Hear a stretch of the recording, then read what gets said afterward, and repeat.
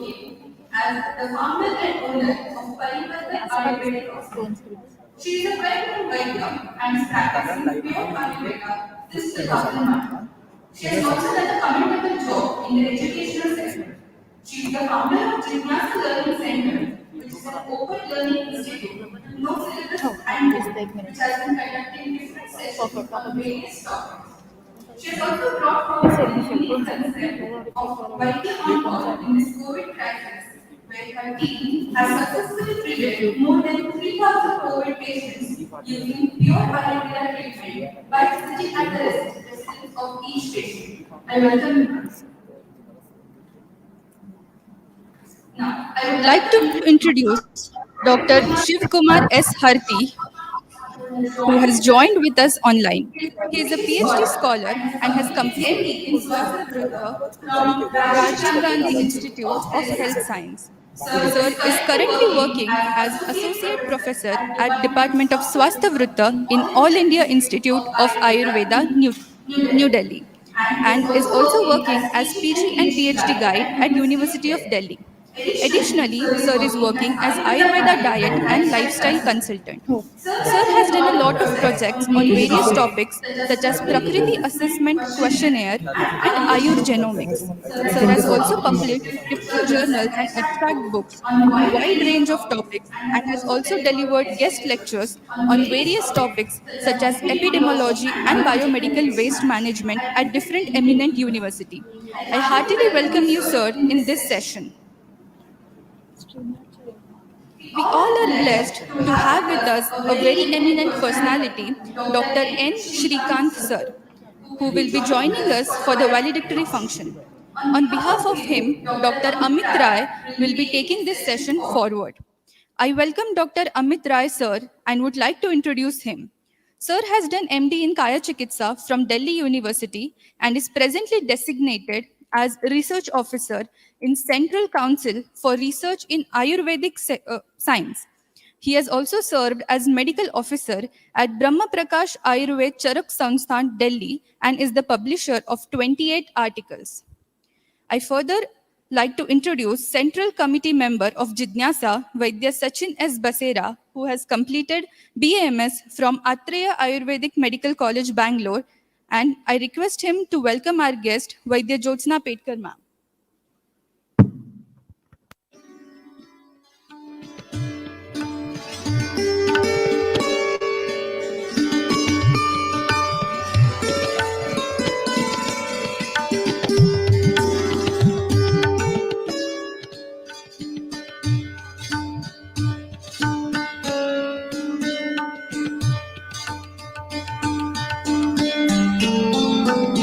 Now, I request Vaidya Jyotsna ma'am to take over the dais and share her knowledge with us.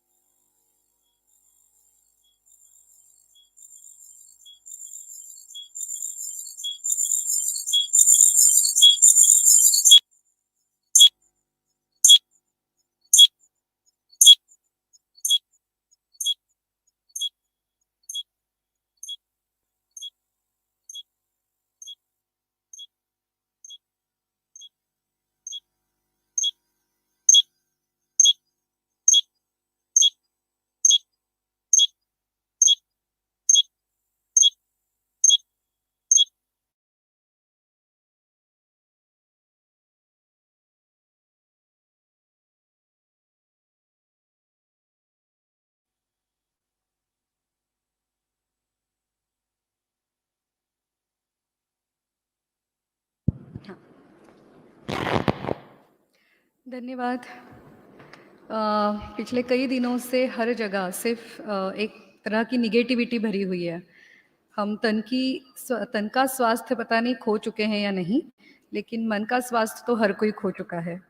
और इस negativity से भरे हुए माहौल में मैं एक सकारात्मकता का या फिर पॉजिटिविटी का संदेश लाई हूँ। और ये सब मैं कर पाई, जैसे आप हेडिंग अगर देख रहे हो, अनलॉक विथ आयुर्वेद। तो ये सब मैं जो कर पाई क्योंकि मैं एक वैद्य थी, आयुर्वेद की जानकार थी, इसलिए कर पाई।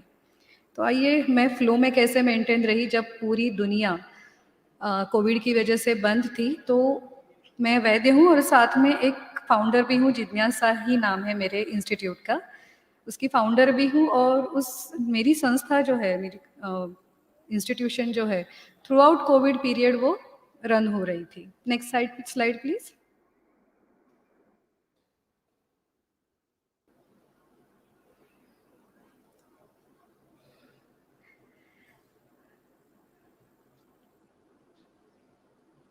If I get it, it's not coming here. Okay, fine. So as मेरा, जैसे मैंने अभी आपको बताया कि जिज्ञासा और आयुर्वेद, तो मैं एक वैद्य हूँ और देन मैं जिज्ञासा में कैसे स्विच ऑन हुई, अलग एक धारा दूसरी कैसे शुरू हुई। तो दोनों ही लाइफ सेंट्रिक एजुकेशन है। जैसे आप जानते हैं, यहाँ सारे आयुर्वेद के जानकार बैठे हैं। आयुर्वेद आयुष का वेद है, मतलब लाइफ साइंस है। और जिज्ञासा जो गुरुकुल है मेरा, वो आयुर्वेद के ही कंसेप्ट पे आधारित है। जब मैं आयुर्वेद खुद पढ़ रही थी, तब सूत्र स्थान या कॉन्सेप्ट्स के लिए मेरे गुरुजी ने मुझे बहुत बोला था कि ये जितना आपका पक्का होगा, आपके लिए कोई भी पेशेंट कभी मुश्किल नहीं रहेगा। और तभी मुझे पता चला, जब मैं प्रैक्टिस करने लगी और जैसे मैं सारे सिद्धांत या सारे कॉन्सेप्ट्स इस्तेमाल करने लगी, कोई भी पेशेंट हो, चाहे वो कोरोना नेम का भी पेशेंट हो, मैंने हमेशा ध्यान सिर्फ कॉन्सेप्ट्स पे दिया, सिद्धांतों पे दिया, या हम कहें सूत्र स्थान पे दिया। तो मेरे लिए कभी कोई पेशेंट एक मुश्किल बात नहीं रही। तब से मुझे ये पता चला कि अगर कॉन्सेप्ट्स हमारे बहुत पक्के हो तो हम कुछ भी कर सकते हैं। और इसी पे आधारित, कॉन्सेप्चुअल लर्निंग पे आधारित जिज्ञासा भी शुरू हुई। तो जब थ्रू आउट सब स्कूल कॉलेजेस या फिर सारा कुछ माहौल बंद था, तो जिज्ञासा एक एकमेव इंस्टीट्यूट थी शायद पूरे भारत में, जो जून 15 2020 से लेके आज तक बिना रुकावट के वी आर इन फ्लो, हमारा रेगुलर रूटीन चल रहा है। पहले मैं जिज्ञासा के बारे में एक दो शब्द बताना चाहूँगी। मुझे पता है कि विषय आयुर्वेद से अनलॉक है, फिर भी मतलब एक ऐसी अलग संस्था होने की वजह से ही हम लोग ये कर पाए हैं। जिज्ञासा एक ऐसी संस्था है जहाँ पे कोई भी सिलेबस हम फॉलो नहीं करते, ना किसी बोर्ड की हमने कोई एफिलिएशन ली हुई है। वहाँ पे बच्चे की जो स्वाभाविक क्यूरियोसिटी है या फिर जिज्ञासा है, वही उसका सिलेबस है और वो वही बातें सीखता है। जैसे कि मेरे पास अभी कुछ लड़कियां हैं जो 10 और 11 साल की हैं सिर्फ, जिन्होंने अभी से तय किया है कि वो सिर्फ आयुर्वेद पढ़ने वाली आगे जाके। तो यू वोंट बिलीव, अभी से वो लोग तर्क संग्रह, पदार्थ विज्ञान भी पढ़ रहे हैं, साथ में संस्कृत भी पक्का कर रहे हैं। आप कहोगे कि हमें बोलना आयुर्वेद से अनलॉक कैसे किया, जी वही बात करेंगे। जस्ट एक जिज्ञासा की मैंने पार्श्वभूमि आपको इसलिए बताई क्योंकि नॉर्मल स्कूल जो है, नॉर्मल इन द सेंस जो प्रचलित शिक्षण व्यवस्था है, वो लोग बंधे हुए हैं सिलेबस में, बोर्ड के जो एफिलिएशन के पॉइंट्स होते हैं उसमें बंधे हुए, वेरएज हम लोग ऐसे बंधे हुए नहीं हैं। तो ये मैंने सब किया कैसे? Next slide please.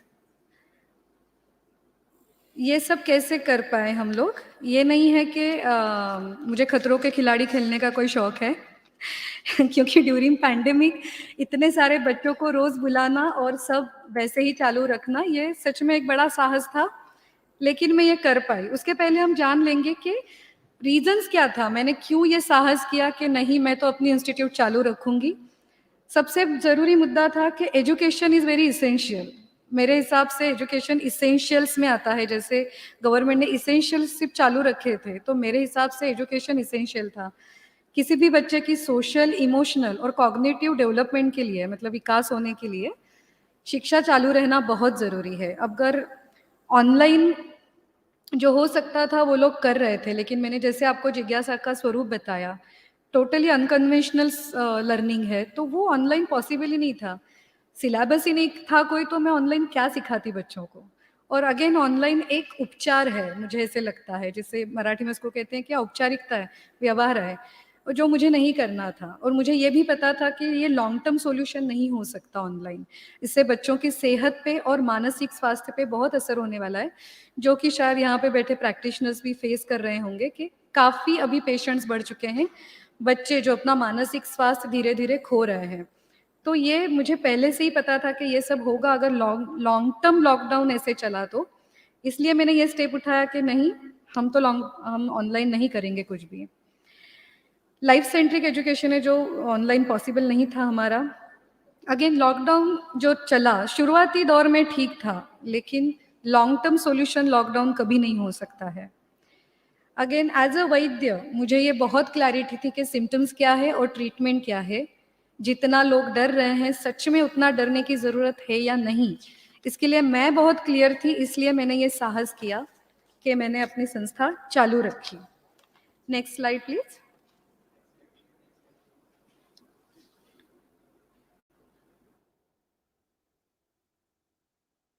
Next slide please. Yes, तो ये सब सुनने में ठीक है कि मैडम सब थ्योरी ठीक है, लेकिन किया कैसे?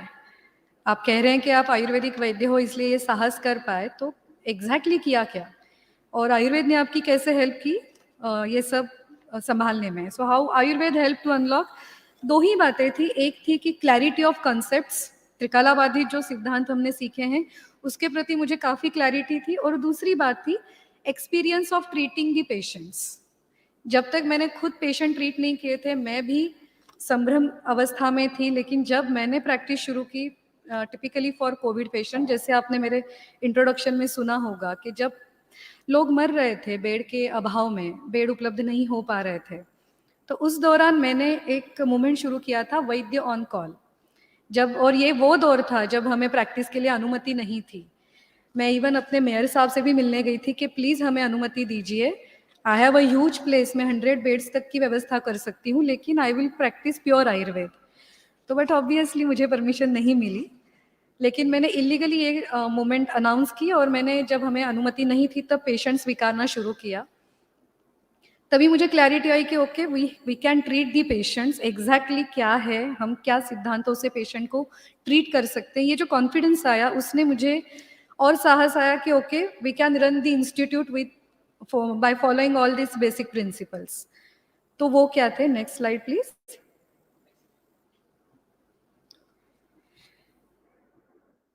आपको लगेगा कि जब मैंने शुरू किया तो प्रिवेंटिव में, जैसा आपने आज मुझे उसी टॉपिक के लिए बोला है कि प्रिवेंटिव क्या क्या है, तो आपको लगेगा प्रिवेंटिव, जैसे मैंने इंस्टीट्यूट चालू की तो ऑफकोर्स जो है अभी जो प्रचलित चल रहा है कि मास्क पहनो, सोशल डिस्टेंसिंग रखो, 100 बार हाथ धो, सैनिटाइजर लगाओ, तो माफ़ कीजिएगा ये मैंने कुछ नहीं किया। ना मैं खुद फॉलो करती हूँ, ना मेरे बच्चों ने ये सब फॉलो किया।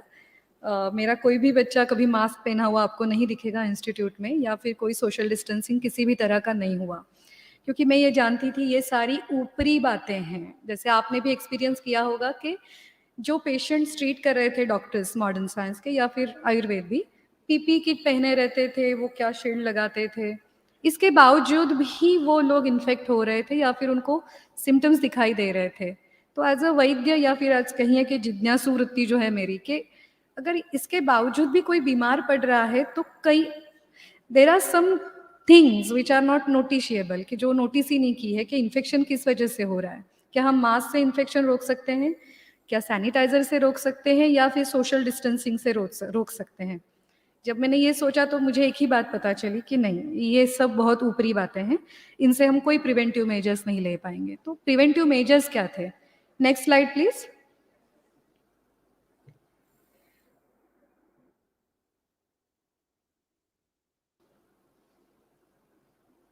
चिकित्सा हो चाहे मेरी इंस्टीट्यूट हो जिज्ञासा, मैंने हमेशा रूट कॉज पे ही ध्यान दिया है। और जब हम कहते हैं कि हम जड़ तक जाके चीज़ें ठीक करते हैं, बस हमने दो सिद्धांतों को फॉलो किया। जो पहला सिद्धांत यहाँ सारे बैठे या फिर सुन रहे सारे वैद्यों को पता होगा, रोगः सर्वेपि मंदाग्नौ, बहुत ही पहला सेंटेंस या बेसिक सूत्र। और दूसरा, रोगः तो दोष वैषम्यम दोष साम्यम अरोगता। इतने ही दो सूत्र थे जिससे मैंने पेशेंट भी ट्रीट किए, और यही प्रिवेंटिव मेजर्स मैंने फॉलो किए मेरे सारे स्टूडेंट्स के लिए या लर्नर्स के लिए। कंसेप्ट की क्लैरिटी उनको जब मैंने दी, अब देखिए जिज्ञासा में जैसे मैंने बताया कि कोई सिम्टम्स, सॉरी कोई सिलेबस नहीं है, तो बच्चे पढ़ते कैसे हैं? तो बच्चे की जो स्वाभाविक जिज्ञासा होती है उसी से हम लोग पढ़ाई शुरू करते हैं। तो ये जो माहौल था सारा कि लोग मर रहे हैं, बेड्स नहीं मिल रहे हैं, हर कोई डरा हुआ है, एक्स्ट्रा प्रिकॉशंस ले रहे हैं, तो उस दौरान स्वाभाविक उनकी जिज्ञासा थी कि ताई ये है क्या कोरोना? तो बस वही मुद्दा पकड़ा और वहाँ से हमारी पढ़ाई शुरू हुई कि एग्जैक्टली इन्फेक्शंस होते कैसे हैं। तो वी नो कि दी एनी माइक्रो ऑर्गेनिजम्स या हम भी हो, हर लिविंग जो है उसकी अस्तित्व की लड़ाई होती है, वो फेवरेबल कंडीशन ढूंढता है अगर उसको सर्वाइव होना है तो। सो बेसिक ये था कि फेवरेबल कंडीशन हमें नहीं देनी है, ये हमारी स्ट्रेटेजी थी। बच्चों ने ये सारी पढ़ाई की, उनको जब कॉन्सेप्ट क्लियर हुई कि okay if we do not provide favourable condition हमें कोई इन्फेक्शन नहीं होगा। उनको एजुकेट किया गया not to provide favourable condition. अभी फेवरेबल कंडीशन तो पता चली, लेकिन ये प्रोवाइड नहीं करनी है मतलब क्या, इसका भी एजुकेशन दिया गया। अगेन उनका ओरिएंटेशन हुआ पेरेंट्स और लर्नर्स दोनों का टुवर्ड्स फर्स्ट एड आयुर्वेद। जो हमारे घर में फर्स्ट एड बॉक्स रहता है ना, वैसे ही मैंने ये कोशिश की कि हर बच्चा, हर फैमिली फर्स्ट एड आयुर्वेद को अपनाए। तो वो क्या था वो देखते हैं, नेक्स्ट स्लाइड।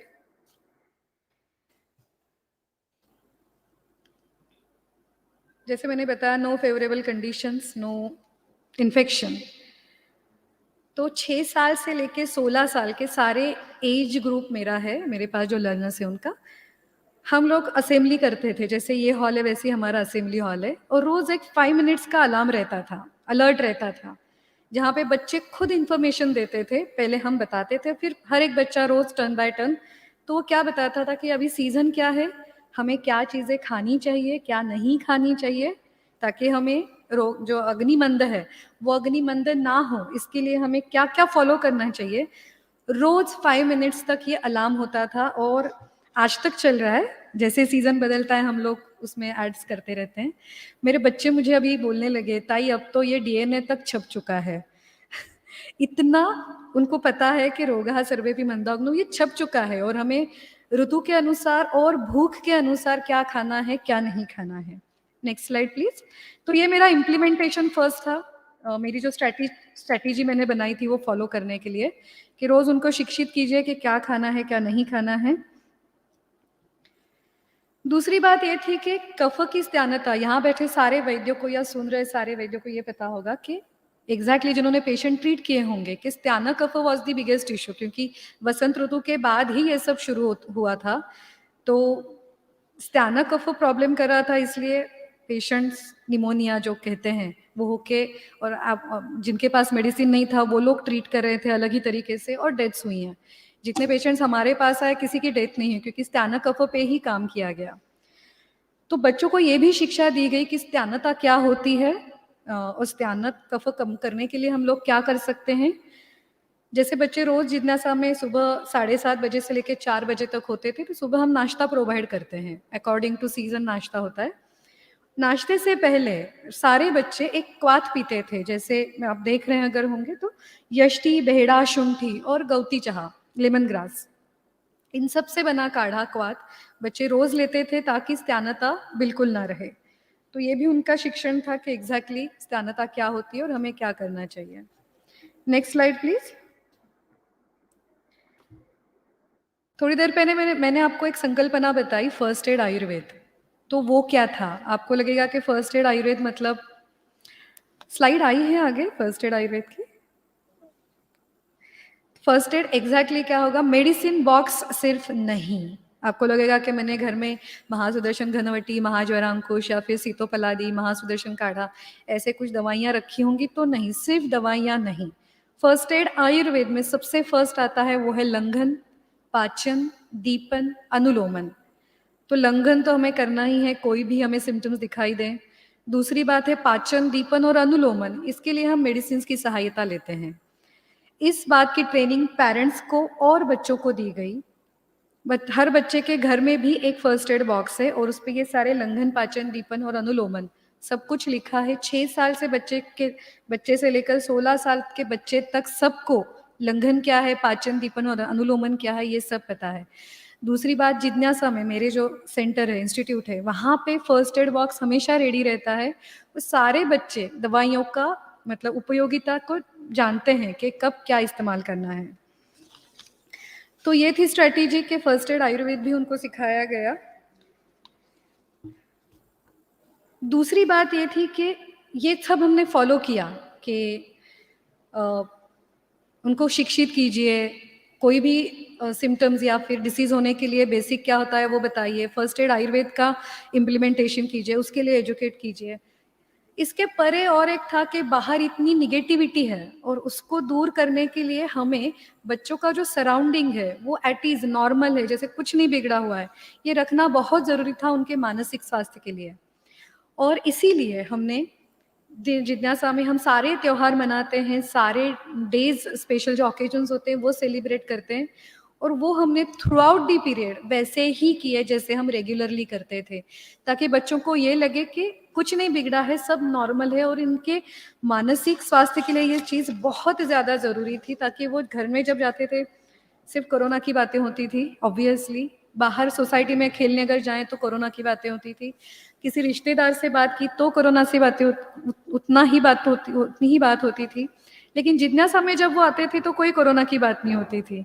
एक फूड अलर्ट और फर्स्ट एड आयुर्वेद का अलर्ट छोड़ के बाकी रूटीन कैसे, बाहर कुछ भी चल रहा हो बवाल, अंदर हम इस जैसे सेफ थे और कुछ हुआ ही नहीं, ऐसा माहौल हमने क्रिएट किया था।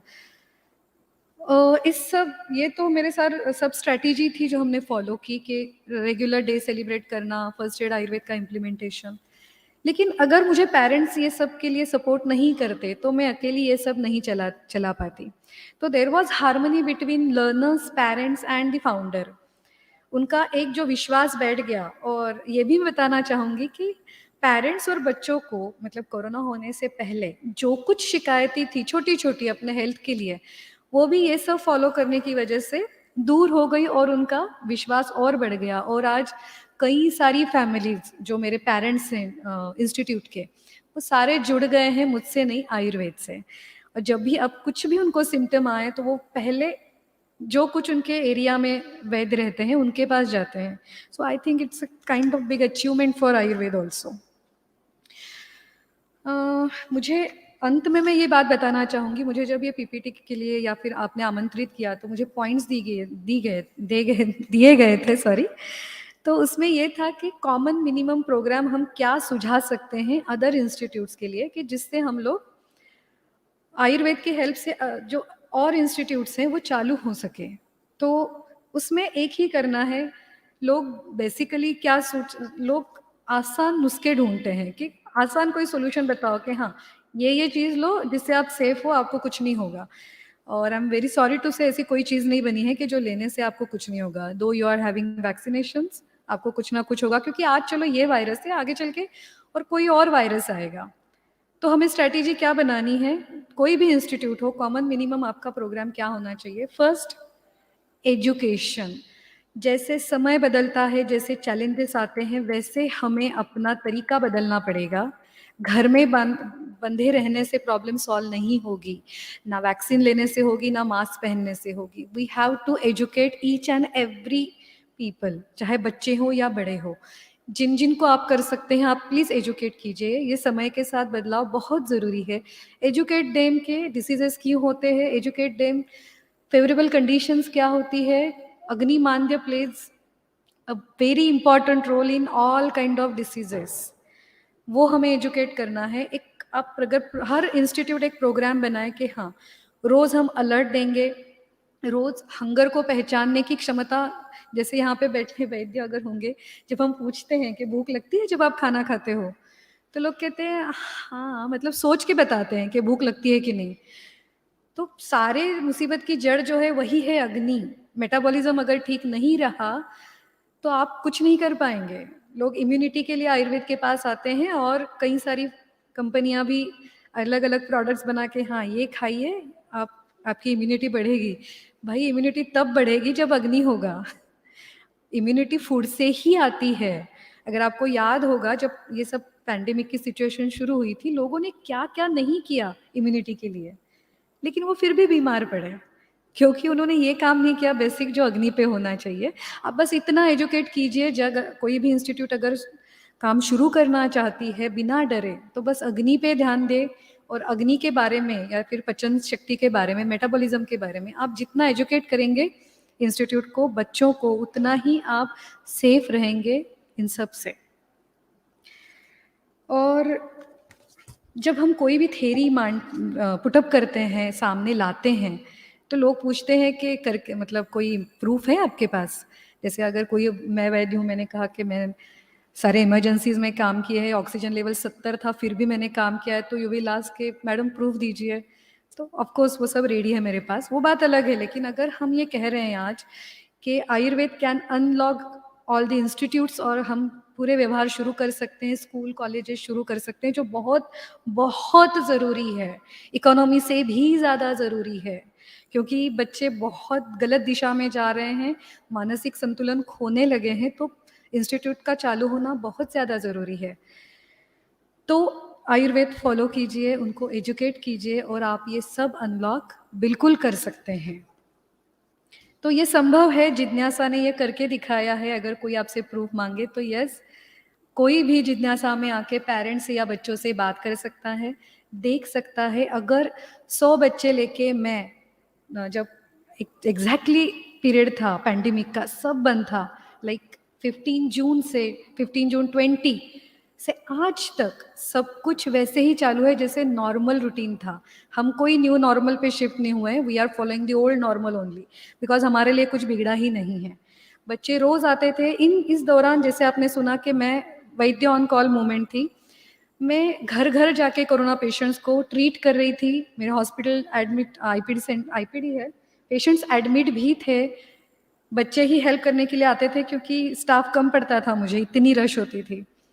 ये सब करने के बाद भी सुबह में जिज्ञासा में होती थी, किसी को कोई इन्फेक्शन नहीं हुआ, ना बुखार आया, ना सर्दी हुई, ना जुकाम, ना बदन दर्द, ना मुझे ना बच्चों को, ना कोई मेडिसिन लिया हमने, वही रोज काढ़ा पीते थे और बस भूख को संभालते थे। तो ये प्रूफ है हमारे पास।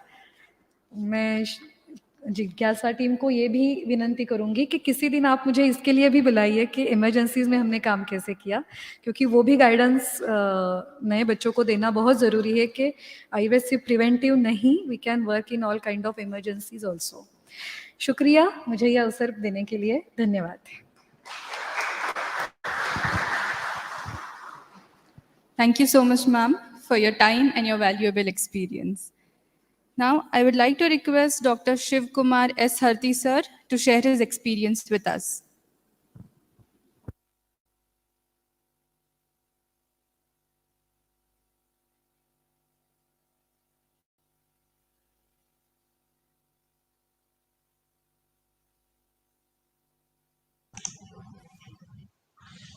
A very kind good morning to one and all. Are the slides visible?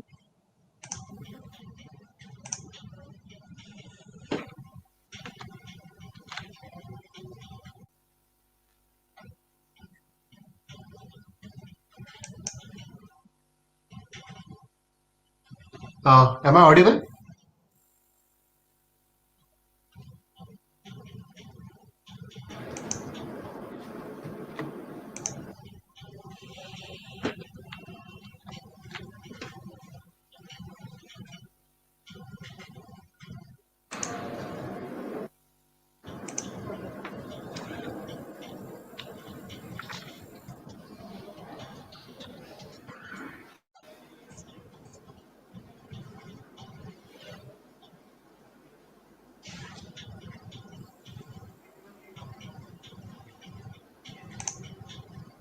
Yes, sir, the PPT is visible.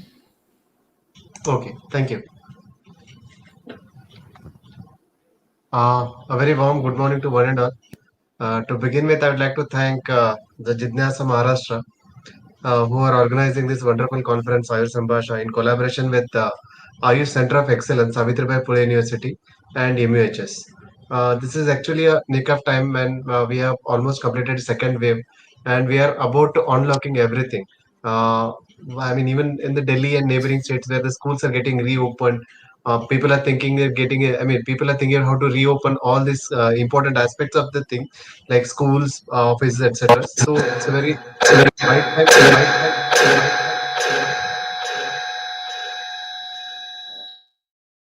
Yeah, it's a very right time of this conference. So to begin with, role of preventive care during Ayurveda.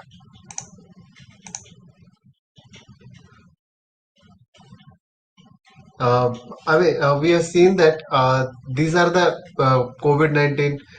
It's not only COVID-19. There are many new pathogens which are emerging, and it's all we are also there are also re-emerging several new diseases. That is the diseases which were there earlier. They are getting re-emerged in the current decade.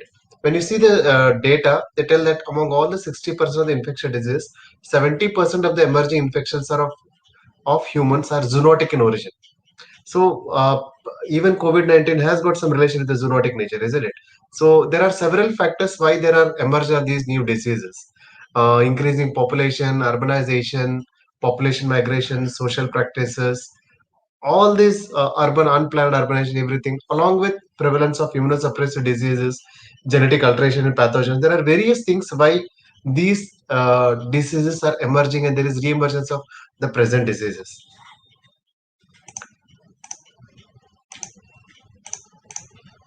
Now, COVID-19 is not a new one. They have seen a various epidemics since 1900.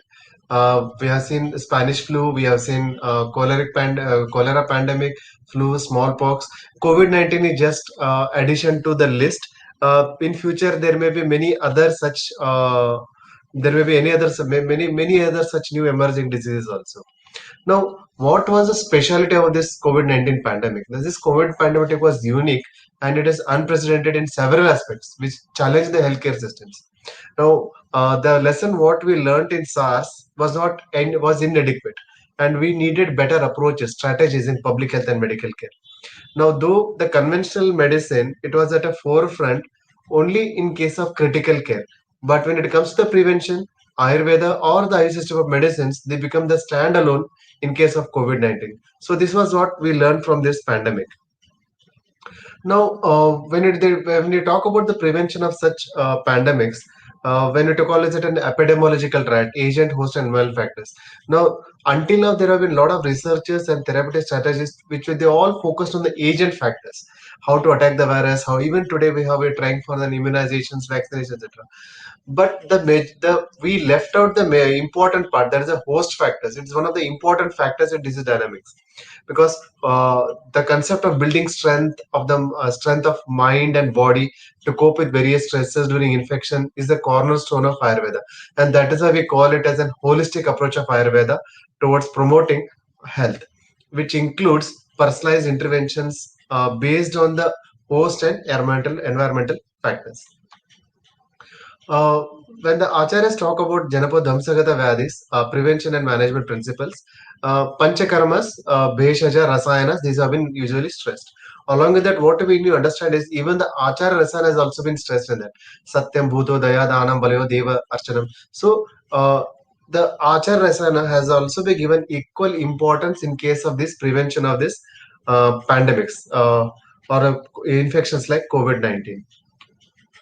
Now, why was Achar Rasana is given as a main importance is because Ayurveda believes that the main reason of Janapadamsa is the adharma, which is due to Asatmendriya Samyoga, Prajnaparada, and Parinama.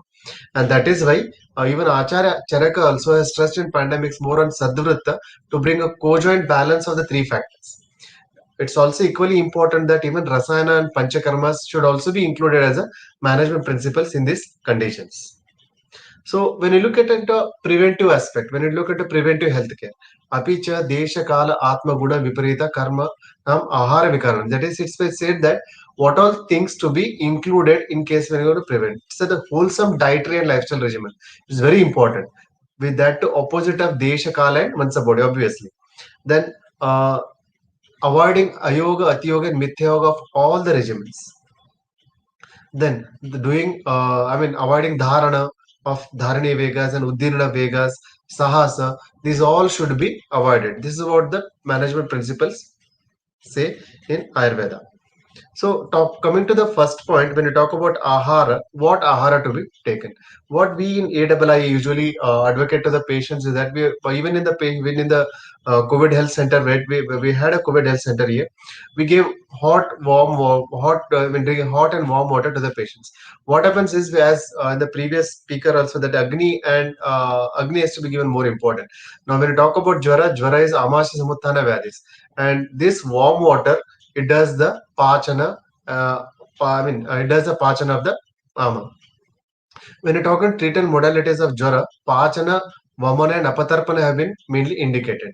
So, what does this warm water do? Is it does a vatana lomana, it does agni udiriyataha, kshipsham jara gachati, shleshmana parishvashasati.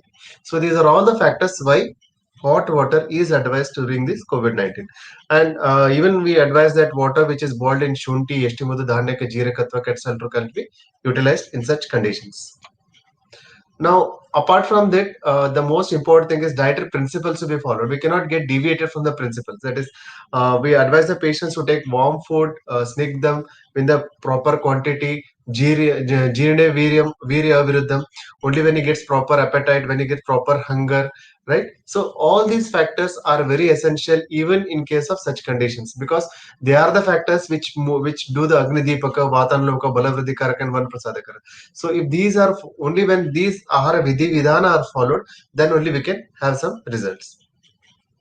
Other than this, in the ahara category, we usually advise purana shalis or especially millets. Other than this, wheat things, because usually it's very guru for digestion. That's why we advise the patients for go for a millets or a mixed variety of cereals. Then in among pulses, mudga, in vegetables, vastuka, tanduliya, kushmanda, patola, karavelaka, alabu, vrintaka.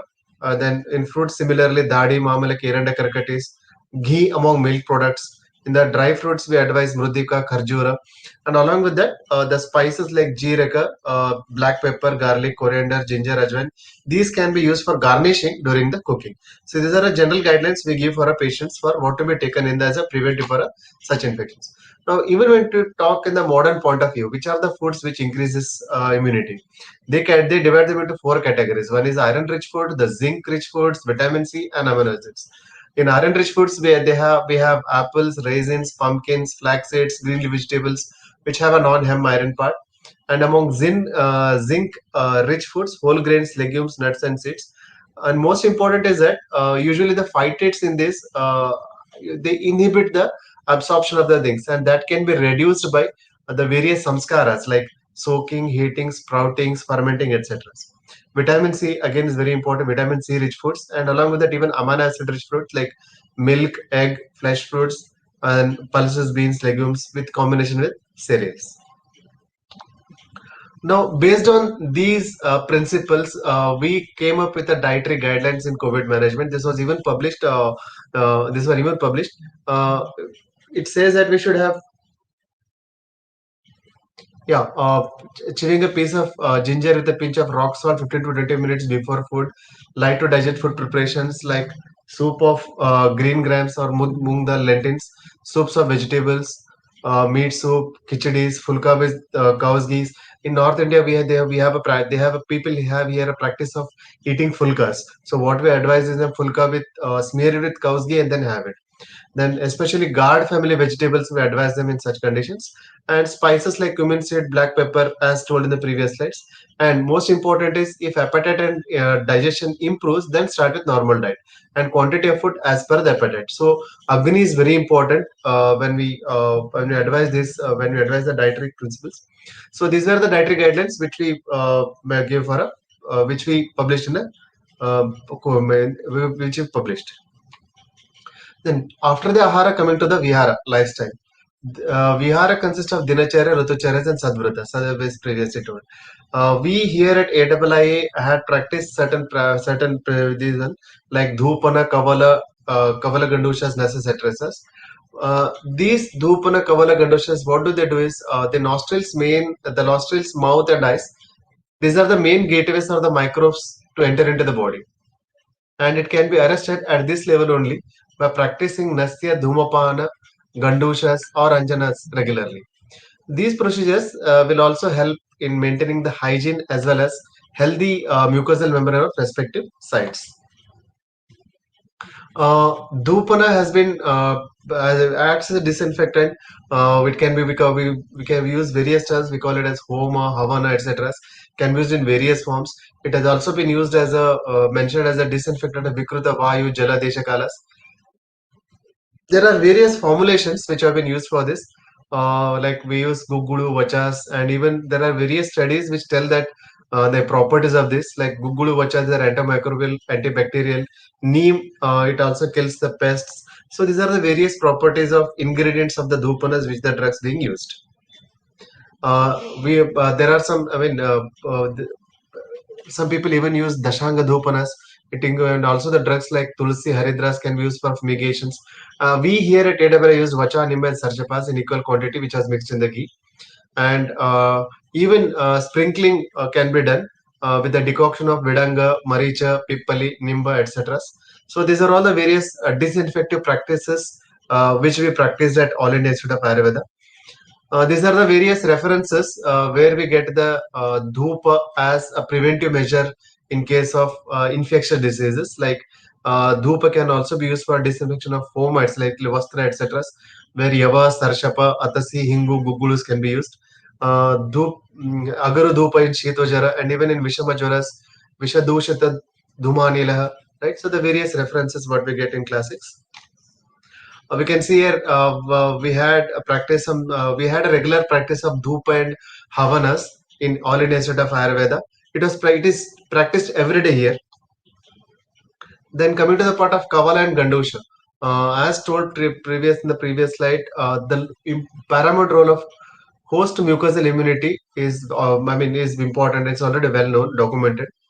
The oils and oily decoctions, they clean the oral cavity, pharynx, tonsil areas, and they coat the mucosa with a biofilm. And this induces additional immunomodulatory, antioxidant, and antimicrobial benefits. So the drugs which are various used in such, in Kavalas Gandushas, consist of turmeric, yashtimadu, neem, acacia arabica barks, natural salts, so etc. We prepare a solution of this as these solutions can be used as a gargles or a mouth rinse. Yashtimadu is an glycerin is an active component of licorice. It has been found more effective than common antivirals inhibiting the replication of SARS virus and inhibited its adoption and penetration. These are some of the studies.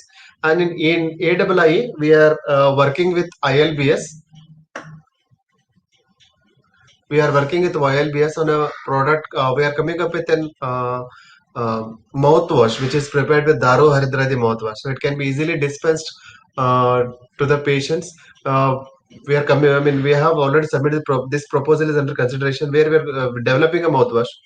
This can be used as a Kavalagraha, and we are trying it on a how it affects the viral load in COVID-19 patients. Nasya, this has also been mentioned in a preventive protocol of released by the Minister of Ayush. Similar to Kavala and Gandosh, again it forms a nasal oil application, forms a biofilm, and helps as a barrier for the entry of the virus particles. Various oils can be used. Usually, we advise pure, Tiletailas, and even various researchers on traditional Chinese medicine have already documented the use of nasal oil application preventing of SARS-CoV-19 infection. And AIIA is working on various nasal formulations, and various research works are under trial in case of COVID-19. Similar to Nasya, even Jalaneti in yoga part. Now, yoga texts recommend cleansing of nasal passage with Jalanetis. Now, we all know that the salt water has got a good efficacy in upper respiratory tract infection. There's a proved documented. Now, what we did is in AWS, the COVID Health Center, we made the patients practice this Jalanetis every day once, so that their viral load get reduced easily and they can get discharged easily. I mean, very soon. It was found that on an average, in less than 10 days, patient used to get discharged here at AIIA. Svedana, again, one of the important preventive procedure like steam inhalation or hot fermentation.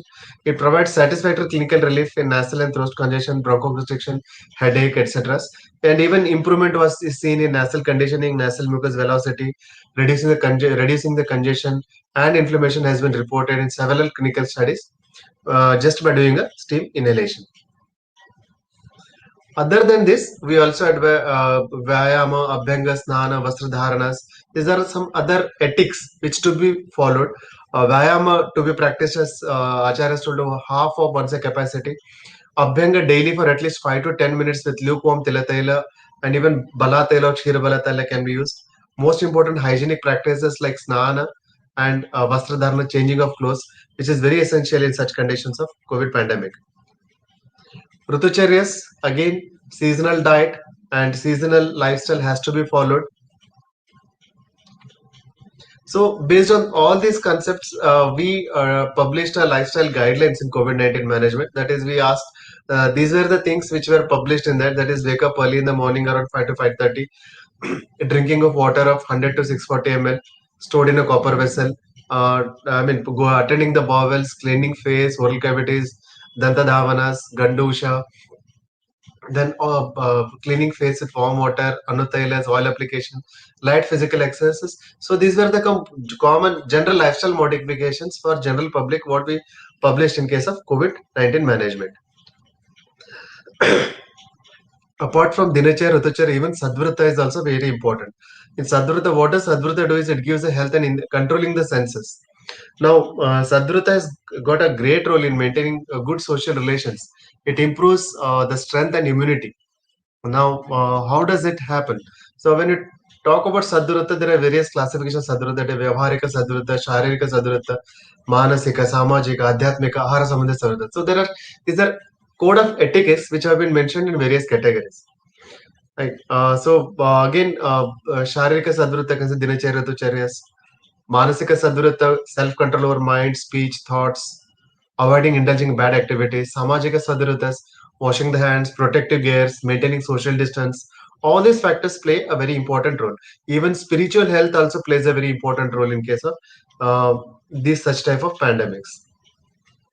Now, when we various studies have told that mental health has been affected a lot in the pandemics.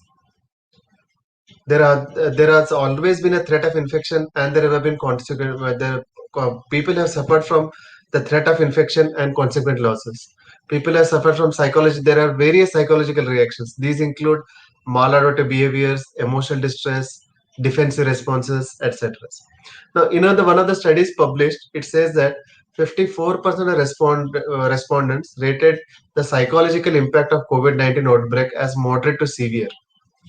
29% reported moderate to severe anxiety symptoms, and 17% reported moderate to severe depressive symptoms. So, we at AII also did a survey on DAS scale, depression, anxiety, and stress scale. How was this affected? How this the people in COVID-19 were affected by psychological in this. The publication is the report is under publication. So people with pre-existing mental health disorders and substance use disorders are usually at risk of such problems. So usually, it's not only that general public, even the healthcare workers too, they have got a very high risk of developing post-traumatic stress disorder and burnout, because you could see that the healthcare workers were, they were put under a pressure during this pandemics, and along with that, even staying away from the families, loneliness, lot of misinformation on the social medias, financial insecurity, stigmatization.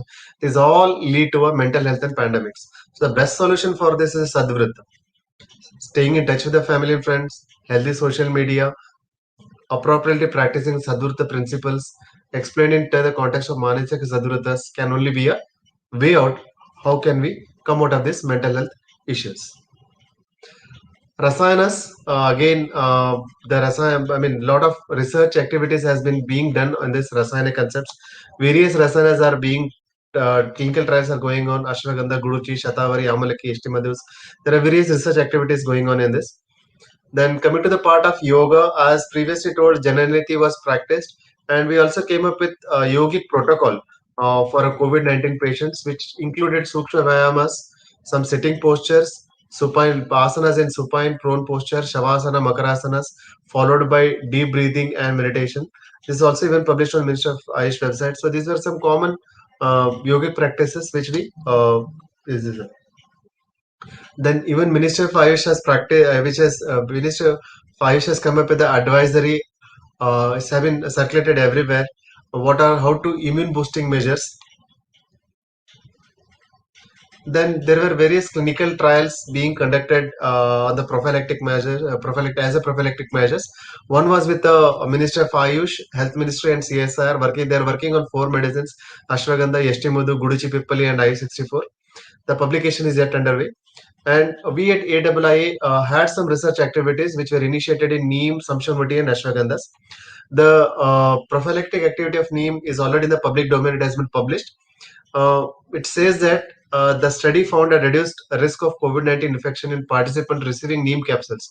The people were given Neem capsules as a prophylaxis. I mean, it was found it was found it has got a very good potential as a prophylactic treatment in the prevention of COVID-19. This study was done by the researchers activated by one of the by research scientists from the AIIA.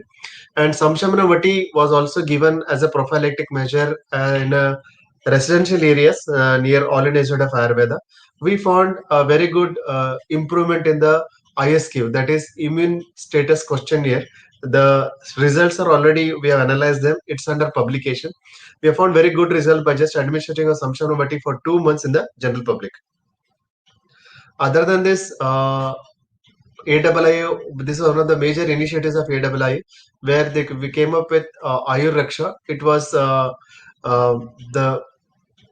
Ayur medicines were given to the 80,000 police personnel of Delhi police uh, as a prophylactic and preventive measures. Now, this study was, this medicine was given for a period of 2 months. It consisted of Samshamnamati, Ayushkada, and Anutaila for a Nasya. And we found very good improvements. I mean, the trend line in Delhi police compared to the general Delhi population. When there was a peak in case of Delhi general population, the Delhi police people, the incidence of COVID-19 was reducing, where in fact in Delhi population it was at peak. So even the Delhi police people were very astonishing, and they were, in fact, we came up, they came up for for a second proposal, even during the second wave, that they want some medicines again.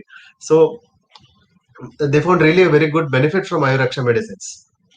Now we compared mortality rate of Delhi population versus Delhi police. Delhi, even it was age specific. We found that Delhi police has the low mortality rate compared to a Delhi population rate. Uh, this is one of the things what we found interesting, and because they found interesting, and even when you compared with Delhi police with other police personals like other metro police personnel like Mumbai police, Kolkata and Karnataka police, where the number of infected were very less in case of Delhi police. Even the number of deaths were very less in case of Delhi police personals. So these were some of the activities which are done by research activities done by All India Institute of Ayurveda. So with this, to conclude, I would like to say that Swastharata or lifestyle medicine has a lot of scope as a prophylactic preventive treatment modalities in pandemics like COVID-19. The need of our is to just generate an evidences for these modalities. We already have generated some, but these may not be very sufficient. We need to come up with more and more evidences for these preventive modalities. Thank you very much. Once again, I would like to thank the organizers of Jidnyasa Maharashtra for giving an opportunity to share with you all about the preventive aspects of COVID-19 and what AIIA did in such pandemics. Thank you very much.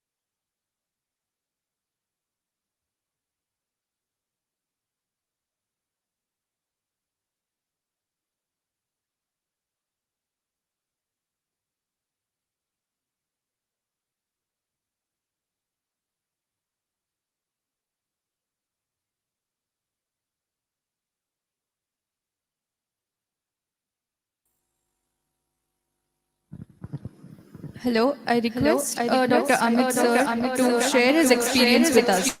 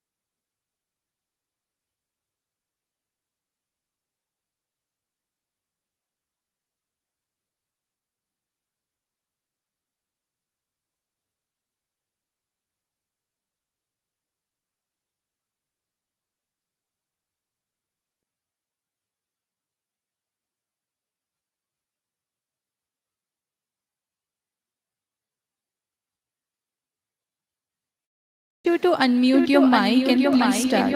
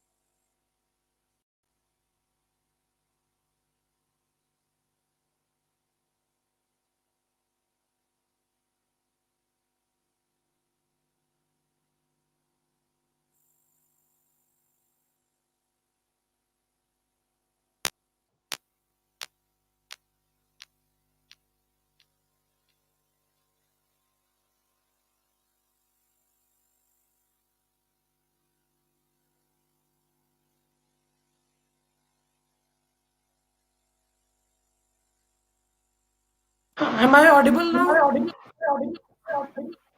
Yes, sir, you are.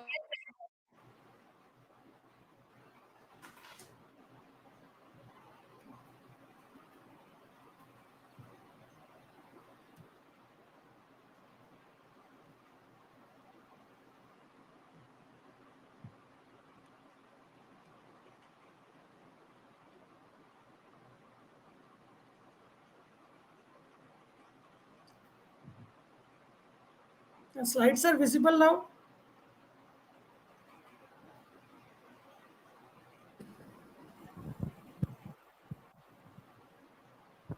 Yes, sir, the slide is visible. Okay.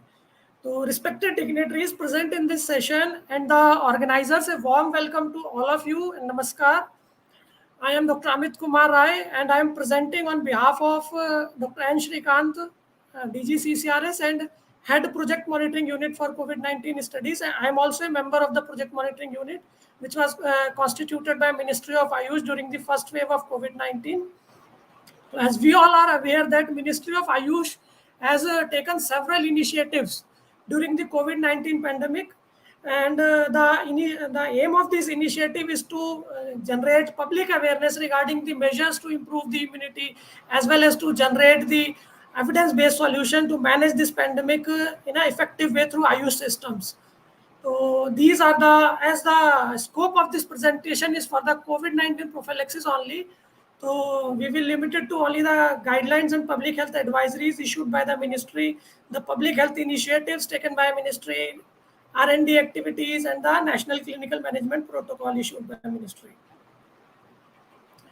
As we are all aware that the Ministry of Ayush had issued first advisory during 29th January 2020, last year.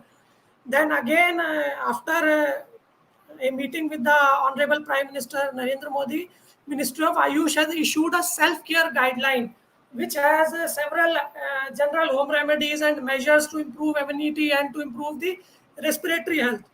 And during the second outbreak of the COVID-19, Ministry has revised these guidelines, and Ministry has also issued guidelines for the Ayush practitioners to how to manage these COVID-19 cases and to have a uniform clinical management of COVID-19.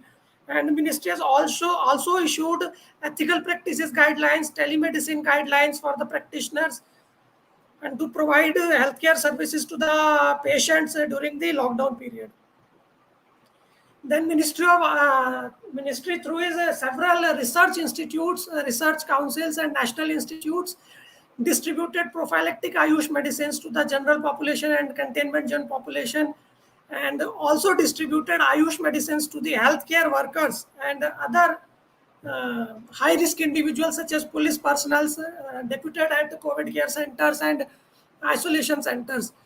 And as Dr. Harti said, the All India Institute of Ayurveda, premier institute under the Ministry of Ayush, has distributed Ayush Rakshak Kit to around 80,000 Delhi police personnel. And through prophylactic Ayurveda intervention studies, more than 3 lakh population covered across the country through these research studies. Further, the ministry has constituted an interdisciplinary Ayush R&D task force under the chairmanship of Professor Bhushan Patwardhan sir, who's the National Research Professor Ayush. And the task force has developed protocols for the prophylactic as well as treatment studies for COVID-19. And overall, 24 prophylactic studies through Ayurveda interventions have been undertaken through various research councils and national institutes. The intervention include in these studies are Ashwagandha, Guduchi Ganvati, Sudarshan Ganvati, Chavanprash, Neem capsule, as Harti sir said, and multi-formulation interventions such as Ayurveda Rakshak Kit. And the study participants for these studies include the individuals in containment zones as well as high-risk individuals such as healthcare workers and police personnel working in designated COVID care centers, isolation centers, quarantine centers. And this was a study. It is a multi-centric collaborative study. It is a collaborative study of CCRS and CRD Pune, and is a multi-centric study conducted at DMIMS Varda, CARI Mumbai, a center of CCRS, and SDM Hassan, with a sample size of 400. In this study, the efficacy of ashwagandha as prophylactic measure has been compared with hydroxychloroquine, which is provided in the guideline by ICMR. And in this study, it was observed that ashwagandha is not inferior to hydroxychloroquine in terms of efficacy. Further, ashwagandha has a superior safety profile as less number of adverse events are observed in the ashwagandha group. And a study of results of interim analysis of this study has been published in a complementary therapy medicine journal, which is a PubMed index journal. Then another study on ashwagandha was undertaken on healthcare workers by NIIMH Hyderabad, institute under CCRS, with a sample size of 3,600. In this study, ashwagandha as a capsule is administered to as 500 mg BD for 30 days, followed by 50 days follow-up period. In this study, it was observed that the incidence of COVID-19 was less in the ashwagandha group, as observed that only 5 patients become COVID-19 positive in the ashwagandha group, whereas 13 patients in the standard group. Further, the quality of life of the participants in the ashwagandha group was also better, as well as their overall health status was also better compared to the control group. Then another study was a prophylactic study was undertaken in 6 containment zones of Delhi by CCRS with a sample size of more than 9,000. And in this study, it was observed that only 0.17% study participants become COVID-19 positive after the study period. as compared to the general population of the Delhi during the same period. The incidence was 4.15%. Then another prophylactic study on Guduchi Ganpati was undertaken by National Institute of Ayurveda with a sample size of more than 10,000 in 6 containment zones of Rajasthan nearby to Jaipur. In this study, it was observed that there was lower incidence of COVID-19 in the Guduchi group as well as a lower number of episodes of influenza-like illness in the Guduchi Ganpati group. Then another study on Guduchi in healthcare workers as well as containment zone population was undertaken by NIMH Hyderabad with a sample size of 2,800. In this study, it was observed that no participant become COVID-19 positive in the trial group, whereas in the control group, 10 patients become COVID-19 positive after the study period. Then a prophylactic study was undertaken in ANU Tibia College, Delhi, which was a designated COVID care center by Delhi government with a sample size of 50, and the study participants were healthcare personnel posted at that center. It was observed that almost 99% protection rate was there when the incidence was compared with the before study period and after study period. And it was also observed that there is significant change in the pro-inflammatory markers such as interleukin 6 and interleukin 10. Another study on Chyawanprash was undertaken by NIH Jaipur with a sample size of 696. And in this study, Chyawanprash was administered in a dose of 12 gram BD for 3 months. And it was observed that there was lower incidence of COVID-19 in the Chyawanprash group as well as a lower number of episodes of influenza-like illness in trial group. Further, there was a statistically significant improvement in the quality of life of the study participants of the Chyawanprash group. Then CCRS has undertaken a large-scale community-based study with a sample size of 2 lakh through its 20 peripheral institutes of CCRS. In this study, Ayurveda Raksha Kit comprises of Chyawanprash, Ayush Quat, Sanshamni Vati, and Anu Tel was administered to more than 1.7 lakh people. And it was observed that there was lower incidence of COVID-19 like symptoms in the Ayurveda intervention during all of the follow-up periods, and also there was low incidence of COVID-19 as observed by RT-PCR positivity. And this study was elaborated by Arti sir, that All India Institute of Ayurveda, New Delhi, which is a premier institute under Ministry of Ayush, has undertaken a study on Delhi police personnel, and very good results were observed as prophylactic measure. Then another study was undertaken on Ayurvedic Raksha Kit comprising of Chyawanprash, Sanshamnivati, and Haritki by National Institute of Indian Medical Heritage, Hyderabad, with a sample size of 1,500.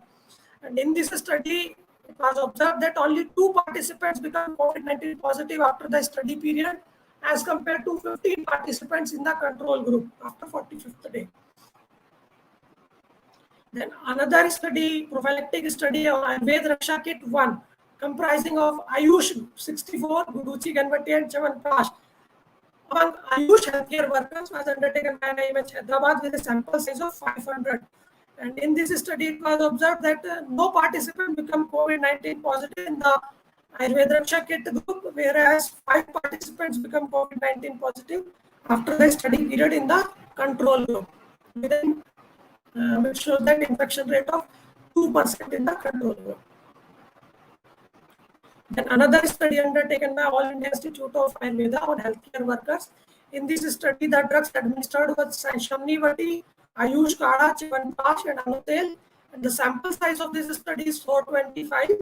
And in this study, it was observed that there was significant change in the immune status of the participant, which is observed through immune status questionnaire. And also there was good improvement in the quality of life score of the study participants, as well as significant change in serum IgG levels. Another study already described by Harti sir.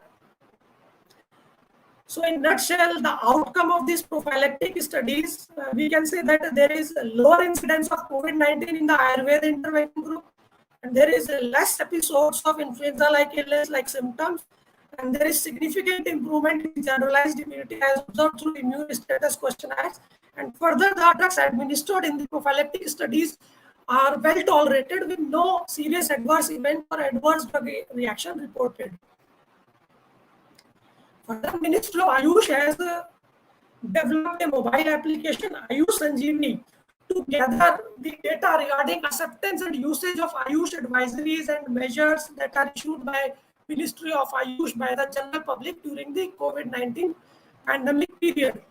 And through this app, more than 1.47 crore responses were gathered during the period of May 2020 to July 2020.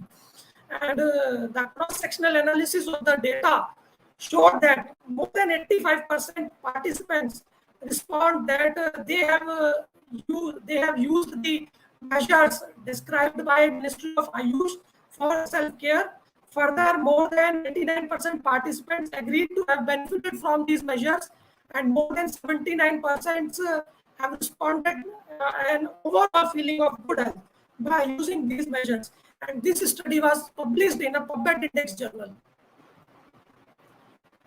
Based on the interim trends and outcomes of the research studies, the prophylactic studies, as well as the interventional studies, Ministry of Ayush has issued a National Clinical Management Protocol on 6th October 2020.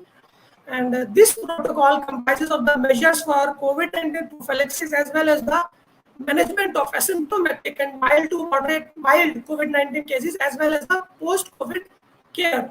And it also incorporates yoga measures for prophylaxis as well as post-COVID care.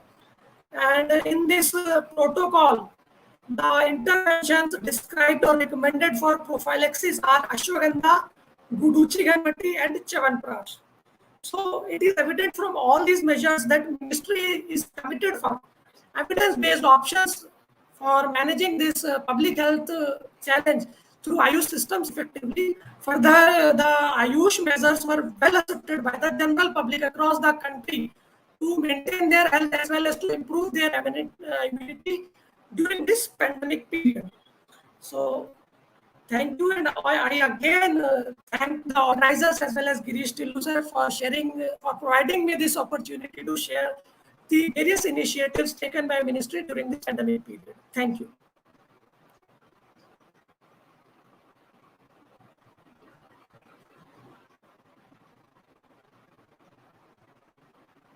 With us. This session was a really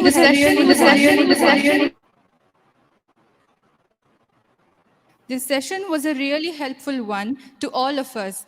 I thank all the guest speakers who gave their valuable time and enlightened us with their precious knowledge and experience. I thank Vaidya Jyotsna ma'am to have honored us with her presence. Thank you so much, ma'am.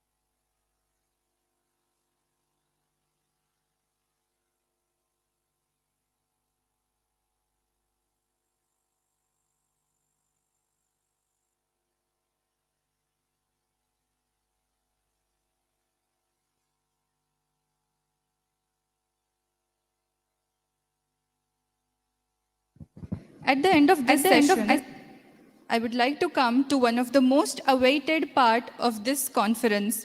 I would like to announce the result of poster competition conducted under AyurSambhasha. We are very happy to know that there was a heavy response to these competitions, and we are glad to announce top 3 of them. The first prize goes to Bhagyashri Mehetre. The second prize has been secured by Priyanka Munjewar from Bhause Mulak Ayurvedic College, And the third prize goes to Tanya Kumar from RTAI Mahavidyalay, Akola. Congratulations to all the winners.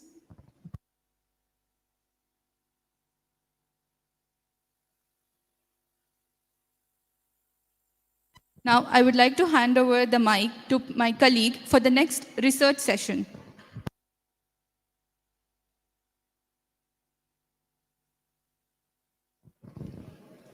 A very good afternoon to everyone present here. I welcome all of you to this second session. The session is mainly based on exploring the research work done in the Ayurveda during COVID-19 pandemic. We all know that our Ayurveda is an ancient science and our Samhitas are the thousands of the years old. But the principles given are never changing and can be applied to this era too. Ayurveda deals with the pandemic and epidemic diseases in a unique way. In these last 2 years, 300 research paper has been published, which has not been seen in the last 60 years. So there is a lot of scope for the research in both curative as well as preventive aspect. All over the India, there are a lot of seniors and the experienced Vaidyas who are doing research in a lot of untouched topics, and we are fortunate to have some of them amongst us. I would like to introduce these famous personalities.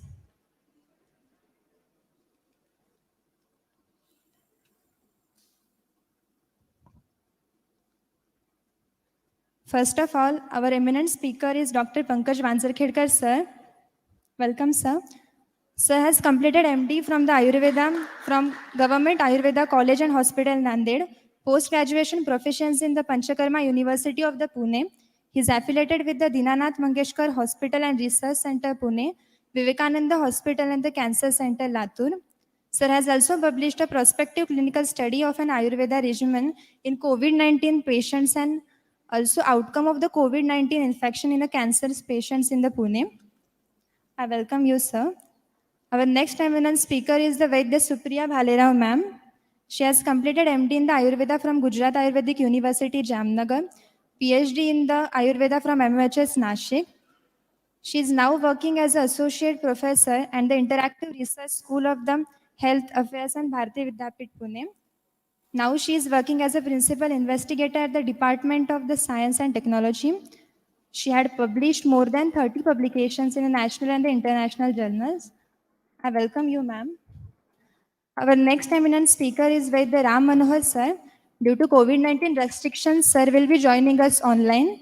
He has completed BAMS from Bharatiya University, Coimbatore, MD in the Ayurveda from Rajiv Gandhi University of Health Science, Bangalore. He has been contributing in the field of Ayurveda since last 30 years.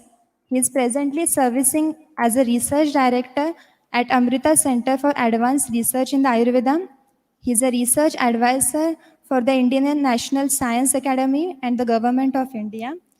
He is a member of the WHO expert group of development of international standard terminologies for the Ayurveda. I welcome you, sir. Our next Vaidya is Dr. Ketan Deshmukh, sir. He is MD in the Swasthavritta from Tilak Ayurvedic Mahavidyalaya, Pune, and he is the member of the Jigyasa. Now I request Vaidya Ketan Deshmukh, sir, to welcome Pankaj Vanzarkhedkar, sir.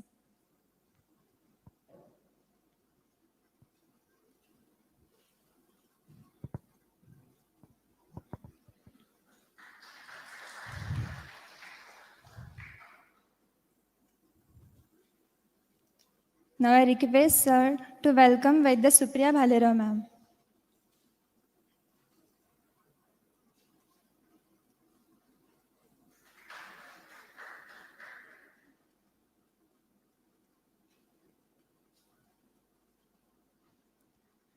Now, I request Vaidya Pankaj Vanzarkhedkar sir to share their knowledge with us.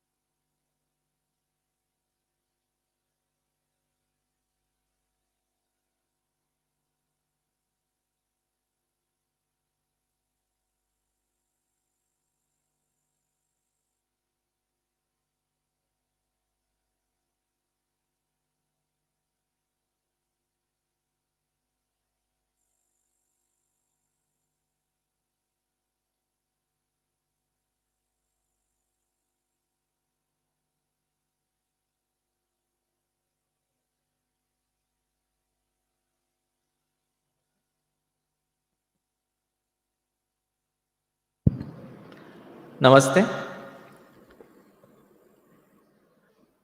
Thank you very much for this opportunity. Uh, I'm sharing here with some of the learnings of Pandemic 2020, what we have done in last the pandemic, that is first wave of COVID-19. So basically, uh, when I discussed with organizer, I came to know that you all are students. So rather than going in detail with what the research and how we have conducted, we opted for going ahead with learnings of pandemic, that how we started, what we learned, and all other things.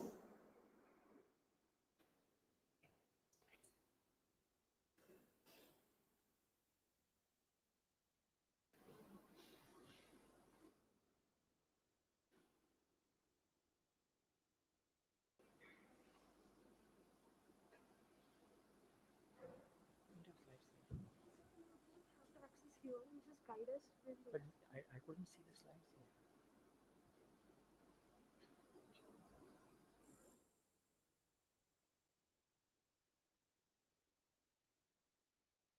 So this is what how we started previous. Next. It was May, June 2020, what I'm talking about. Now, few of the things of that particular May, June 2020 are now maybe outdated, but still how we started.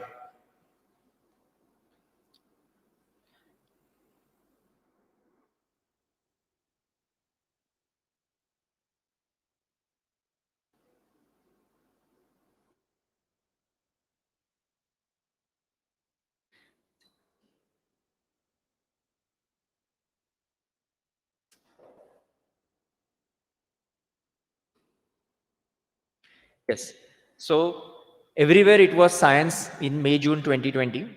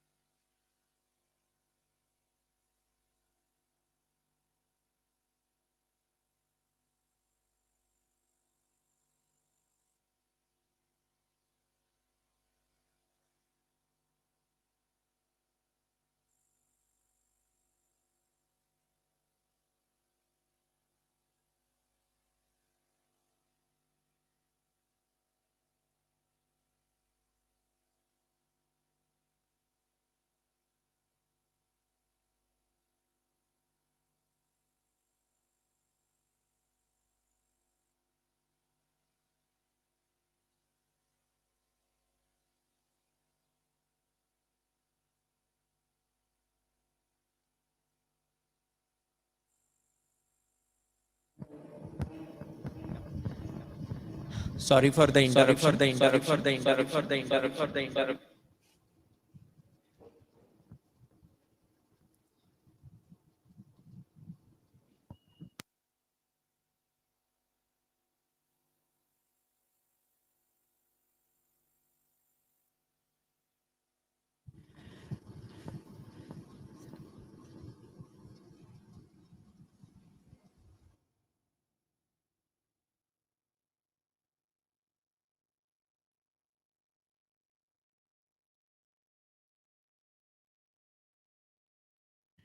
So everywhere it was science.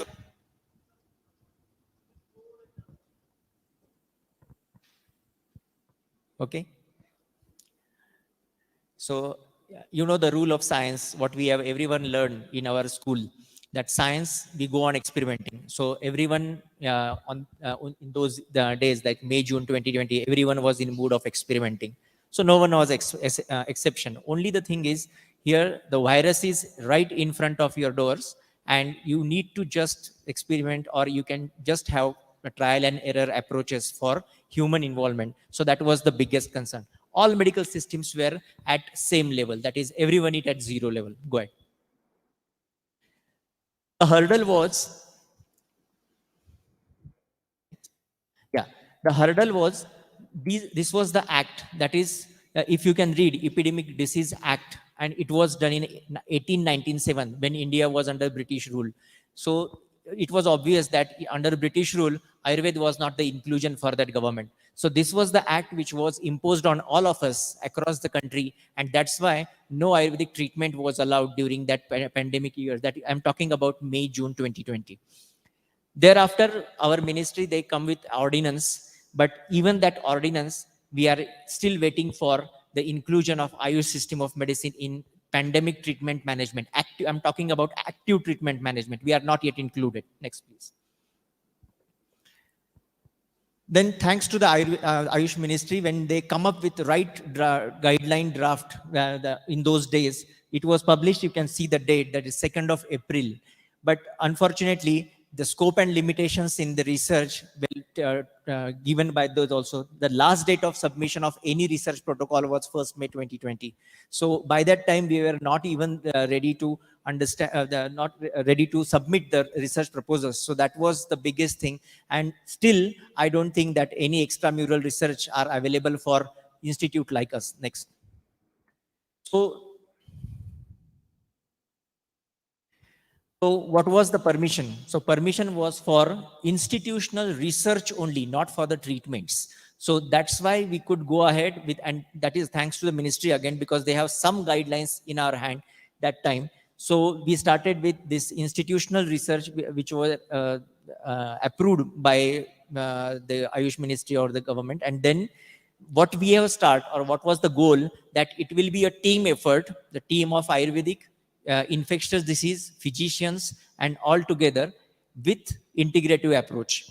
Then the goal of research is always generalization. That means whatever research we do, it should be easily replicable, or it should not be retained with me only. So it should be generalized. So generalization was our next goal. Then easy to replicate, easy to reproduce was the next principle of research. And still we try to stick up with the medicines or intervention which are easily available across the country or easily reproducible across the country. That was our next thing. Then patient friendly, that means patient should not, because if you understand the COVID condition that time, it was not possible for even our staff nurses that to prepare some kadha in our wards, give it to patient, so that patient will utilize that whatever utensils like spoon or something, and then where to dispose it. Okay, because that was the area of contamination when everyone was afraid of fomite toxicity, right? So fomite infection. So that was the thing. So we have to see whether the intervention is patient friendly, easily available, and most important, cost effective if we reproduce for the further things. Because in research it is sponsored, but after research trial completed, if we want to implement, then it should be cost effective also. So whatever we were planning was just samanya chikitsa, that means general treatment for COVID-19, not very specific, not vishesh chikitsa. Please go ahead. So these were the challenges, personal challenges, that is the fomite contamination, Then isolation ward, working in isolation ward was the challenge, because our institute is of opinion that if you want to conduct the research, you have to go into isolation wards, work over there, and then collect the data, discuss with the patient whether they really want to get enrolled in the research or not. So all formal research methods were practiced that time. And then safety of our family members. So practically me and Dr. Girish Sarde, we both were working on this project. So we both got isolated ourselves at our own home, just because we were working in isolation wards. Okay, so then the most important, no insurance coverage was there. Now for Ayush practitioners, researchers, again, that's a different story. So there was no cover. And the most important, we have heard lot of, I mean, those who are PG students, they might have understood this, that dropout rate means that you just drop out from. So dropout rate of patients was known to us, but dropout rate of researchers was not known. So those who were initially ready to be part of this project, but then when it was compulsory that we have to go to the isolation ward and treat the patient, then some of the researchers, they opt out. So that was the another thing. Then go ahead next. So another few challenges, like there were no clear guidelines about integrative institutional treatments. I'm talking about May, June 2020. Okay. Then initiatives for working in Ayurveda unit with integrative outlook in each hospital is very necessary. That is what we felt that time.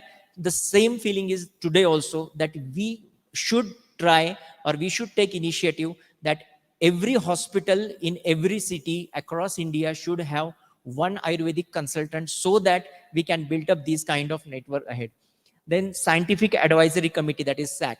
So SAC approval and convincing SAC for the Ayurvedic intervention during pandemic, when that epidemic act was imposed on us, because that was a very stringent act that time.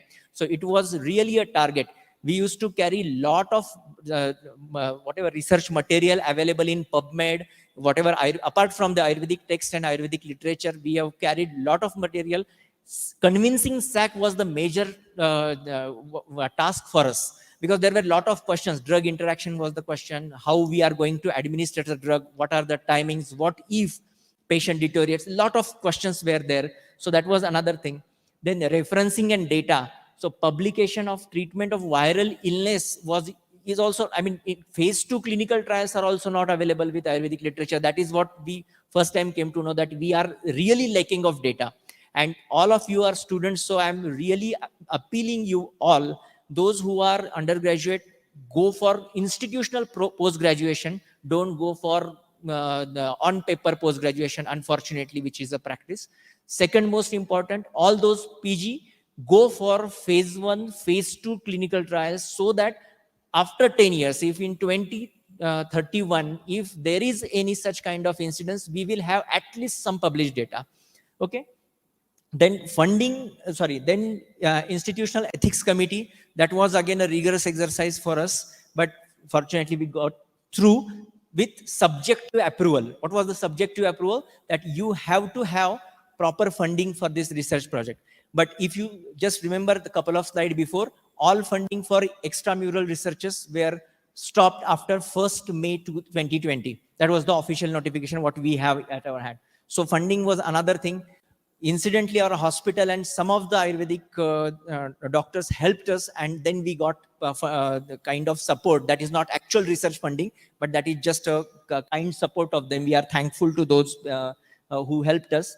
Then we got this institutional ethics committee approval. Then CTRI registration. It took place another 2-3 days, because there were a lot of questions by CTRI also.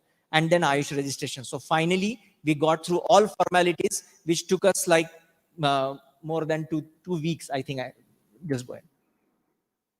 And after the institutional ethics committee approval, what was the positive thing was our institutional support.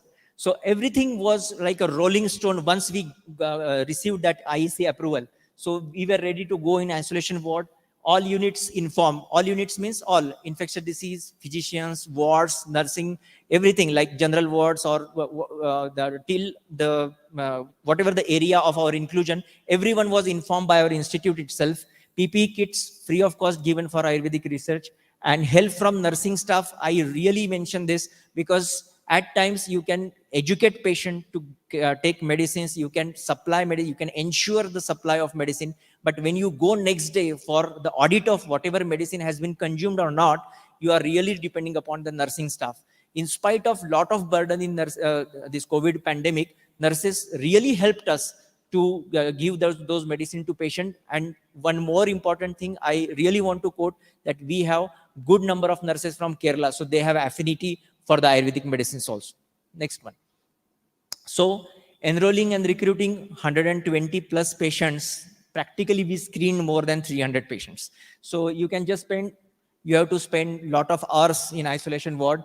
And there was one unexpected obstacle what we experienced, and it was very sad on our part. That is Dibba Dawa. Dibba Dawa means, just go to the next slide. There are some practices, unfortunate for the Ayurvedic field, that we send unauthorized, unofficial, undocumented medicines in patient's tiffin. That is very unfortunate part. Somebody practicing somewhere, they send that medicine to the patients admitted in isolation ward in COVID through their tiffins, because they think that that can work. So these patients, we have to exclude those patients from taking, but this is something. So I'm sincerely appealing all of you students who are here on offline and online, that stop that Dibba Dawa practice from your generation. Instead, build your team. It's a wrong entry practice. You may reach the destination, but that's the wrong entry. Stop fooling yourself. Rather, say no to treat without clinical examination. Unless you see patients in person, individually, don't treat the patient. Say no to unofficial, unauthorized, undocumented. I have taken permission from treating physician. No, that's not official. The documentation means you have to document whatever your clinical findings are, and you have to document whatever drugs or treatment you have given. So it has to be very clear on your part. And please disregard such case reports or pseudo clinical experiences, because there are a lot of discussions nowadays on social media also. Please go ahead. So after consenting, that was another thing, that our ethics committee was very firm on taking consents on paper. But the problem with fomite infection was where to store the papers. Nobody provided us where to store the papers. So we have to create a special space for that, that we will go to isolation ward with all consent forms, give patient, read it, get the consent. At times, patient used to ask, please talk to our relatives from their phone. So you can understand, we are all on PPE kits. Patient insists us that you should talk to our relatives on phone, and then only we will sign consent. Then we generated our own telephonic system, discussed with the relatives, took the consent, and again storage of consent paper. So that was another thing. Thanks to ICMR, by second wave, they come up with the electronic consent. So the consent, which recorded consent, was approved by second wave. Then there are policies, again, same thing. There are a couple of incidences where insurance companies said that because this patient was under trial of Ayurvedic medicine, we cannot approve the claim. So ultimately, that bill of that patient has to be borne by the institute or so. So alternative medicines are still not under purview of most of the insurance agencies till today. Next. So finally, we started with 6 hours a day, 7 days a week, then screening, recruiting, all the procedures. And there are a couple of patients who just thought that the tablet size is big to swallow, so they opted out that we don't want to continue on this research. But finally, when integrative team in our hospital was working, everyone was observing. I mean it. Everyone was observing whether we are following protocol, whether we are clearly observing consent guidelines, whether we are observing auditing of the medicine and everything. Next. So formally, finally, we completed our research and then submitted to the publication. This research is in public domain. You can just go through that research. I'm not going in detail as of now, but this is, and thank you very much to our statistician, because that was the really another exercise for us to go through all the details and all. So finally, what we the results were that those patients who were on Ayurvedic, add-on Ayurvedic medicines, they got early discharge from the hospitals, and symptomatic improvement was better as compared to the control group. Next. This is just recruitment. You can just go through. Next. So these are the results. You can see the breathlessness improvement was much better. And then all the results are there in the paper. You can just follow the link and read the papers. Okay, next. So this was some kind of relief when we see actual radiological changes, because at times symptomatic changes may differ, but when you have radiological changes in front of you, it really gives you the encourage to go ahead with all other things. Next, please. So this is what is published. It is available in public domain, so you can go. Dr. Bharat Purandare is infectious disease, and Dr. Kedkar is our medical director. So that was the team, what I told you about the integrative team. Next. So what we learn, we can contribute to the society and our own scientific principles, but the teamwork is necessary. Integration is going to be the pathway for conversion of experience-based Ayurveda into evidence-based. We learned this in our post-graduation. I'm still practicing the same. I appeal all of you, build the team, acknowledge and support your peers. Funding remains unapproachable, be explorative, but still funding is the issue. And never give up if you are determined. Next. So what we have continued further. So we have continued with the post-COVID OPD, but there is limited turnout because hospitals like us, those are tertiary centers. So patients do not want to come again to the COVID hospital for post-COVID things. Then this is in submission phase, that is long-term follow-up of the COVID-19 patient. We have almost 9-month long follow-up of those who were part of this research trial, and now what are the symptoms and all. So it is in the submission phase. Maybe we are expecting this by this year end, we will get that out also. Then clinical study of an Ayurveda regime in COVID ARDS, that is ICU admitted patients. We have approved protocol, but funding is still a question. So it has not started yet, just because of lack of funds, nothing else, everything is clear.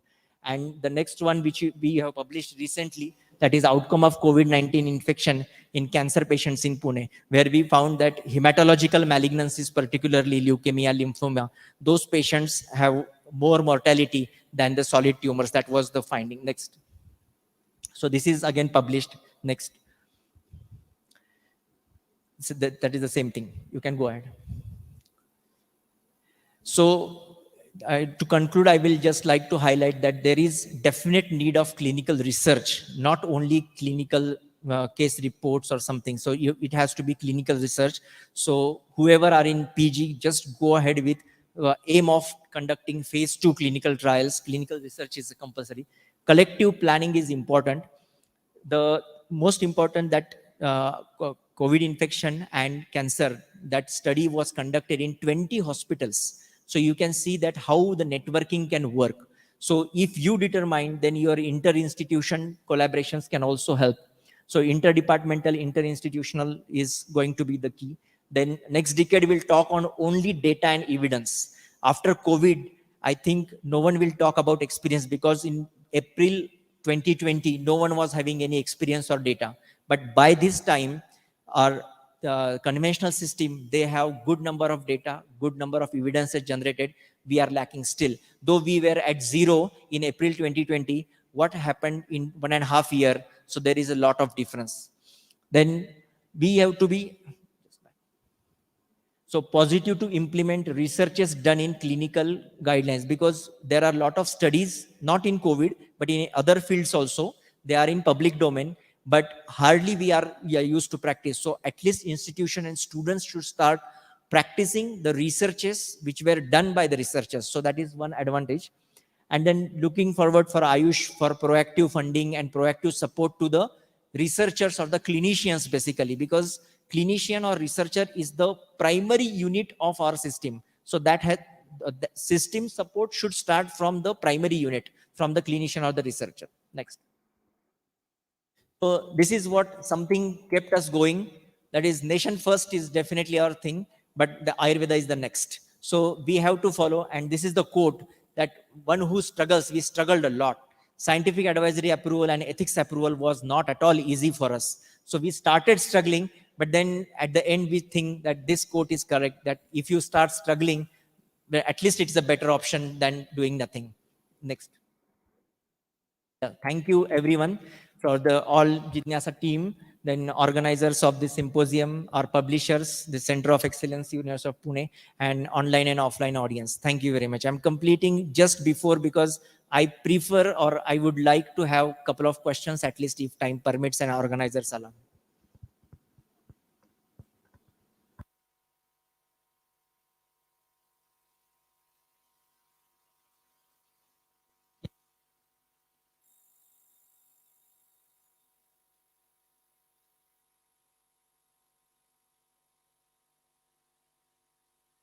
Yes, I do.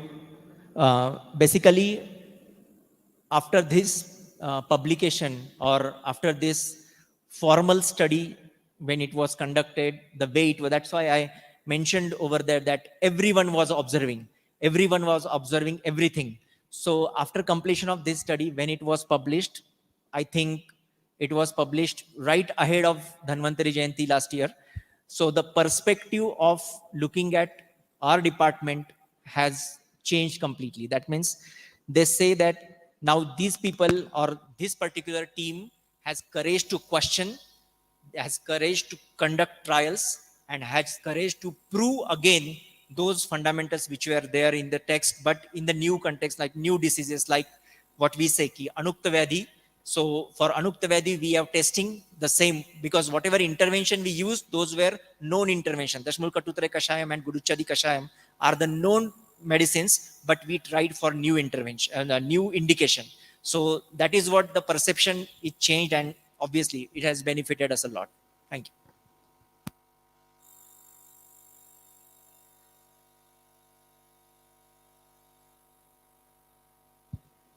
No questions? Thank you very much.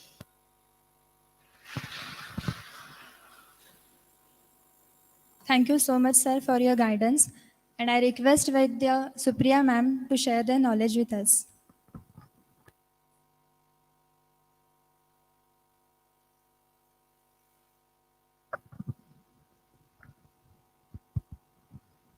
Good afternoon, everyone. Are you all awake? Because there were no questions, so I was little surprised. Your name of the organization is Jidnyasa, and Jidnyasa starts with questions. If there are no questions, what kind of Jidnyasa you have?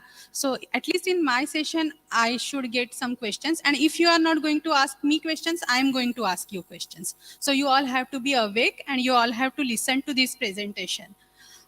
What we have learned in Dr. Pankaj Vanzarkhedkar's presentation, that how much they suffered, how much they learned in their one clinical study, and it was really a fantastic presentation, and we could learn many things. Like I was telling few of your organizers that when we are working in Ayurveda institutions, it is very easy to do a clinical study or implement a research project. But when Dr. Pankaj works in a hospital like Dinanath Mangeshkar, which is a tertiary care modern hospital, the things change and we have to learn how to adopt, how to adjust, how to cope up with those expectations and how to solve our issues. So with this, I'm coming to my own presentation, and before that, I really want to congratulate and appreciate the team Jidnyasa, because this is really something very novel and very interesting. Means I was thinking, like, when I was student, if this kind of organization would have been there, how great it would have been. So congratulations to all of you, and I think you should clap for yourself.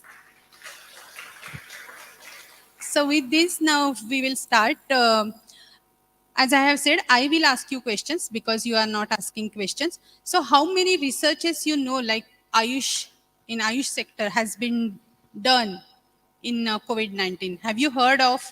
Have you read of? How many of you have read of researches which are done on Ayurveda interventions in COVID-19? How many of you? Nobody? How many of you have you are PG students or completed PG? So 3-4 people. So have you read about any research? So that is good, because we have a JIM's whole Ayush COVID-19 collection. So I think you must be aware, at least you must have seen it. Dr. Pankaj has shared with us his own experience, like his own case, how he published a report, how he worked on a research project. I am going to talk more about how we as a fraternity, how Ayush as a sector has worked during COVID-19 and what researches have been done, what researches were planned. And as a student of Ayurveda, as a future of Ayurveda, I think you all should know about these initiatives, because many times it is easy to say like what our ministry has done, what everybody is doing. It is very easy to say, but when you will look at the things, how ministry has worked during the pandemic, and especially on the background, what Dr. Pankaj said, that there was an epidemic act, and on that background, how the ministry has traveled and how we have worked. So, next slide. Okay, so Ayush Ministry has come up with one slide before.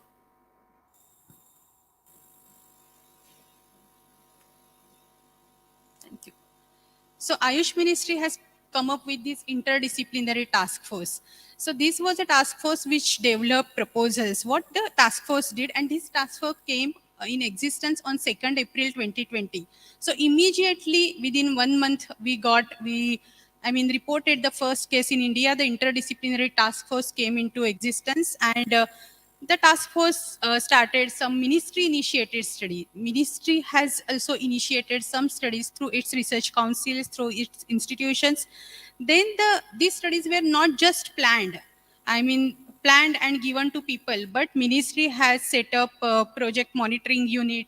Then there is a data safety monitoring board. Every trial is being looked into very carefully. What is being done, how the data is generated, is there any adverse event, is there any side effect of the treatment which we are giving. So everything is being observed properly. Then there is an advisory panel for scientific publication. Study have been done, but whether they are getting published, because as Dr. Pankaj said, now the next decade, next generation have to face data and science. So whether the things are getting published, and for that also there is an advisory panel. There was call for investigators also, which Dr. Pankaj showed in his presentation on 1st May 2020 up to 1st May 2020. Investigators could submit their proposals to ministry, and they were also funded. Then industry was involved in whole this, means Ayurveda industry, Ayush industry was also involved in these all efforts. Ministry of Ayush also developed joint projects with other ministries, Health Ministry, DBT, DST, CSIR. So with these also Ayush Ministry developed projects. Then you can see here, it is not very clear, but you can go on Ayush Ministry's website and you can see here research guidelines and related documents. So 6 documents were developed for research, exclusively for research. So this was also one more initiative, and as a consequence, many clinical studies were initiated in our country using Ayush interventions. I'm not talking specifically of Ayurveda as of now, but you can see this is a data which we have collected, and I have published this article in JIM. You can refer that article. Exactly 1 year back, up to 24th August 20, 197 clinical studies were reported from Ayush sector. How many? 197, almost 200 studies. And when was the first case of COVID reported in India? In March 2020. So within a period of 6 months, 200 clinical studies were registered with CTRI. That is a huge number of clinical studies which were which were initiated by Ayurveda's Ayush sector. And in these 197 studies, you can see that 113 studies were from Ayurveda. Ayurveda forms a major chunk of these studies with 113 studies. And then these 113 studies were of different categories. There were observational studies, like in general in population, when people take Ayush interventions, what happen, Ayush kadha consuming people, so how they are reacting. Then there were prevention studies, there were recovery or curative studies, there were mitigation of COVID-19 related stress studies, there were both prevention and recovery studies. So different kind of studies were initiated. And if you see further that these studies were, the prevention studies interestingly were not only in healthy volunteers, but maximum number of studies were in high risk individuals. you can see that the sample size, I mean the number of patients or number of individuals who will be considered for these studies were ranging from, I mean, 2 lakh individuals. Such a huge study was also carried out on Ayurveda intervention. So these are some things which we should, which are the good points, what we learned during the COVID-19. Then there were different comparator used, conventional care, placebo, nutritional or dietary supplements. So this is the whole, uh, scope or whole picture of the clinical studies which were initiated. And if you can see which were the formulations which were studied most, so Guruchi, Ashwagandha, followed by that Chavanprash, Anutel and Ayushvat, the maximum studies for preventions were taken on these particular things. And these are the recovery studies, so curative studies, what you have labeled in your program as curative, so treatment related studies. And there are also different categories, except the severe infection, only asymptomatic to mild and moderate, mild to moderate, all kind of infections were considered. And what I want to show you interesting thing is, in the interventional studies there were 24 studies where Ayurveda intervention was compared with conventional care. That means no add-on, no adjunct. Ayurveda studies, Ayurveda intervention versus conventional care. So this was, direct, one to one, like where we stand as respect to allopathy medicine. So these kind of studies were also undertaken. And in these studies also, Guruchi based studies were highest in number, followed by Ayush 64 and then Yashtimadhu and all other drugs. So this is how the clinical studies were initiated up to 24th August 20. So last year, as I said, 24th August 20 is 1 year back. And then we again did one analysis on 15th April 21, that, okay, we have done in first 6 months of COVID. What happened in next 6 months of COVID-19? And we observed that additional 118 studies. So total studies from Ayush sector till 15th April 2021 were 315. So such a huge, you heard Dr. Pankaj saying that how difficult it was for him to conduct a study. So in such difficulties, 315 studies, what do you say? Isn't it a very good and Herculean effort? So this was taken up by our own sector. In this period only, JIM COVID-19 collection, many research articles were also published. Initially, when the JIM COVID-19 collection started, many papers were like how we should understand COVID-19 in terms of Ayurveda, what can be the pathophysiology of COVID-19 as per Ayurveda. But this is the period when research articles started getting published in COVID collection of JM19. Obviously, because the studies which were registered in the first 6 months were completed and the papers were published.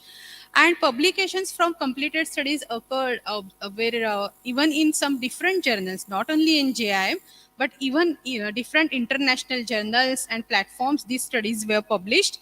And this is we could retrieve on 15th April 21. These are few publications, and I'm just showing you examples because we can go on and on if I keep showing you these kind of publications. But these are on Guruchi, you can see here and you can understand. So Guruchi Ghanavati, Guruchi Pippali, you can see that in good journals there are publication. Ayush 64, which is now recommended by our ministry. So it is not just recommended by the ministry, but there are studies published, and those studies, our Girish sir has also been author of this one study. And these studies are published, and afterwards, when the results of these studies came, then only Ayush ministry has taken it into public and has appealed everyone to use this particular drug in their day-to-day COVID treatment management, so COVID treatment protocols. So this is how the research is being done. But now you will ask me whether we are doing only clinical studies, no other form of research what we have done in this 1 year of COVID-19 pandemic. Because those who are postgraduates or those who have completed postgraduates, they must have heard that there are different kind of experiments or researches like in silico, which is performed on computer or via computer simulation.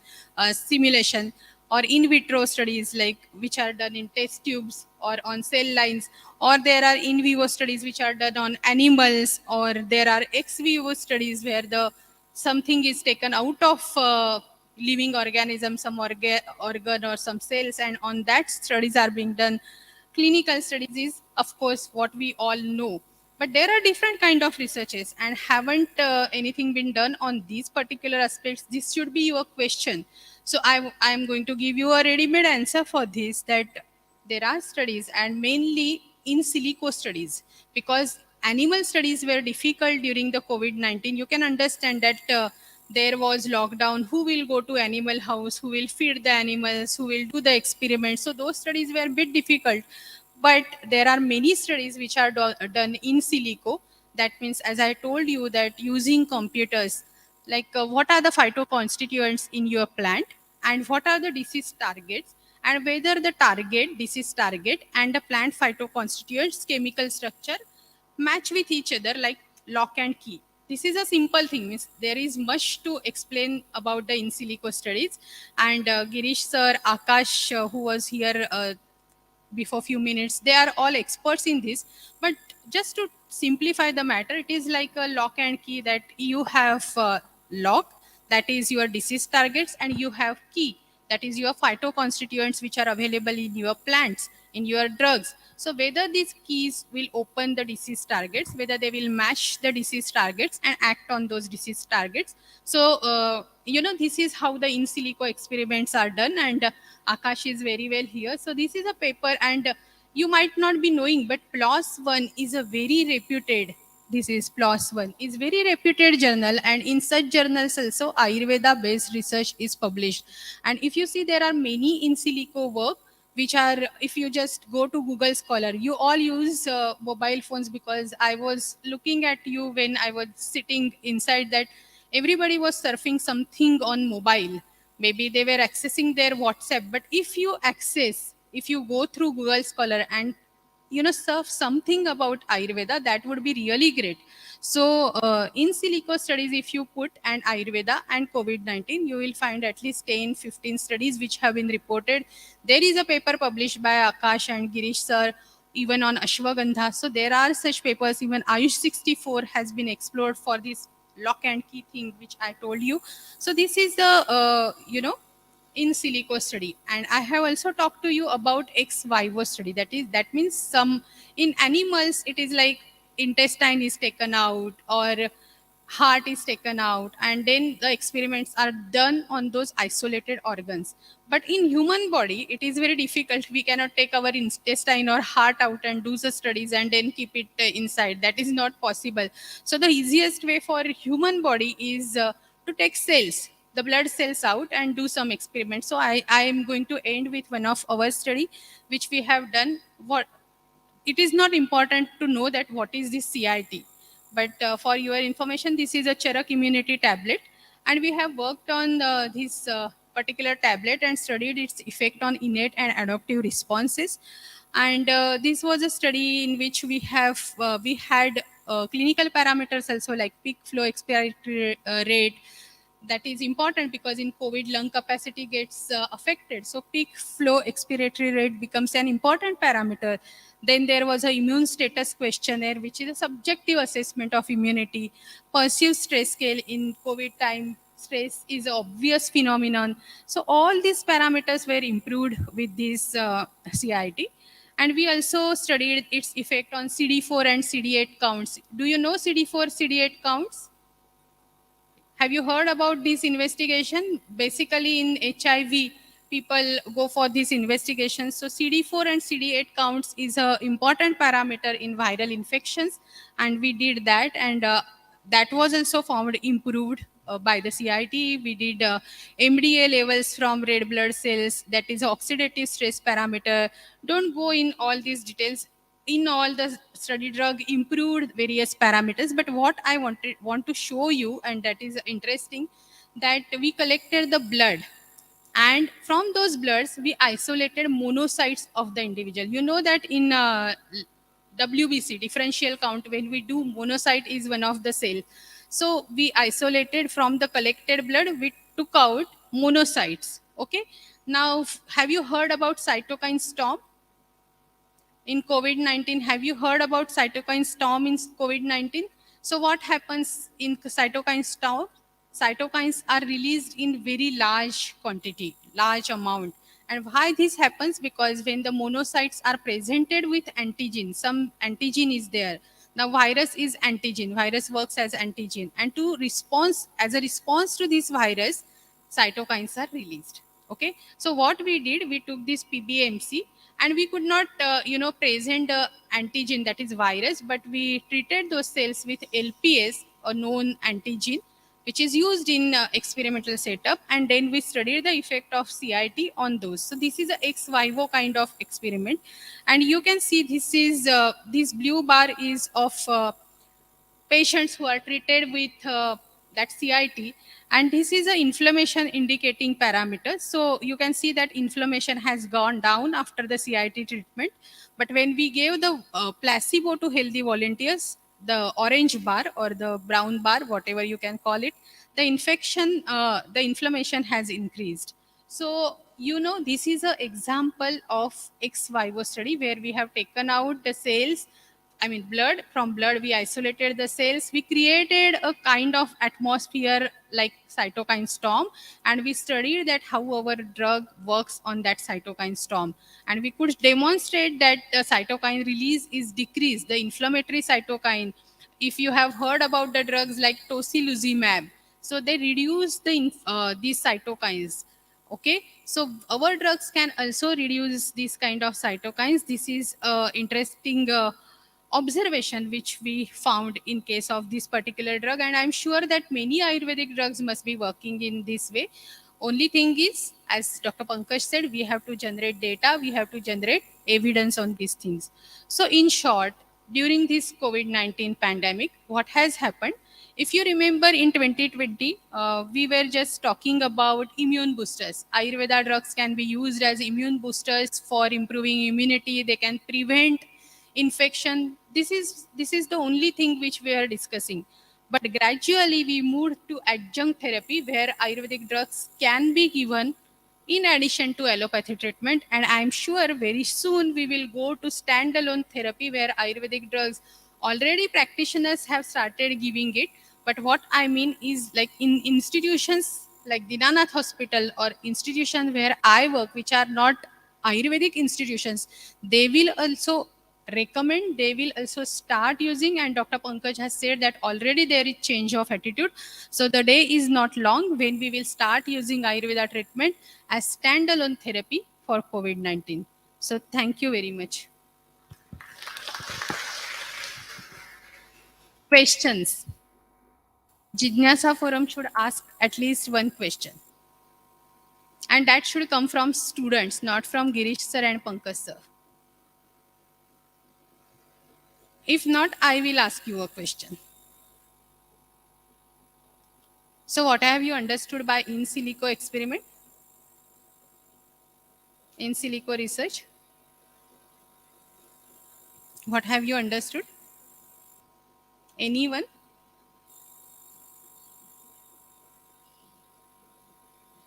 What have you understood by in silico research? What I want to tell you, that when you are sitting in this hall, please listen to the presentations and please think about this, because the future of Ayurveda is in your hands. So don't just listen, but try to think about the things which you have learned during these sessions. And this is a very nice platform which you have got. So make best use of it. Thank you once again. Now you can ask.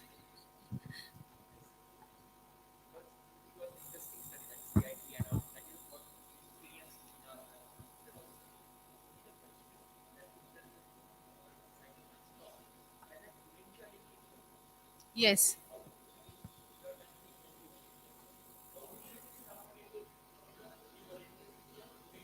Yes, actually, we have, though we have taken healthy volunteers, I mean, our study population was of healthy volunteers. We have taken their blood, and as I told, we isolated the PBMCs, and then we treated them with LPS, which is a bacterial endotoxin. and which creates a kind of interaction with the cells, and then cells release cytokines. So it is, though it is not as you are saying that it happens in a chronological path of COVID-19, that kind of thing we cannot do, but basically as a response to antigen the cytokines are released. That thing we can produce in our experiment. Yes, thank you.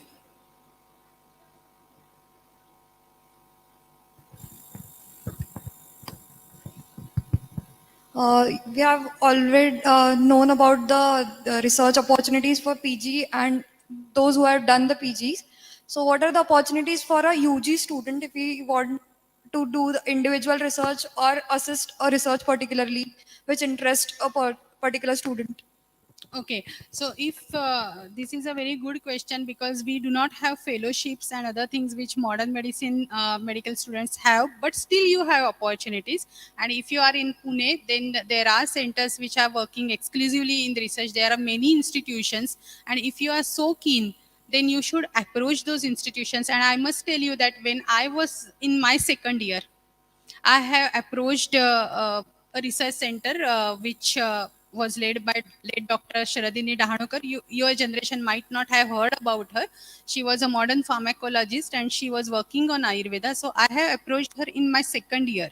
And she has said that looking at my interest in research, she has given me a open invitation that I can go and work in the department anytime. I took that opportunity. I worked with her for a few days, and then after completion of my MD, I again joined the same institution, and this is how I, developed my research career.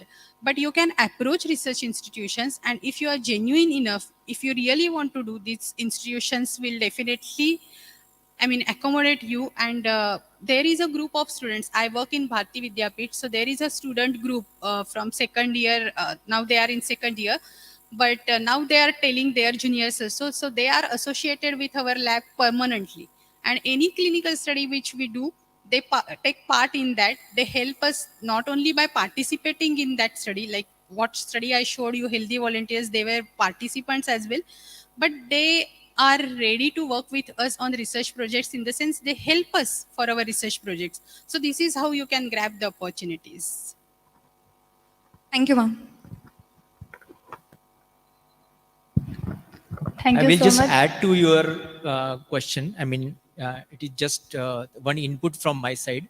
If you are studying in Maharashtra University Health Sciences purview, then you can write to URD, that is University Research Department of MUHS. We have not exactly the word fellowship, but we have certain schemes under URD that the final year student with their teacher, they can apply for small duration research grants. Okay, so that is the provision made by MUHS also, and I know the details, so you can just write to URD MUHS. Thank you. Thank you, sir. Thank you so much, ma'am, for your precious word. And I will request Dr. Ram Manohar sir to guide us. Namaste, am I audible?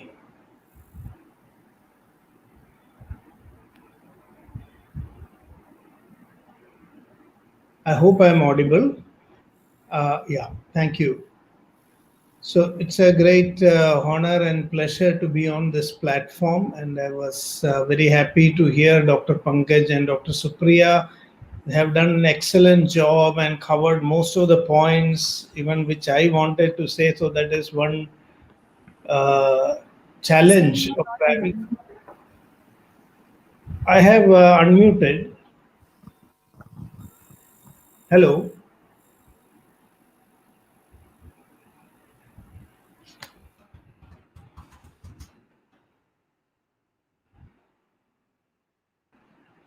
Hello, I have unmuted myself.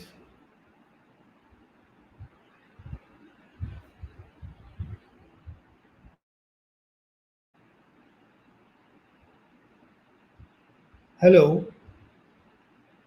Hello, can you hear me?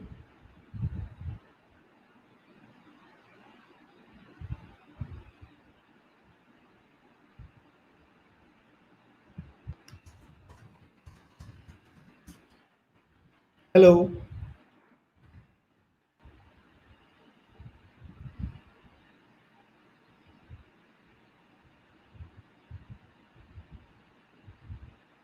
Hello.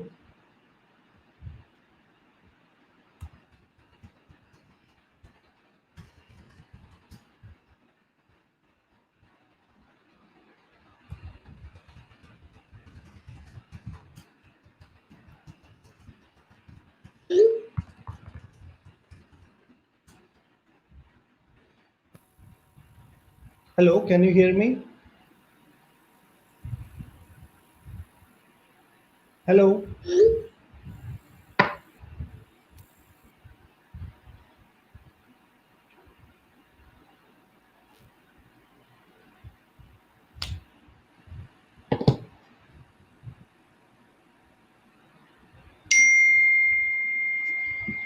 Okay. Yes, sir, you are audible. You can start.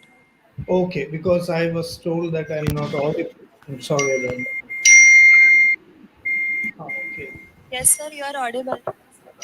Okay, thank you. I was told that I'm not Yes, sir, audible. you are audible. You There can is start. so much of echo. Okay, Because I was told that I'm not audible. I'm sorry about that. Okay. Oh, this Yes, is sir, you are audible. okay. Thank you. I was told that I'm not Yes, sir, audible. you are audible. You There can is start. so much of echo because I was told that I'm not audible. I'm sorry about that. Oh, this Yes, is sir.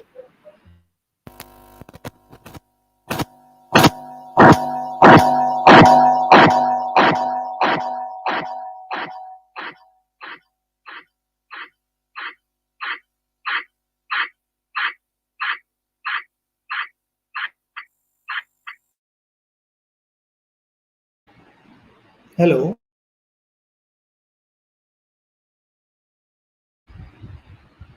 Hello. Okay. So I hope I'm audible. I will continue. Yeah, it's a great honor and pleasure to be here, and I was very happy to listen to the talks by Dr. Pankaj and Dr. Supriya. They have comprehensively covered, most of the relevant points, and this is also a challenge to speak at the end. You know, many of the points have already been discussed, so I will just to highlight, some important aspects, re-emphasize some of the important points that the earlier speakers already made.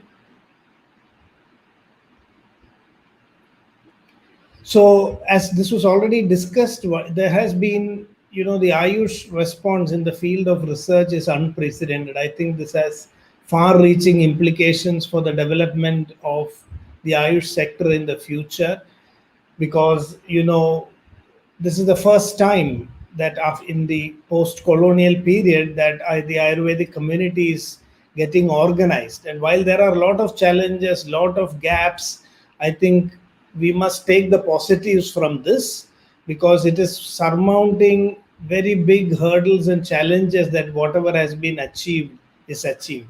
When you think about research, funding, infrastructure, trained personnel, this has always been a challenge for Ayurveda. We have not invested enough in for developing Ayurvedic research. So when suddenly a pandemic comes, it is not possible for the community to fire in, uh, all the guns and do something really extraordinary. So considering these limitations, I think whatever we have achieved is historically very significant, and we must try to build on this platform and move forward. Somebody was telling the other day the entire funding that is available for Ayush sector, even that for that matter, research funding in India, even in the field of science and modern medicine, is very meager, and this is a very severe limitation. And we have not nurtured a research culture, over the last centuries. Things are just beginning to move, so all these has been very severe limitations. But yet the prime minister at the very outbreak of the COVID-19, called upon the Ayush community and said that we must respond to the pandemic, but on the basis of good science. by conducting rigorous research. And there was also a very strong attempt made to prevent false claims from coming, within the Ayush sector, which was extremely important to promote genuine research. So this was already mentioned, so I'm not repeating it, that the constitution of the R&D task force led by Professor Bhushan Patwardhan, which set the tone for research initiatives from Ayurveda, strict regulations against unsubstantiated claims, provision for Ayurveda researchers to conduct studies related to COVID. These things were all discussed. And so even though the funding was limited, deadlines were unreasonable, still an opportunity was created for Ayush researchers to apply and conduct research. Guidelines were also issued for both preclinical and clinical research as well as for clinical practice. So here are some of the official statements.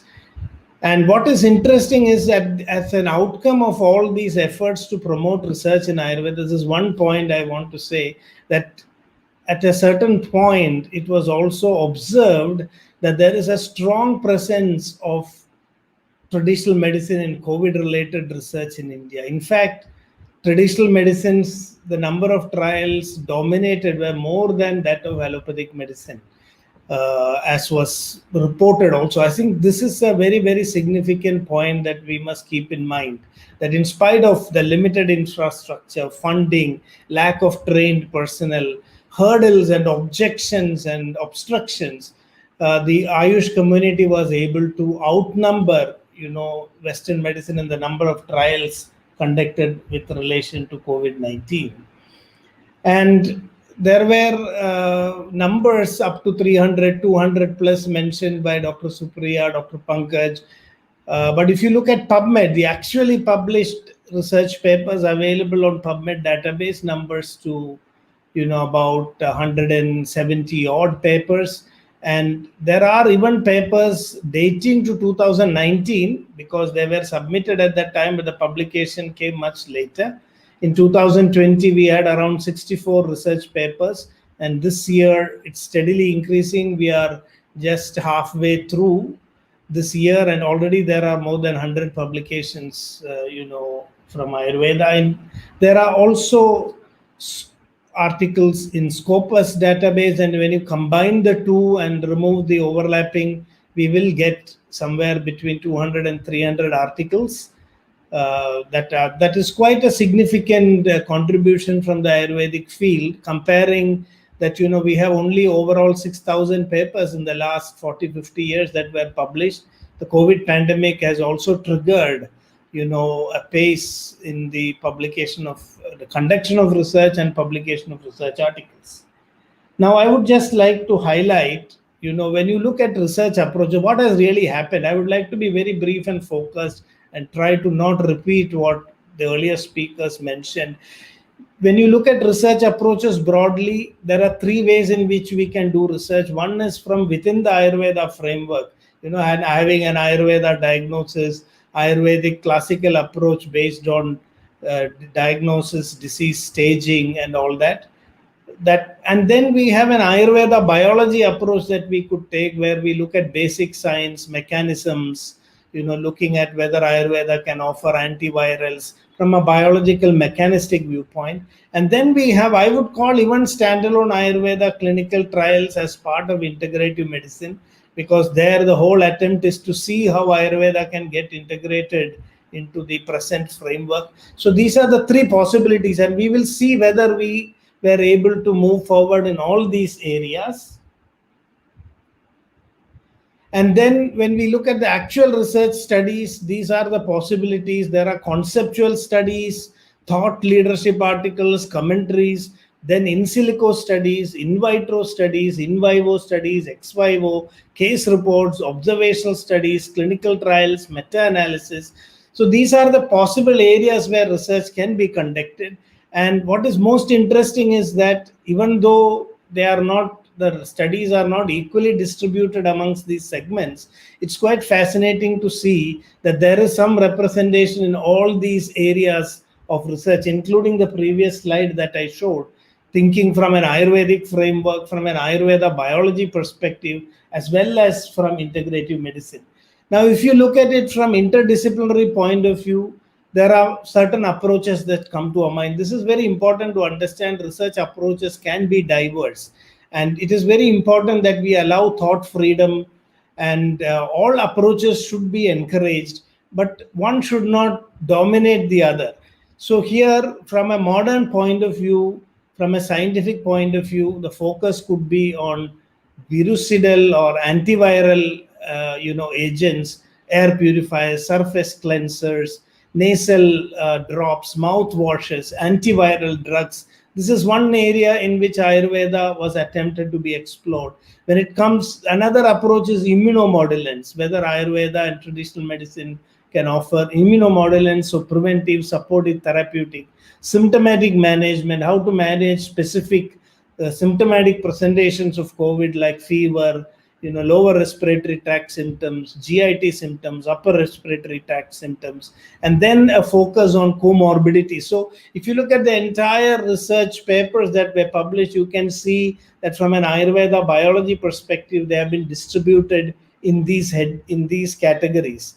How do we treat COVID with comorbidities like diabetes, hypertension, cardiovascular disease, cancer, respiratory illnesses? And then we also have the pure Ayurveda approach where, I was involved in some conceptual studies, some in silico studies, and then, some commentaries, and as well as, case reports. But in Kerala, we have had severe restrictions and couldn't really get into clinical trials, which is extremely important to do. So understanding COVID-19 from an Ayurvedic perspective, so many papers have also been published here, and we have a wide range of opinions looking at COVID as Vatagabha Jwara to Sannipata Jwara to complicated presentations of Kasa and Shwasa, and even Rajyakshma. It is very interesting to see in published papers, there are debates within this is something which we must also highlight. When you say research, it's not just about, looking at how many clinical trials were done, how many in silico or in vivo studies was done. How did the Ayurvedic community try to understand COVID-19 from the Ayurvedic perspective? This requires, some retrospective review also. I was also very interested to see some research papers where there has been an argument within the Ayurvedic community as to whether COVID is a Sankramika Roga or a Janabadodvamsa Roga.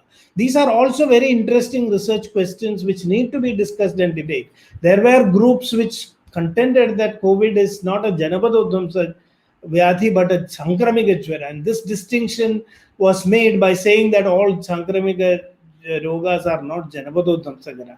I also found in an article published in JAME, there is a debate posing that COVID is not an Agantuja Vyadhi but a Nija Vyadhi. So these different positions were taken by the Ayurvedic community, and many of these debates really got documented in mainstream research journals. And there has also been attempts, even the Ministry of Ayush through the R&D task force, there was an attempt to create a whole system Ayurveda clinical trial protocol, which is purely based on the Ayurvedic approach, not trying to test one formulation or one herb against COVID-19, because that is more coming from an integrative approach. So these categories need to be really distinguished when we try to analyze what has happened in research related to COVID-19. Now, some of the major debates that happened during this whole process of doing research is, what is the approach that we should take? Should we take an antiviral approach or a host-centric approach? And many Ayurvedic physicians were in favor of, adopting a host-centric approach and contending that killing the virus is not the mandate of Ayurveda. Then we had a debate. This was all underpinning, underlying many of the debates that happened in conducting research studies and even designing research studies, whether we should go for add-on or a standalone. Dr. Supriya was discussing about this dilemma, whether it should be a single herb versus single formulation or multimodal interventions. We need to analyze whatever research has happened within this framework. And another big problem was that when Ayurveda doctors were allowed to do clinical studies or trials or even practice, again, there was a restriction. that we should focus only on mild and moderate cases and never on severe critical cases. It was only the practitioners who actually got the opportunity. I was involved in helping some good clinicians to, publish their case reports where they dealt with very severe and critical COVID. And most of the clinical trials were not able to, get involved in such severe critical cases.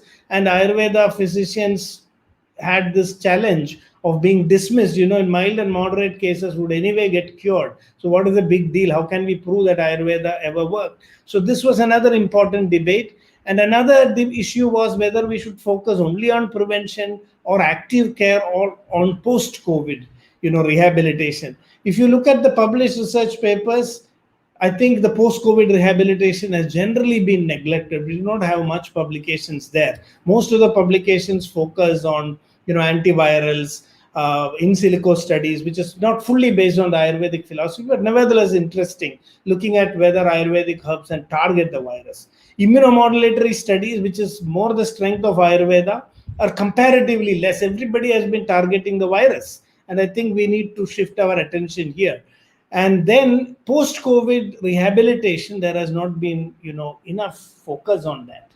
Now, some of the herbs. So here we do find that ultimately the dominant paradigms have taken over, and the research has mostly been led by single drug studies or formulation studies. So Ashwagandha, Guduchi, Pipili, Yashtimadu, Ayush 64, these have figured prominently in the studies. And for reasons, that such an approach enables us to easily overcome the hurdles. If we try to introduce more complex Ayurvedic formulations and treatments, it's much more difficult to get ethical clearances. Dr. Pankaj was mentioning about these challenges, scientific committee, ethical, committee clearances and all that. And many clinical studies, it's interesting, we had allopathic doctors involved and also conducted in allopathic hospitals. So now the rest of my slides, I will go very, very quickly.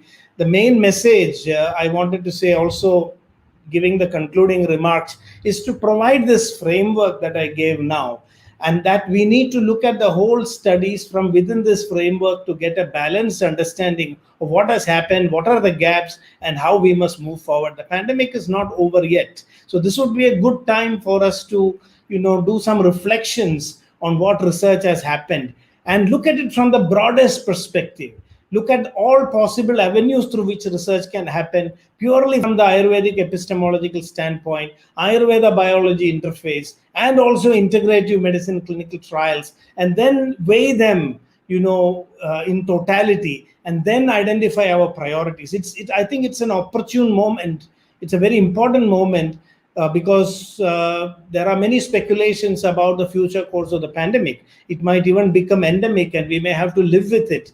And Ayurveda might become also a frontline intervention for COVID pandemic in the future days. So it's very, very important that we rework our priorities. So this is a very interesting paper published about, I know Dr. Supriya has also done this, analyzing the CTRI clinical trials that has happened. But one of the latest review articles published this year show that, modern medicine has 42 trials in CTRI, whereas traditional medicine has 67, out of which 45 are from Ayurveda. And so even within traditional medicine and modern medicine, Ayurvedic trials outnumber that of both modern medicine and the whole segment of the COVID-19 research itself. This is interesting. This paper is available and it gives a very nice breakup of the various types of research, very classified. Individual agents, 11 individual agents studied, in clinical trials, combination interventions, very nicely classified. Patented products and how many, 24 patented products. So you can see the majority of the clinical trials registered in CTRI, more than half of them are focused on patented products. So this also indicates a particular trend in research. Classical products have not really come into the forefront. And if you really look at the strength of Ayurveda, this is what I have also found through my exploration. Actually, clinical practitioners have been able to demonstrate the core strengths of Ayurveda by bringing an individualized approach. That has not yet very well been brought into any of the preclinical or clinical researches that has happened. And as the CTRI results indicate, we have focused mostly on individual herbs, few combinations, but mostly patented products. So I think I've taken a lot of time also. So I will just highlight, there are many studies. I'm just going to skip these slides because these were all discussed. Case reports, there are about 17 case reports already published. Case reports outnumber published clinical trials at this point of time. And although case reports are not of a very high stature in the evidence, framework, the pyramid of evidence, nevertheless, I think case reports are good indicators to plan future clinical trials because they have showcased the core strength of Ayurveda much more than the clinical trials that have been conducted. I'm not belittling the clinical trials.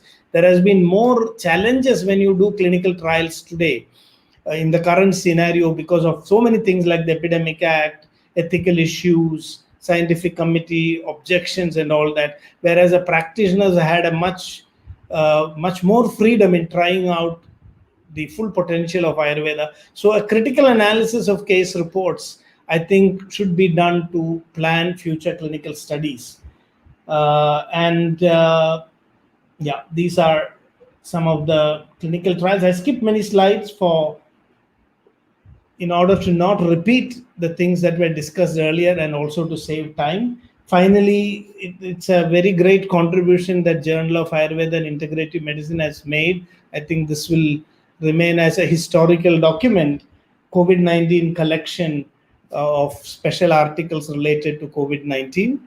And with these, I would like to conclude. I would like to thank the organizers, Jignasa, Dr. Girish, Tillu, and all others for inviting me to share my thoughts. I hope I was able to give some, random thoughts about how we must look at the research that has already happened related to COVID-19 and Ayurveda, and how if you analyze this using a framework which I tried to provide during this discussion, we can reset our priorities and move forward with greater focus. Thank you. Namaste.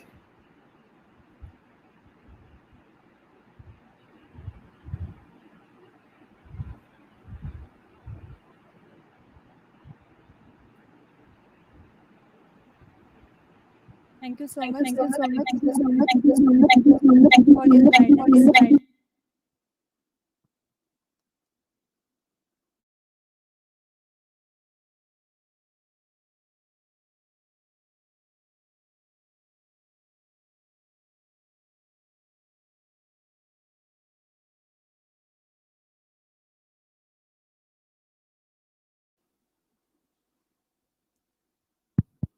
Thank you so much, sir, for your guidance.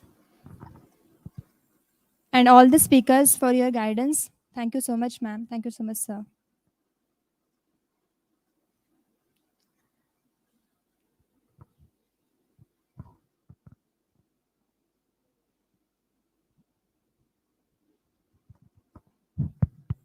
As we all know that we have arranged certain competitions based on the Ayurveda. One of them is an essay competition. The winners are, first is the Akshata Patil, ADAMC Ashtang, third year. Second is the Bhagyashri Matre, RSM Tirak Ayurvedic Mahavidyalaya, first year. Third is the Pratiksha Patil, SCM Arangra Satara. I heartily congratulate all the winners. Now there will be a lunch break. The next session will be on the curative and the start on the 2 p.m. So please stay tuned.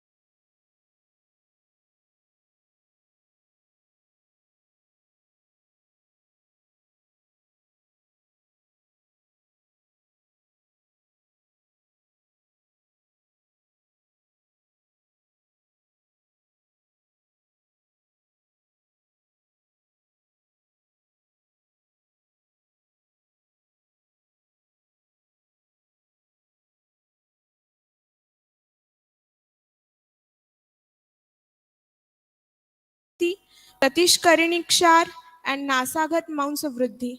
He is an active doctor with extensive experience in Ayurveda management of various diseases. He also has experience in counseling patients on preventive care and positive lifestyle changes. Then I would like to invite Dr. Jyoti Joshi ma'am, who is here with us online. Dr. Jyoti Joshi ma'am has completed her MD in Ayurveda Samveda. She has 8 years of clinical experience and has established Joshi Panchakarma Clinic in Panvel. She has also been part of various panel discussion on COVID-19 and Ayurveda treatment across the world. Till date, she has treated around 5,000 COVID cases from different parts of world and countries like Dubai, Germany, France, etc. She has published first research paper Pan India in JAIM on COVID-19. Then I invite Dr. Sandeep Jadhav sir. He has completed his MS in Sri Ayurved Mahavidyalaya, Nagpur in Shalakya Tantra. Since 2012, he has been practicing in Rishi Pranit Ayurved Netra Chikitsalaya, Satara. He has been treating diabetic retinopathy, glaucoma, retinal detachment, refractive errors like schoolage myopia, hypermetropia, etc. Now I invite our chairperson of this session, Dr. PLT Girija ma'am, to share her experience. Dr. PLT Girija ma'am, after completing her MPhil in sociology in Delhi, obtained a BMS degree from Chennai. She has a deep conviction in the Indian tradition of Ayurveda. To give a concrete shape to this conviction, Sanjeevani Ayurveda and Yoga Center was started. Since then, a large number of patients with a wide variety of diseases were treated using traditional Ayurvedic methods. She has also been a consultant to health system development project of government of Tamil Nadu, consultant and trainer of RCH of Indian Systems of Medicine. Then I would like to welcome Dr. Sneha Patil ma'am. She has completed her BMS degree at Tiyak Ayurved Mahavidyalaya. She is now pursuing first year MD in Dravya Guna. She is member of Jignasa since 2014. Now I request Dr. Sneha Patil ma'am to welcome our chief guest, Dr. Parikshit Shevde sir.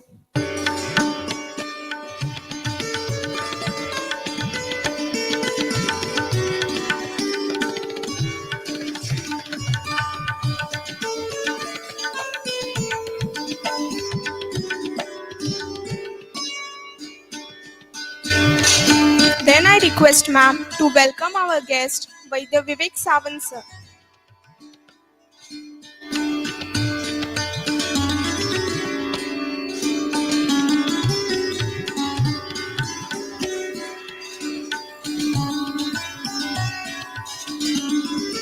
I request ma'am to welcome our guest, Dr. Sandeep Jadhav sir.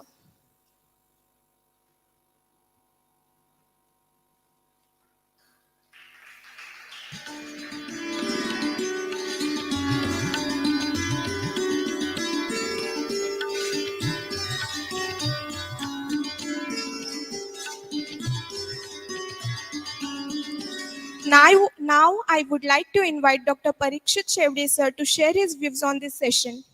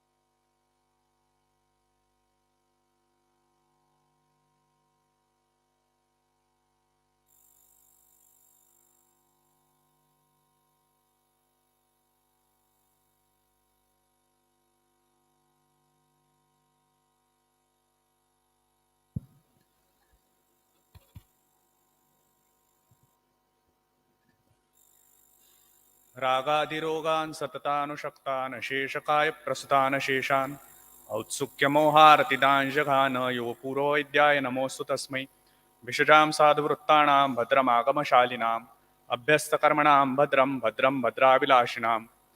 Respected chair, all the eminent speakers, and all the dignitaries.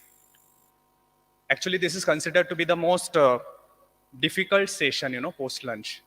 Because generally we all are in Madhuravastha Park most of the times. And it's completely okay if you sleep. But make sure you don't snore. Because there is always a chance that you will disturb the person next to you who's sleeping as well. I hope I won't bore you to that extent. And of course, the organizers are clever enough to keep it short.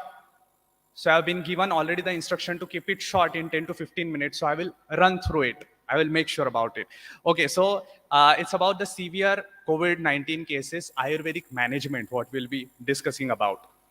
I guess it's the first slide. Is it visible to you all? Because it's not visible for me. That's why I'm asking. It's okay? Yeah, okay. So next, please, the slide of classification. So we all know that the classification of COVID-19 is done predominantly as per the SpO2 concentration of patients.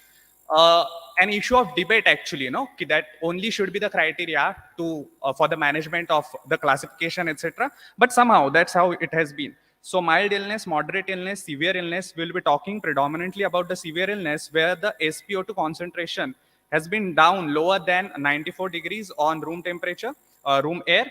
And again, the all other criteria and lung infiltrates are more than 50%. Next, please. So that's okay. The classification of as per modern medicine is completely fine. But what is exactly happening as far as Ayurvedic line of treatment is concerned? Because when we say that Ayurvedic Chikitsa, it should begin as Samprapti Bhanga. So what is a Samprapti exactly that has been taking place? That's been explained by Acharya Vagbhat. That kafoparuddha pavana vishwagasthita pranodakanna vahani dushta srotansi dushan urasthak kurute shwasam amashaya samudbhavam. Now this is all so peculiar that what is exactly happening in the body. Now some people may call it as lina doshas, some people may call it as shwasanak sannipat, so on and so forth. There could be multiple nomenclatures of a particular disease because vikaranama kushalona jiryat kadachana.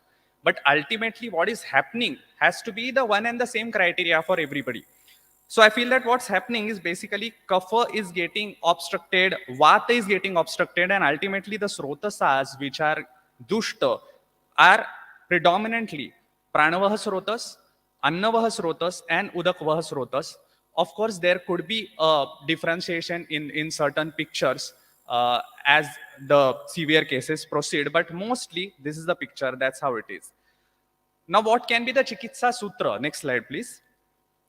So again, as per Acharya Vagbhat, taihi kheshu grathita kafaha sulino api vilinasya koshtham prapta sunirharaha srotasam syan mrututvam cha marutaschanulomata. What action to be taken is there is this kapha, which is lina, which is adherent, stuck, that has to be vilita. Vilayan of kapha should be taken place in the first thing. And secondly, simultaneously, there should be anuloman of vat. So vatanuloman, which would result in Jatharagni Dipti as well. So all these things should come together. And that's where it would be called as Samprapti Bhanga, or could be considered as a very basic Chikitsa Sutra of this particular condition or disease. Next slide, please.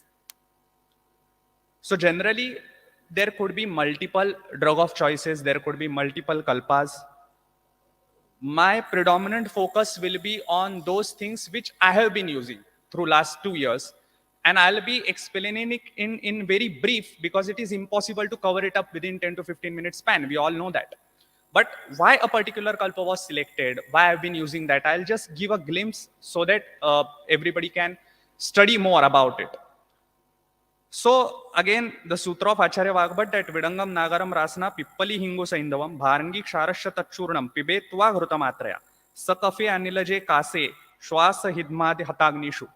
And all these situations we may find in this particular category of patients where there is a severe disease, that it is predominantly Kapha Vataja Samprapti. Rarely there comes the role of Pitta, which is predominantly because of the modern medicine. not because of the condition itself, because of the higher level of antibiotics, etc., then sometimes that could be the presentation. But most of the times it is generally like this. So these are the dravyas which are practically used, which I have been using most of the times. The next sutra is also important. Chatushpada charmasthi khura shrungodbhavam mashim tathaiva vajigandhaya lihat shwasi kafol banaha. Now, why this is important, that many a times in the protocol, or even I will be explaining about it, Shrunga Basma is used. And Shrunga Basma, likewise, we know that it is actually very rare to find. So that's why there could be an alternative to that. And I personally have been using Gomai Mashi in many cases, because we find the reference of Go Shakrut or Go Shakrut Rasa in multiple places as far as Shwas, Kas, Hikka, Chikitsa are concerned. So that could be one of the choices. At some points, you can also use Ashwadna Kshar as mentioned in this particular sutra. Next slide, please. So here it is mentioned as Kapha Pradhana Avastha, but it's not really Kapha Pradhana Avastha. I would like to call it more Kafol Bana Avastha. So in Kafol Bana Avastha, what I have been using is, as it is mentioned over here, Hingvashtak Churna. And I have particularly mentioned the quantity which I have been using, because more or less this is how the combination was and this is how the quantity was. But the quantity is for a day. Just remember that. So Hingvashtak Churna, why? Janayanti Jvatharagnim Vatarogasha Ghananti, or the dravyas are basically acting on Kapha Vilayan, as well as that would act on Vatanuloman, which would create Janayat Jatharagnim. And most of the dravyas which have been mentioned in previous sutras are covered up here. You can see that. So that's why, again, after that, Bibhitak Mashi, Kevalam Shwasakaseshu, Kevalam Va Bibhitak, Sarveshu Shwasakaseshu, Kevalam Va Bibhitakam. So Bibhitak, and that too in Mashi form, because this particular Mashi Kalpana is also very important as far as this particular disease is concerned. And that's why Bibhitak Mashi have been used. Then Hirak Bhasma. Generally, you will find that in these combinations of mine, a little bit more matra is used of the dravyas, which generally we used to use on a very lower scale maybe. That could be Hirak Bhasma, that could be Swarna Sindur, that could be Samir Pannak, which would be coming forth. Why? Because there is huge dosha predominant. So when there is more dosha bala, I feel that we should go on more matra also, although the dravyas are potent, but yet we have to manage the situation likewise. And that's how the experience have been. So Hirak Bhasma, why? Because most of the times in these cases, what we find is there is fibrosis. So Hirak considered to be Utkrushta Lekhan. So it acts wonderfully in fibrotic condition, and even in post-COVID cases also, where there is fibrosis, Hirak is actually drug of choice. In the first wave, I used to use Trailokya Chintamani particularly in these situations. But later on, how the situations got improved and we learned more and more out of the cases, I came to realize that two particular things are actually pivotal in Trailokya Chintamani. One is Hirak Bhasma, and second is actually Rasa Sindur. So in Rasa Sindur also, we went a step further and we started using Swarna Sindur, because once the Swarna comes in part, there is a theory of COVID-19 being Visha Chikitsa kind of thing. So that also is covered up with Swarna Sindur. And of course, the other gunas of Swarna Sindur itself are important there. Then Shrunga Bhasma, that's 500 mg. Kapha Kuthar Ras, again, very interesting kalpa to be used in all the conditions of COVID, as a matter of fact. Because basically Tamra Kalpa does excellent Lekhan, does excellent Kapha Vilayan, and hardly any quantity is required. In case of absence of Kapha Kuthar, one can use Arogyavardhini also. I know there is a prevalence of using Shwas Kuthar in many cases. Here it can be used as well. But generally what I feel, that we should look at the nomenclature of that kalpa. If it is Shwasa Kuthar, there has to be manifestation of Shwas in the first place. If there is no Shwas, the breathing is not increased, the number of breaths per minute are not increased, then are we actually going to call it Shwas? That should be the first question in our mind. Similar thing applies to Shwaska Shintamani also, because even that kalpa is used and that is useful also, but in a very particular avasthas, not always. So afterwards, Suta Shekhar Ras, because in Falashruti, Panchashwasa, Panchakas are mentioned itself in Sut Shekhar. Again, it acts on Annavasrotas as well simultaneously, that's why. And then Sahasraputi Abrak Bhasma, 60 mg added into this. Most of the time, Sahasraputi Abrak is separately added Vaidya Partha Kale, interestingly, he draw my attention to a very peculiar reference in our text, that while mentioning Gunadharmas of Abhrak, there is a mention Sadyah Prana Vivardhanaha. So we started keep on pondering on that what is Sadyah Prana Vivardhana? We say that Sadyah Shukra Karapayaha. So it should be Sadya. So just started taking it in a sense that it could be something which would improve on O2 saturation immediately. And that's how we started using it, and actually found that yes, that's how it has been using. So it's have been working. And afterwards, in many cases, I have used Ekal Abrak Bhasma also, and that has resulted in that particular results as well. I'm quite sure many Vaidyas would resonate with this particular experience, that they must be doing the same thing. Along with that, Kanakasav as an Anupan, here the quantity is mentioned as 10 ml TDS. Many a times I have given 10 ml 6 times also in a day. And generally for first 3 days, the line of treatment is a little bit different, because predominantly you have to act on kapha aggressively, and then simultaneously you have to manage vata in latter conditions. Next slide, please. Now in vata pradhan or vatolban avastha, more or less the combination will be same, the previous one. Only there are additions of Rasna and Devadaru. Both these drugs act wonderfully in conditions of Shwas and Kas. So they were added along with Samir Pannagaras 100 mg. Again, you will find that the quantity Samir Pannag is, it's quite large. But trust me, I have been giving it for 7 days, 8 days, 10 days also in patients who were in ICU, and they have improved. And the blessing for us is their profile is done every day, no, in the hospital. So there was no nephrotoxicity, no hepatotoxicity, because we have got reports in hand, because they used to do it quite a bit frequently. So Samir Pannag is actually a replacement for Swarna Sindur when there is Vatolban Avastha. Again, it acts on Vata Kapha both. Then Shwaska Shintamani predominantly when there is Daurabalya Avastha in picture, and also there is Vata Prakop. Along with that, Dashmula Rishta, now in Shwaska Chikitsa, you will find that Dashmula Siddha Jala is given. But it's difficult while we are working in ICU to give Siddha Jala. So a better way out is Dashmula Rishta, which again helps us a lot. Next slide, please.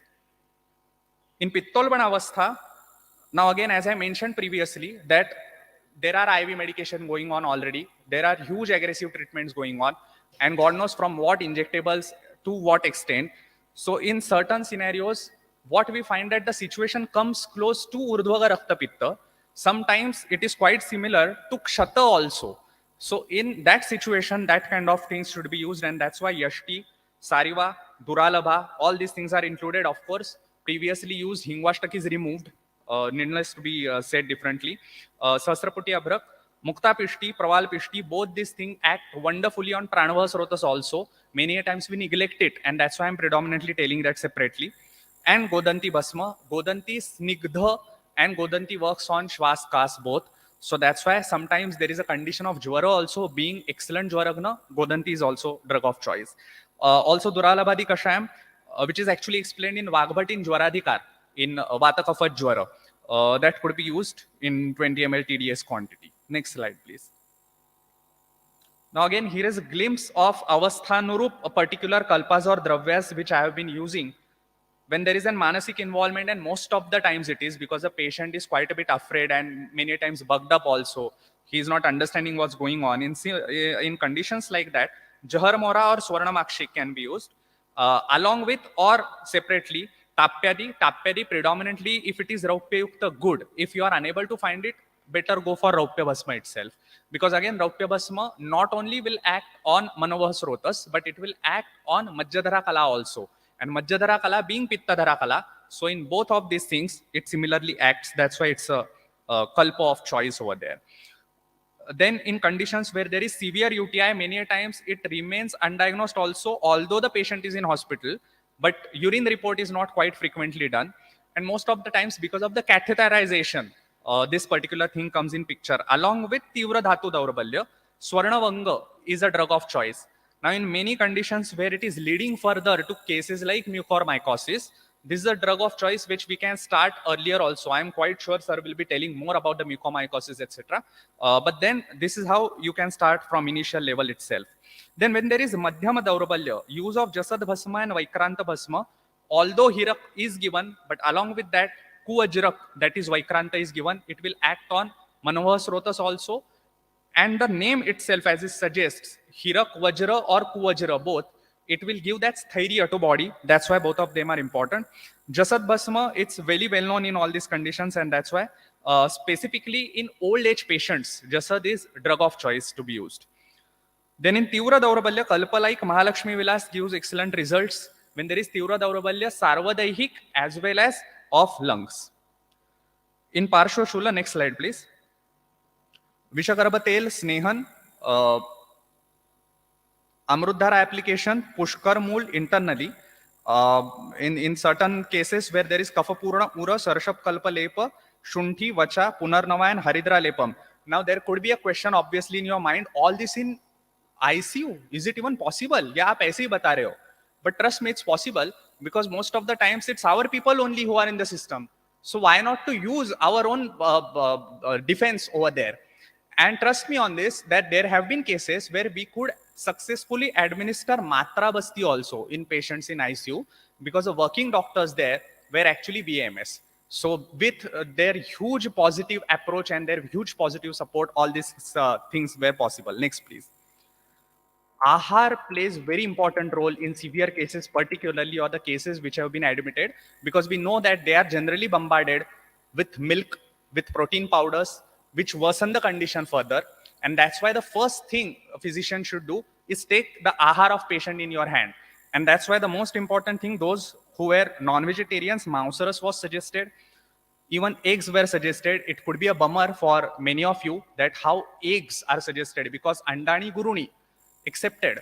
But then Charakacharya says that Kshateshu, Kaseshu, Rudrogeshu, all these things, they fall in Falashruti or other Guna Dharmas of Anda. And that's why formulation, not like boiled eggs because they would go further guru to digest, but formulations like omelets can be used for those who are eating them. For those who are vegetarian, of course, Mudgayush, Laja Tarpan, and Shiguru Siddha Yavagu. Do underline this particular thing, please. Yavagu Siddha with Shiguru Patra give some excellent results to another level when we start using them in ahar of patient. Next slide, please. There are a couple of cases actually. It's visible, right? Yeah. So case number 1, the patient is actually 49 years old, male, and a known case of hypertension, diabetes mellitus, and chronic smoking history. Now here it is mentioned that ARDS and 30 liters, you can see the X-ray on 17th May 21. So you can imagine the condition of his lungs is very much visible over there, and actually the patient was suggested the patient would land in on ECMO. So that's how we started, because it was the last option to go with Ayurveda. We started with the treatment. Next slide, please. Now there is difference. You can gauge the difference. The previous one was on 17th, the another one was on 22nd, and the last one is 31st, after which there was constant tapering of external oxygen support, and eventually the patient got discharged.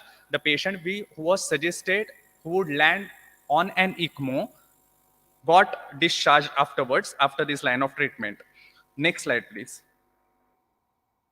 This case number 2 is 51 years old, female, 20 liters oxygen. Again, the same kind of scenario that the chest physicians and pulmonologists were not quite sure about where the condition is going to lead. And that's why the relatives came to us. Now, first and second, now what is the difference in this first and second X-ray? That the first X-ray and second X-ray, the time interval in both of them is hardly 24 hours. So that's where Rasakalpas can act, because that was the condition after which it all changed for me in my own domain, because till then Ayurveda was taken quite lightly. But then renowned pulmonologists took note of this particular case, and then they started inviting our medicines, not just permitting, inviting that, okay, you give the medicines and there will be differences. We are watching it practically. So even this case got discharged afterwards. So these are just a glimpse of couple of cases, predominantly because I have the X-rays with us. Now here is by the Mihir Vachasundar, with whom I tackled yet another case. And that was also an interesting case. The patient was one of the group members of people who have created that RT-PCR thing. And the same patient was suggested, now, ab aapko dua pe dekhna hai. Dawa to kuch nahi kar sakti. And then we started working over there. Today, the patient is discharged by God's grace and Ayurveda's help. and quite stable right now. So all these cases with predominantly these combinations only, there could be 19-20 ka farak in all that, but not predominantly more than that. Next, please. Sadhya sadhyatva is of stomach, and I have particularly mentioned it as say aapka stomaka sadhyo navo va balino bhavet. Why? Because what happens that even today, unfortunately, Ayurveda is a last resort of many patients. So what happens that when everything stops, then they come to us. And that's the worst mistake one can make. I have been constantly telling that to people that the moment you land in hospital should be your last opportunity to start with Ayurvedic treatment. Because as soon as there will be more and more doshas, it becomes difficult for us also to tackle the situation. And there will be more and more harsh medication from their side. There could be the immunosuppressants, which would further deteriorate the condition, etc. And that's why I have particularly mentioned that considering the sadhya sadhyatva, in my experience, if the person is on oxygen support more than 10 liters for more than a week, it gets a little bit difficult to tackle such kind of scenario, frankly. Next, please. Briefly, challenges which we faced. I'm quite sure all of you who have been practicing in this duration have faced this. That the first thing is medical legal issue, that we were not permitted as a standalone treatment first to treat COVID. Secondly, when the patient is admitted in hospital, there was a huge turbulence from their side that what kind of treatment are you giving? Then there could be misguiding to the patients also, that it would damage your liver and lungs and whatnot. So that becomes an issue. I guess in coming future, we should be able to tackle these problems as well, because, okay, we are working fine, we are working, putting more and more efforts. But if these kind of problems are there in picture, it becomes difficult for us to function as well. That's why. Secondly, lack of coordination. As I said, such an unfortunate scenario I have observed, that once the patient is actually improving, you get opposite kind of reaction from the people next to you, that they would stop giving you the reports of patient. That is so strange. Or many a times they would tell patients or their relatives that no, these things are actually not happening, these things are not actually working, and so on and so forth. So that is kind of lack of coordination I'm talking about. But yes, as I said, fortunately, after first wave and after watching the work, there was change in that also, but there is some good need of changing the mindset. And last but not the least, the hurdles in evidence generation. Because what happens that, okay, we are doing so much of work, but that has to be published somewhere.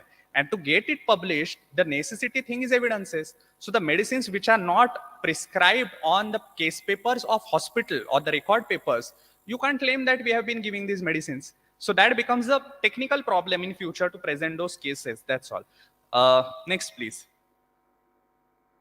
So this is a case paper, the case study of mine, which has been peer reviewed and published in last month only. An Ayurvedic approach in the management of mild symptomatic case of COVID-19 through telemedicine, which took 1 year of peer reviewing. Can you beat this? But it's okay. That's how it is. Finally, it's published. I'm glad that in this particular session, there are a couple of Vaidyas whose case reports is peer reviewed and published. The another one is Vaidya Jyoti Joshi. So it's just a glimpse of that. Please do read it. Please give your comments on that as well. Next, please. This is our Guru Arya late Vaidya Anil Panse sir, and after his sad demise, this is the first time actually that I am in Pune.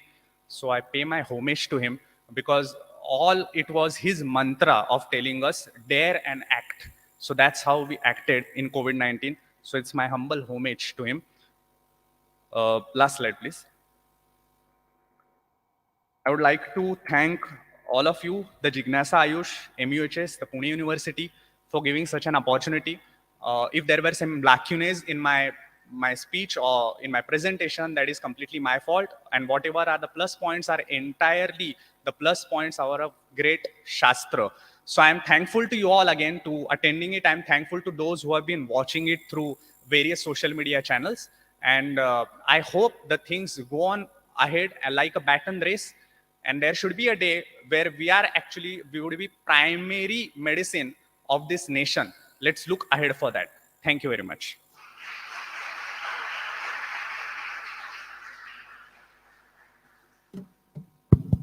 Thank you, sir, for sharing your views. Now, I would like to invite Dr. Vivek Sawant, sir, to share his thoughts on curative aspect.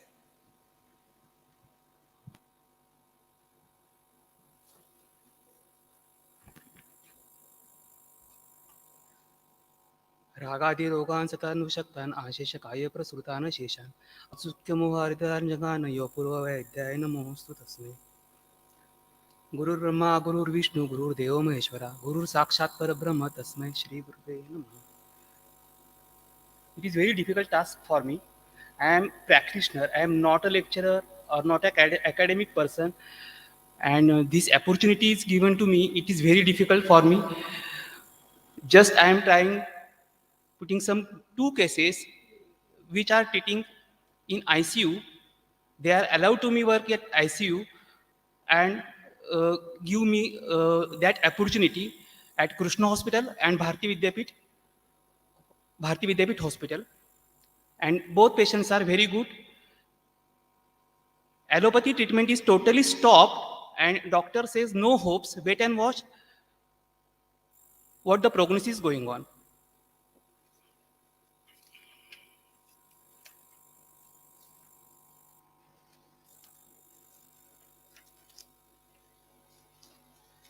Case first slide. COVID patient in ICU, managed by Ayurvedic treatment. After allopathic doctor declared no hopes. Is from Krishna Hospital, Kothur. Male patient, age 39-year-old. He has 26/6/21 Jvara, Tivra Vegi Jvara. 28/6/21 Jvara, Sakashta Shwasa. 29/6/21 RT-PCR positive, HRCT 10. Just look at that.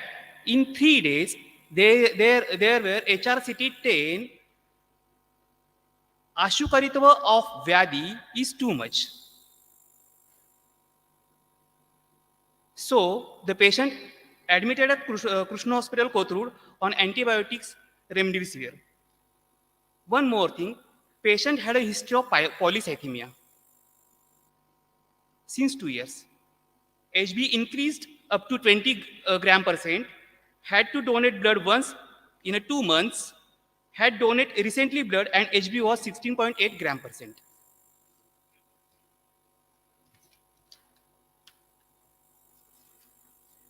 When 29 patients get admitted at Krishna Hospital, 30 June, fever persistent, shifted to ICU on NIV 70%. 17, SpO2 62, Jvara, Shwasa, Tivra Vegi Shwasa, Shwasa persistent. Here, I got a call from patient's relative for Ayurvedic Chikitsa. On examination in ICU, Shwasa Kruchrata 3+, special during defecation of mala, mutra and eating food.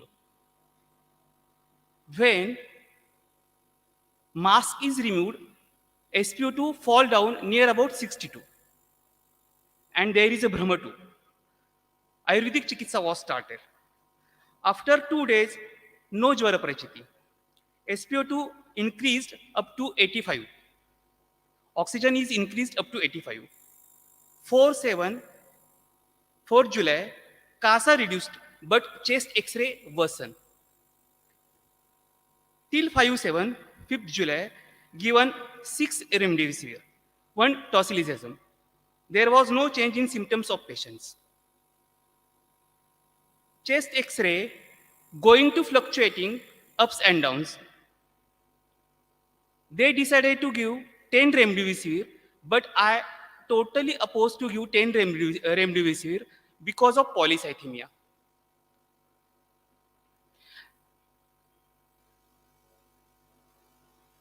Dr. Penurkar, 8 July, Dr. Penurkar, who had treated this patient, declared prognosis very bad. He declared that nothing more could be done for the patient and said wait and watch. I go to Dr. Penurkar. I told him, I know you are doing good job for that patient. You are doing all the things in ICU, NIV. There is very bad condition for patient, but he is my relative. So I just want to try the Chikitsa, Ayurvedic Chikitsa in ICU. so that you should give me the permission for that chikitsa. Some time of discussion, they accepted. I told him any pathy is going to there, but patient should be survived by any pathy. They accepted. They told me, you give just mere consent that what could be happen in that hospital, you are responsible for that, because he is from Mawad area and their public are very worst. His age is near about 39 years old. That's why I give him consent ki what could be happen with that patient, I will be responsible. And Ayurvedic treatment was started. Firstly, I give a lepa chikitsa on 8th July. Devdaru, Vacha, Kachora, Tila, Atasi, and other Kafagna Dravyas in Utkarika, which is explained in Charak Samhita. But it is very difficult to do Utkarika in ICU, so I prefer to do Pradeha Lepa in ICU. The first, that is the Pradeha. The first photo is that the Pradeha of all this thing. When we give Pradeha at night, after application of Pradeha, Vilayana occurs there. He has a severe cough at night, and after coughing, he get after the coughing, cough cough is getting out of. 9 July, there was increase in kasa, and then kapha pravartan occurred. Uro lagavata lakshan was seen in the morning in the 10th July. Uro lagavata. He told me that when I go to moment on the bed, it is very easy for that moment. Ahara. I stop all the aharas from hospital because patient is under my treatment. Dr. Penurkar is come for just seeing that how is the condition of that patient. Stopped hospital diet and started Ayurvedic diet, Mudga Yush, Kulatha Yush, Ajadugdha. Ajadugdha per day 1 liter Ajadugdha, Kulatha Kambalika by feeding tube. 12/7, NIV reduced up to 70%. Firstly, NIV is up to 70%, it is reduced up to 40%. HB was 15.2. 14/7, patient shifted from NIV to 6 liter normal O2.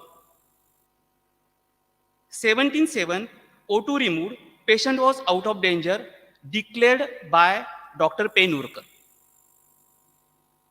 Doctor expressed thanks for Ayurveda. 27, patient was discharged. In polycythemia, HB is totally increased. He donated blood each successively 2 months. In COVID-19, B dimer should be increased, but his last HB is near about 14.2.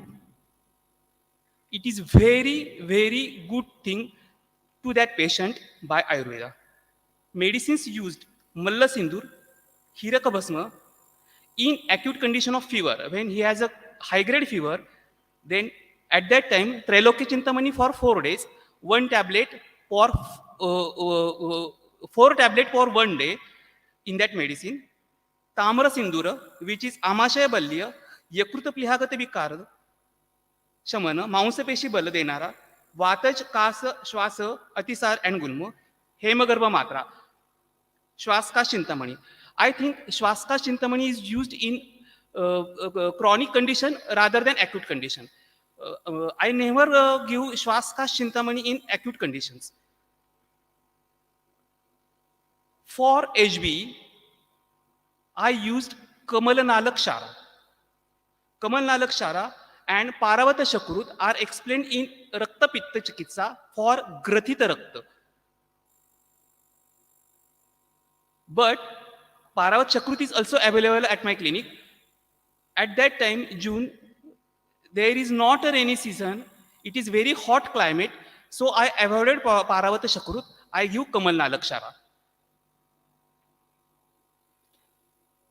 Devadarvedi Churna, Devadarvedic Vat explained in Sharandar Samhita in a Chaturtika Jvara Shwasakasa. Bharangadi Kasha explained in Yogaratnakara सान्निपातिक ज्वर चिकित्सा विषम ज्वर चिकित्सा संतत सतत अन्य दुष्क तृतीयक and chaturthaka. For when we consider about polycythemia, my thinking is near about it is samarakta case. So I added Kamalnalak Shara, Raktapachak and Medopachak. And my favorite drug, Shrungarabharas and Chandramrutvati. Chandramrutvati is from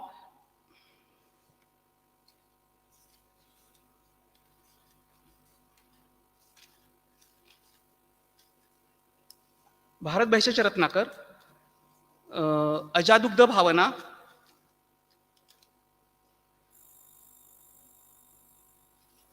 Falashruti, Hancha Pancha Vidham Kasam, Vatapitta Samudbhavan, Vatashleshmodbhavam Dosham, Pitta Sleshmodbhavam Tatha, Vatikam Paitikam Nana, Dosha Samudbhavam, Raktanishtivam Chapi, Jvara Shwasa Samanvitam, Krishna Daha Brahmahanti, Jatharagni Dipani.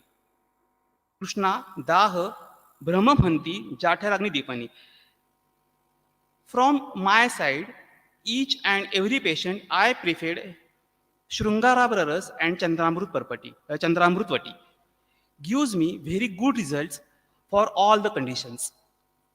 Along with Arogyavardhini. If we consider about Sthana Samshray, there is a Kapha Sthana, Uro Sthana, includes Rudaya and Phupusa. If we consider the Utpatti of Rudaya and Phupusa, there should be consideration of Pitta, Rakta, Vata and Kapha, all the things. So we should think in the Chikitsa, Pitta Chikitsa, Rakta Chikitsa, mainly because of Kapha, Phupusa and Rudaya Sangatan is made up by Shonita Phena Prabhavat Phupusa. So, according to that, we should consider about Pitta, we should consider about Rakta. It is very common side that Pitta Pangu Kapha Pangu Pangava Maradhatavaha Vayuna Tatra Niyanti Varshanti Megavat. If though are weak, Vata is balanced on that dosha, so we should consider about Vata also in Anuloman Chikitsa. When he has constipation, Malavarot, I give him Rasnadi Gruta from Vataja Kasa Chikitsa. It gives good result from my side. 10 ml per day before lunch and before dinner. This is the first case. Second case, next X-ray, chest X-ray and all the things. There are reports of HB which is 16.8, 15.8, 15.4 I think and 14.2 at the discharge time. There is no increasing of HB, which Penurkar sir complains that if increased HB, we can't do anything because of the COVID session. Second case, this case is from last month. Second case, I am just treating in a Bharati hospital. Same case, doctor told that no hopes, patient age is 75, case of post-COVID complications managed by Ayurveda. Male patient, age 75 years, chain smoker. Had taken treatment at Saswad Hospital for 14 days. HRCT score 25 out of 25 with pleural effusion. 3 August, patient got admitted at Bharati Hospital for further treatment of post-COVID complications.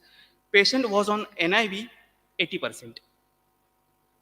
9/8, patient had a stroke, right side hemiplegia, X-ray, moderate pulmonary COVID infestation, wide bands of subpleural opacities are noted bilaterally, cardiac and diaphragmatic margins are partly obliterated. 11.8. X-ray. Bilateral subpleural and basal opacities obscuring left cardiac and diaphragmatic outlines. They give injection remdesivir, injection Vasaloc, injection Dexa, injection UPH, tablet paraffinics, ecosprin, atorvastatin, injection meropenem, and other drugs like Limsi. There is no improvement. Relatives approached for Ayurvedic treatment on 19/8/21. I give Shwasakasa Chintamani, Mahalakshmi Vilas, Hemagarbha Matra, Malla Sindur, Tamra Sindur, Amalaki Vaidehi, Chandramrutvati were started. 28/21. When patient come at me, he is on NIV 80%. Now NIV decreased, it is 70%.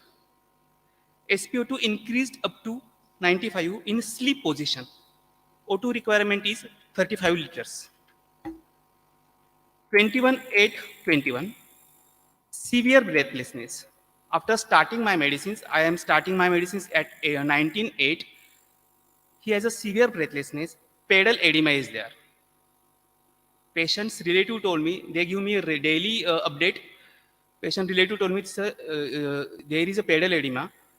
On investigation, D-dimer raised up to 33,920. They started anticoagulants, antifibrotic medicines. O2 saturation 82%. Respiration rate increased up to 45 per minute. Pulse rate 135 per minute. Patient shifted to ventilator, 80% saturation on BiPAP. Same thing. Our treatment, Kamal Nalakshara, Raktapachak, Medopachak. Patient don't pass stool, so I give him Virechan on 22. 25 ml of Erendasneha by feeding tube. 2 Malavekas there. No other improvement.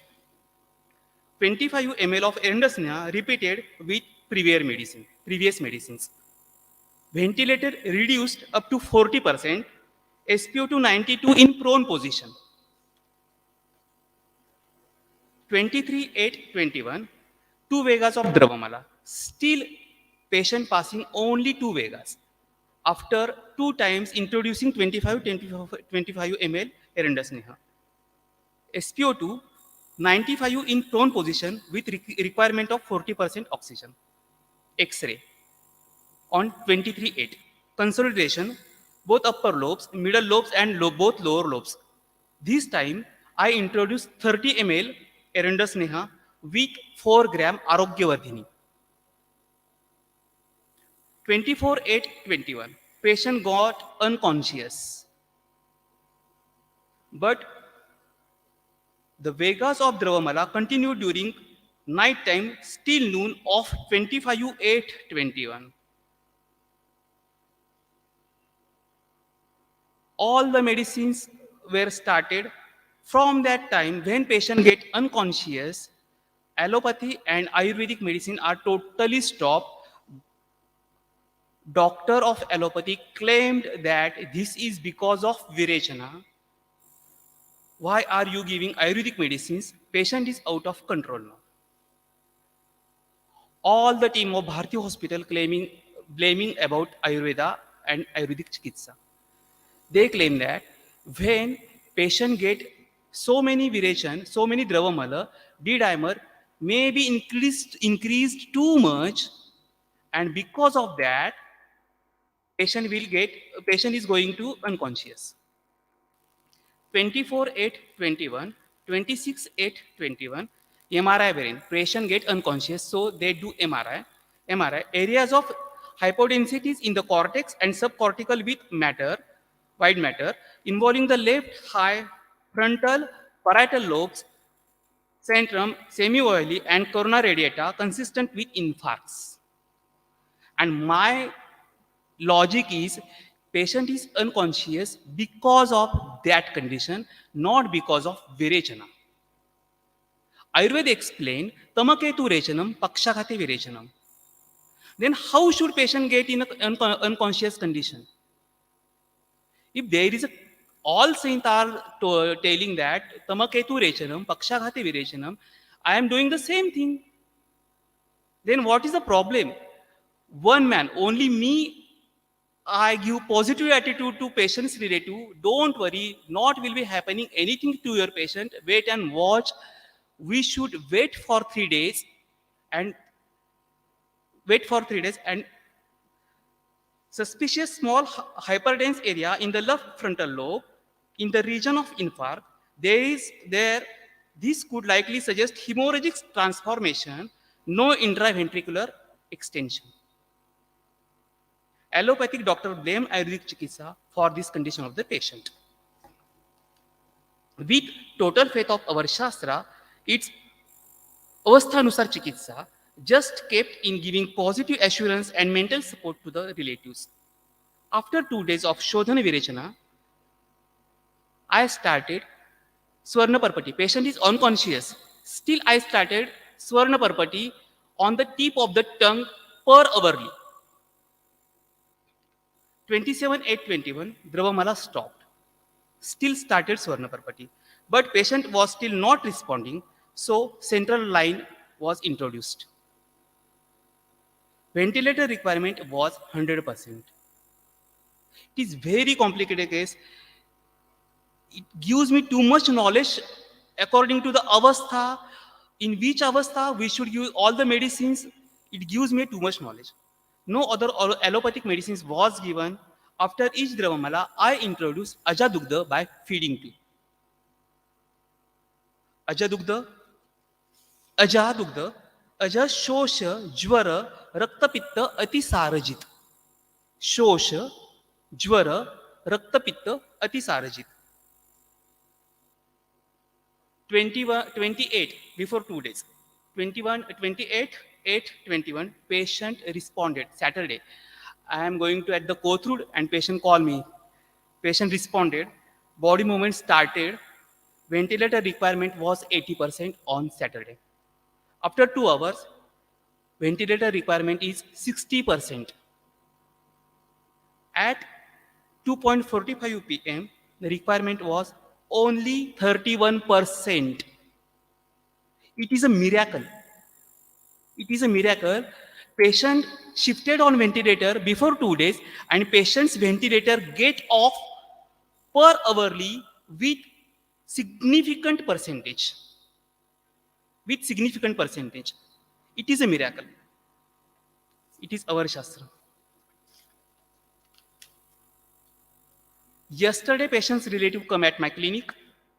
They told me patient required only 31% ventilator. Allopathy doctor told patient is very stable now, but they are not. Ayurveda को उन्होंने कुछ भी नहीं किया. And they told maybe ventilator patient will be off the ventilator in the morning. When I come here, patient's relative's phone is there. Sir, ventilator patient का निकाल दिया है. Patient is on 10 liter normal oxygen. 10 liter normal oxygen. Let's see what is the prognosis is there. But both the cases I treated at ICU in both hospitals, and they gave me too much knowledge in avastha, in which avastha we should use that medicines.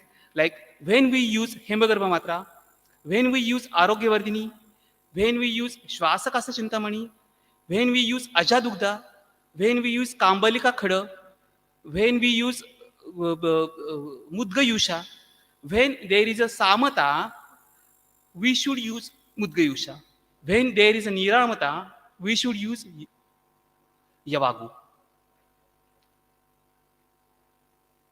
Okay.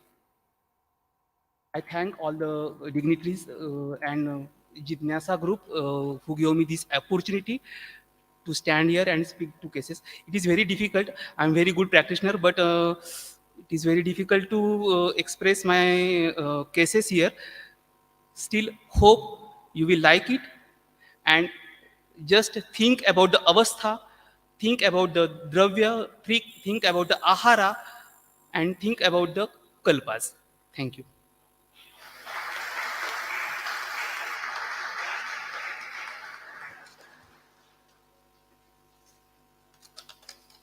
Thank you, sir. Now I request Dr. Jyoti Joshi ma'am to share her experience. We are having her online in this session.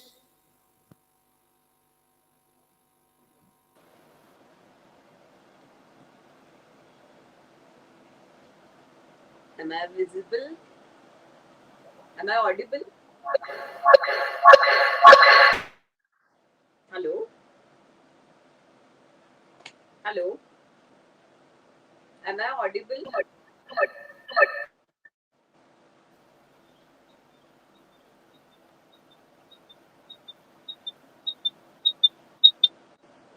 Am I audible?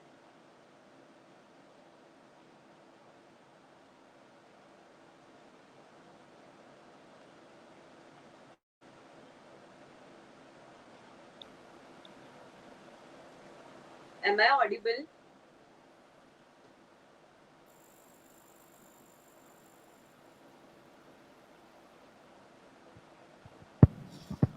Yes, ma'am, you're audible. Okay, thank you so much.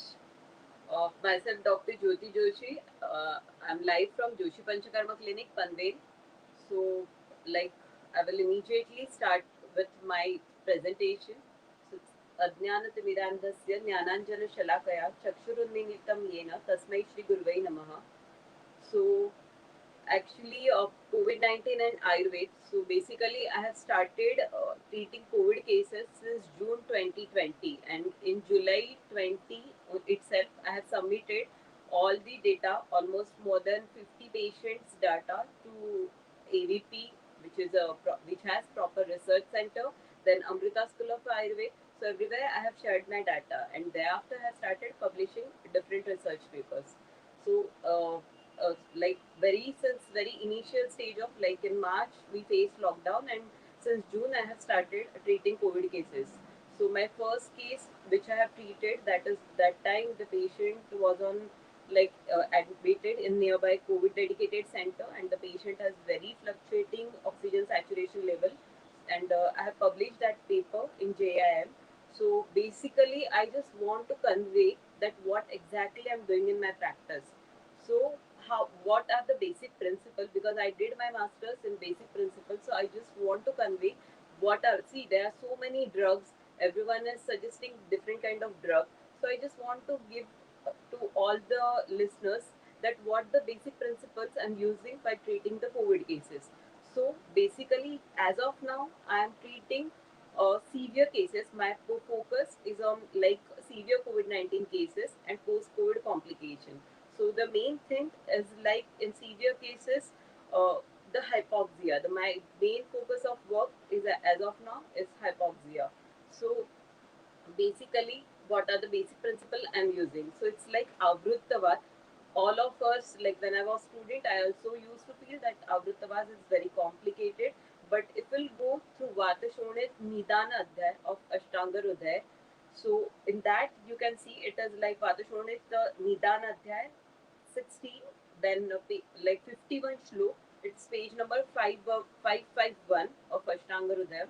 So it's like Avruttavat. So if we'll see that if Pranavritta Udan Vayu, then it's Nishvasa Ushvasa Samrodaha Pratishaya Shido Roga Rudroga. So you know, we all know that is COVID-19 is a complex of disease. It is not only limited to the pneumonia. It is not only limited to the fluctuation in oxygen saturation. It affects various systems.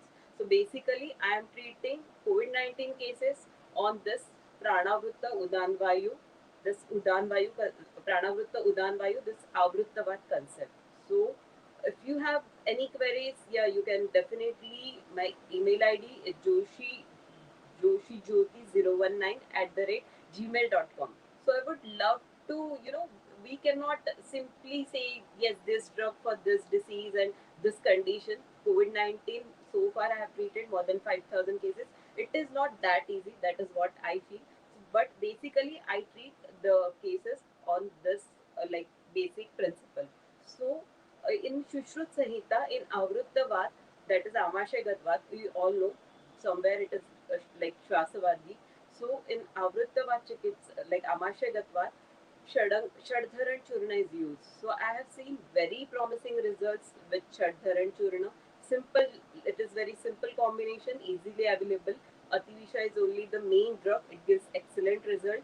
So, I have seen that in COVID 19 cases, Shadharan. Means since I have treated the first case in June 2020, since that till August 2021, I am using the main line of drug, it's Shadharan Churna. Then I will start with like Ahar, Vihar, and Aushadhi. Ahar, Vihar, and Aushadhi. This is very much important. It will give so many Rasa Aushadhis and everything, but still, if we want to give a complete cure to the COVID patient, though it's mild, though it's moderate, though it's severe, we need to follow Ahar, Vihar, and then Aushadhi. So in Ahar, basically, I ask the patient to have only liquid diet for first 24 hours and no processed food. Like if we see all the fruits and other stuff, they also come from cold chain. Like apples are not there in Mumbai, Maharashtra. So I just ask the patient to avoid all sort of things like only mudgayush or laja tarpan, this type of things. Then I have already explained the first drug, that is Shadhar and Churna. Then it's come Shadanga Paniya. So Shadanga Paniya is medicated water. So Shadanga Paniya, it's like simply you just have, it's like we know how to make it. So like sip by sip, whenever you are thirsty, that time ask the patient to have that Shadanga Paniya. So these are basic things one can give to all the patient. Though like we have already know Nishunti and so Shunti Shadangapanya. So if it is like Pitta Vasta or Pitta Vriddhi is there, then simply we can give Nishunti Shadangapanya, medicated water. Yes, then I will start that how I am differentiating and how I am treating COVID 19 cases. So it's like mild, moderate, and severe. So if CRP is below 30, the patient is having mild symptom, that is only for 24 hours fever, mild weakness, and patient has exposure to the COVID 19. And if patient has no any comorbidities, so it's uh, all other inflammatory parameters like D dimer, then ferritin and all our other in like within the normal limits, then it's like mild case for me. In that, I just ask the patient to do langar for a minimum 24 hours, and the patient can have a liquid diet. And with that, I just ask the patient to have Shadharan Churna. That is also the sublingual administration. I make sure that in all the patient, because all the time chances of pneumonia, breathlessness are there, fluctuation in oxygen saturation are there. So I just ask the patient to have sublingual administration of the medicine. It is very important to give sublingual administration of the medicine. So, in these cases, the simple formulation that I have explained earlier, that also gives an excellent result. But definitely, I have explained that ahar is very important. And in Bihar, if patient is very mild, then simply day-to-day activities are fine. And Aushadhi, I have explained these two drugs which we can give blindly to almost all the patients, because generally we don't get time. If you are working in COVID day and night, you hardly get a time to take, like there are many a times people contact you in very emergency. So you should know at least basic drug with which you can start the treatment. So these are the things. Then I use in most of the cases Sukshma Triphala. Sukshma Triphala is combination of Triphala and Kajali. It also gives excellent result. We can give like 250 milligram tablets, maximum 6 tablets to 8 tablets for first 24 hours. We need to give Rasa Aushadhis in COVID 19 cases in a, like we can say, bulk quantity for couple of hours. Once we can see patient start improving, then we can taper the dose. So this is about the mild cases. Then in the moderate cases where the CRP is between 60 to like 30 to 60, then there is a fluctuation in oxygen saturation on room air. If saturation is like above 90, but still like patient is able to maintain the saturation on room air around like with rest and all, if patient is able to maintain the saturation till 95, so these cases are moderate for me. In these cases I'm just giving sublingual administration of Apamarga Kshar. Why Apamarga Kshar? You can read a detail about Apamarga, then some Kshar concept. So Apamarga is basically Rakshogana as well. So I have seen that Apamarga gives also, like as I have told very confidently that these two drugs are, hello. Hello. You continue. Yes. So these two drugs, I have seen that Apamarga Kshar is giving, because it is Rakshogana and somewhere it is kind of Janapadvansaniya. So Apamarga is also giving excellent result, but I am giving it with combination, that is Shaddhar and Churna, Apamarga Kshar, then Rasa Sindur and Haridra. This combination I am giving sublingually. So Apamarga Kshar you can see 5 gram, then Rasa Sindur 500 milligram, Apamarga Kshar 500 milligram. This combination works, it gives actually excellent result in hypoxia. So like where there is slight fluctuation in O2 saturation, we can start with this combination. Then in severe cases, here it's come like what is the important role of Ayurveda. So in severe cases, the same, the many a times patient, what is the role of, actually this seminar basically based on curative role of Ayurveda during COVID pandemic. So actually I have treated where the patient is having only around, the patient is maintaining 45 oxygen saturation on room air, patient is not getting bed anywhere, but still like till the patient get the bed, we are able to maintain her oxygen saturation with simply external O2 of 6 to 7 liters. So I have those videos I have shared with everyone. So that's why all the research paper and everything is recognized. If you are giving a good job in your field in Ayurveda, it is for my Ayurveda students that you have a very bright future. But documentation is very necessary. We are just keeping the data of all the patients of like temperature, then pulse oximeter reading, that is whole 1 minute, though patient is admitted, patient is home isolation, or patient is somewhere in COVID dedicated center. We just ask the patient to send the all the readings every 2 hourly. So we can able to have, collect the proper data of the patient. So in severe cases, the Indukantam, basically Indukantam Kashayam, I'm just adding in that sublingual combination, which I have already explained of Shaddhar and Churna, Rasa Sindur, Apamarga Kshar, and Haridra. So with that, I'm just adding Indukantam, uh, uh, Indukantam Kashayam, that also contains Yavakshar. So Kshar somewhere plays very important role in COVID-19 cases where the chances of pneumonia are there. Then we different types of Rasa Aushadhi. The mainly which Rasa Aushadhi I am using, so that is Rasa Sindur. The maximum dose I have used for a day, that is 2 grams. I'm repeating, but it is necessary, like it is very excess as compared that as it is mentioned in our text. But in COVID-19, I have seen if there is a like severe, like we can say the CT score is more than 12, like 18, then we need to add this much of, at least for a couple of hours, we need to give this much of excess medicine.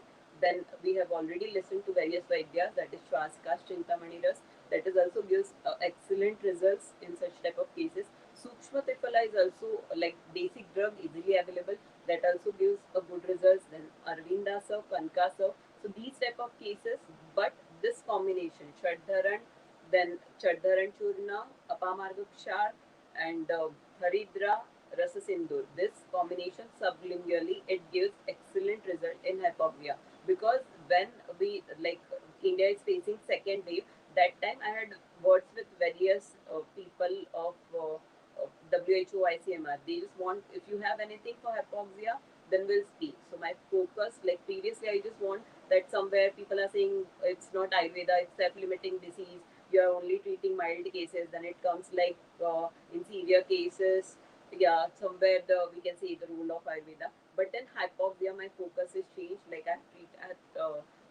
have collected a proper data of the patient with this combination where saturation is we see that immediately start improving, and we can like when bed were not available that time we can manage the cases in home isolation till patient get the further facilities at hospital. Then I will come immediately to the post-COVID complications. So mainly I have seen that is the fibrosis. The second thing is brain fog, and the third thing is uncontrolled diabetes. So I have treated these cases. The patient were on first of all I will come on uncontrolled diabetes. The patient when came to my OPD, the patient was almost 24, then 20 and 16 units. This kind of insulin, but still there is no control of diabetes. There is still fluctuation in VSL levels. So that time, Shodhan plays very important role because this is drug induced.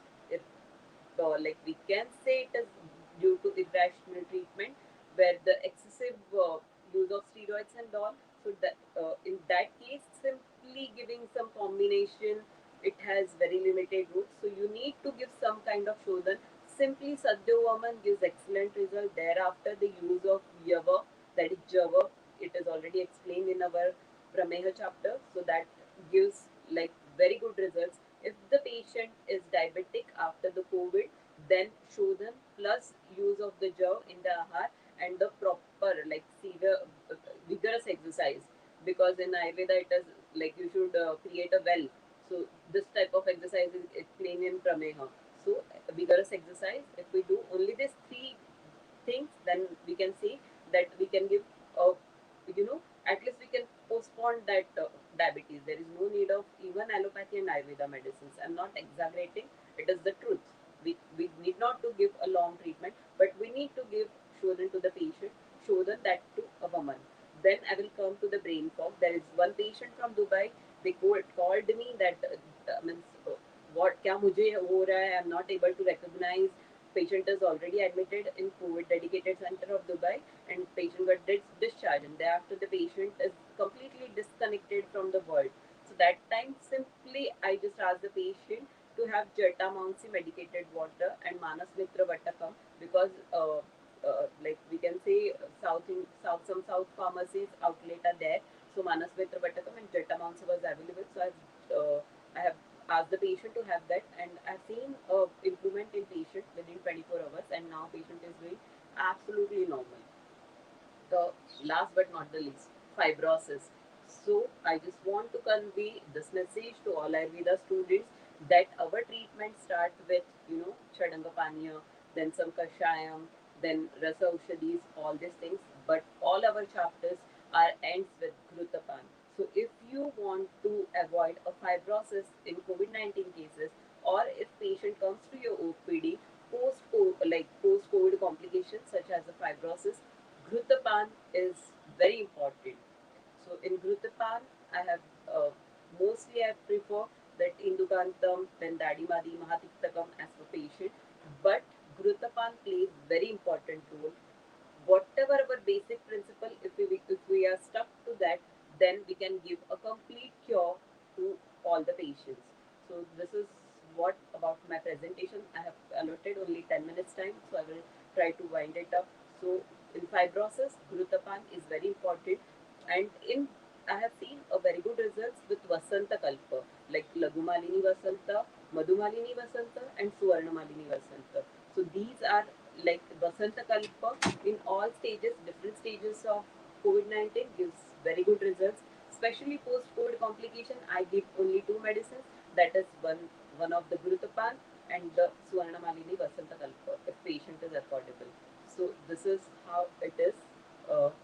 In very short, it is very difficult to talk about this topic in 10 minutes, but hope I just conveyed what the basic principle I'm using while treating COVID-19 cases.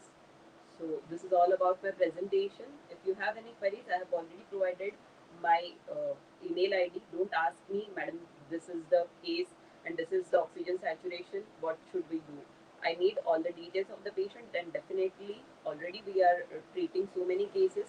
So I just want that who are the listener of this seminar, at least couple of them Vaidyas should able to treat very confidently COVID-19 cases, because we don't know when the third wave, fourth wave comes. So we should all prepare, and no one can deny that if during COVID-19 Ayurveda played important role as a mainstream in the medicine. So this is all about my presentation.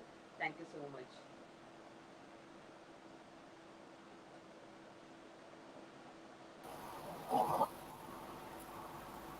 Thank you, ma'am. Now I request Dr. Sandeep Jadhav sir to share his views.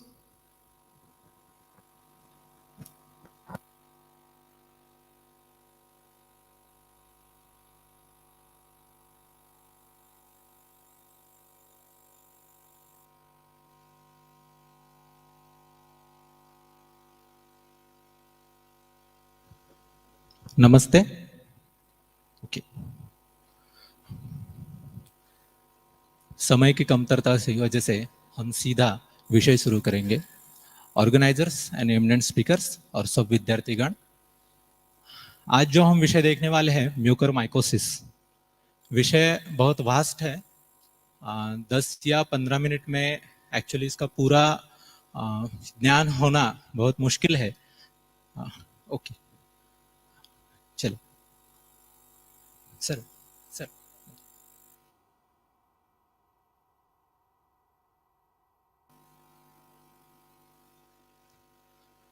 ज्ञान होना मुश्किल है, लेकिन जितना भी abstract हो सके और प्रैक्टिस में आप यूज कर सके उतना मैं बताने का प्रयत्न करूंगा। तो म्यूकरमाइकोसिस आयुर्वेद व्यू।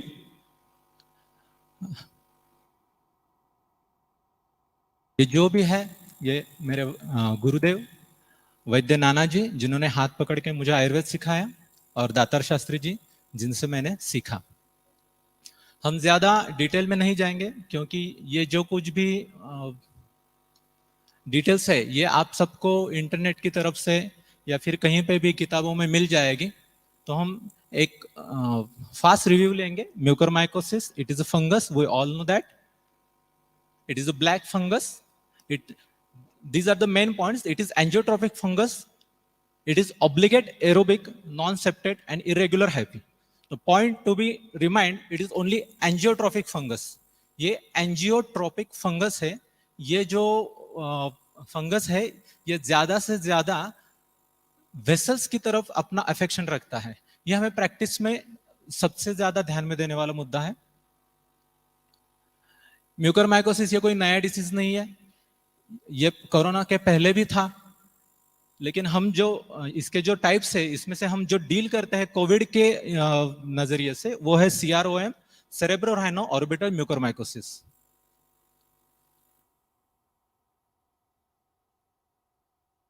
ये कुछ चीजें हैं जिनकी वजह से म्यूकरमाइकोसिस होता है। हम अभी सिर्फ कोविड ये यानी ये पार्श्वभूमि रख के म्यूकरमाइकोसिस देखने वाले हैं।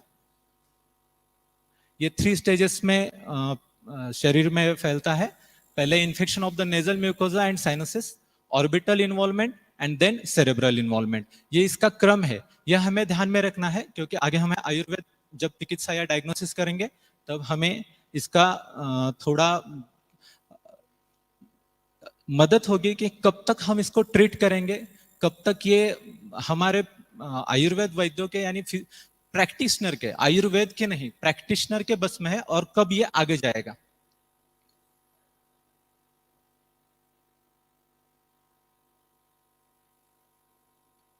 ओके, ये कुछ लक्षण है जब ये नेजल म्यूकोजा और साइनसिस में रहता है।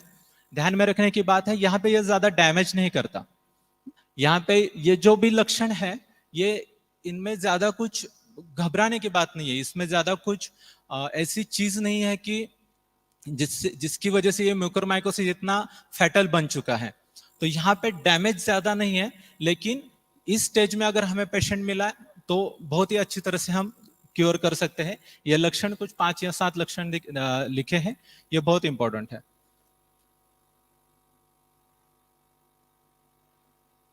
ये जो है ये some few days to weeks इस तरह से फैलता है। ध्यान रखने की बात है, ये यूनिलैटरल है, दोनों आंखों में बहुत बार देखा नहीं गया, एक ही साइड से फैलता है। इसका जो डायग्नोसिस है वो ब्लैक नेक्रोटिक टिश्यू कहीं पे भी नाक में वगैरह दिखाई देती है, जिसको मिसलीड कर देते हैं क्लॉट के साथ, कि कुछ रक्त ब्लड का क्लॉट है, इस तरह से मिसलीड कर देते हैं। और इसका जो ज्यादा से ज्यादा ना साइनसिस में पाया हुआ जो भी कॉम्प्लिकेशन है वो इस्चेमिक नेक्रोसिस, और वो बोन और कार्टिलेज में ये हो जाता है। और बोन और कार्टिलेज में जो इस्चेमिक नेक्रोसिस होता है, ये भी लक्षण हमारे ध्यान में रखने की बात है, क्योंकि यहाँ में आयुर्वेद के बहुत सारे डायग्नोसिस यानी डायग्नोसिस करने में इंपॉर्टेंट रहता है।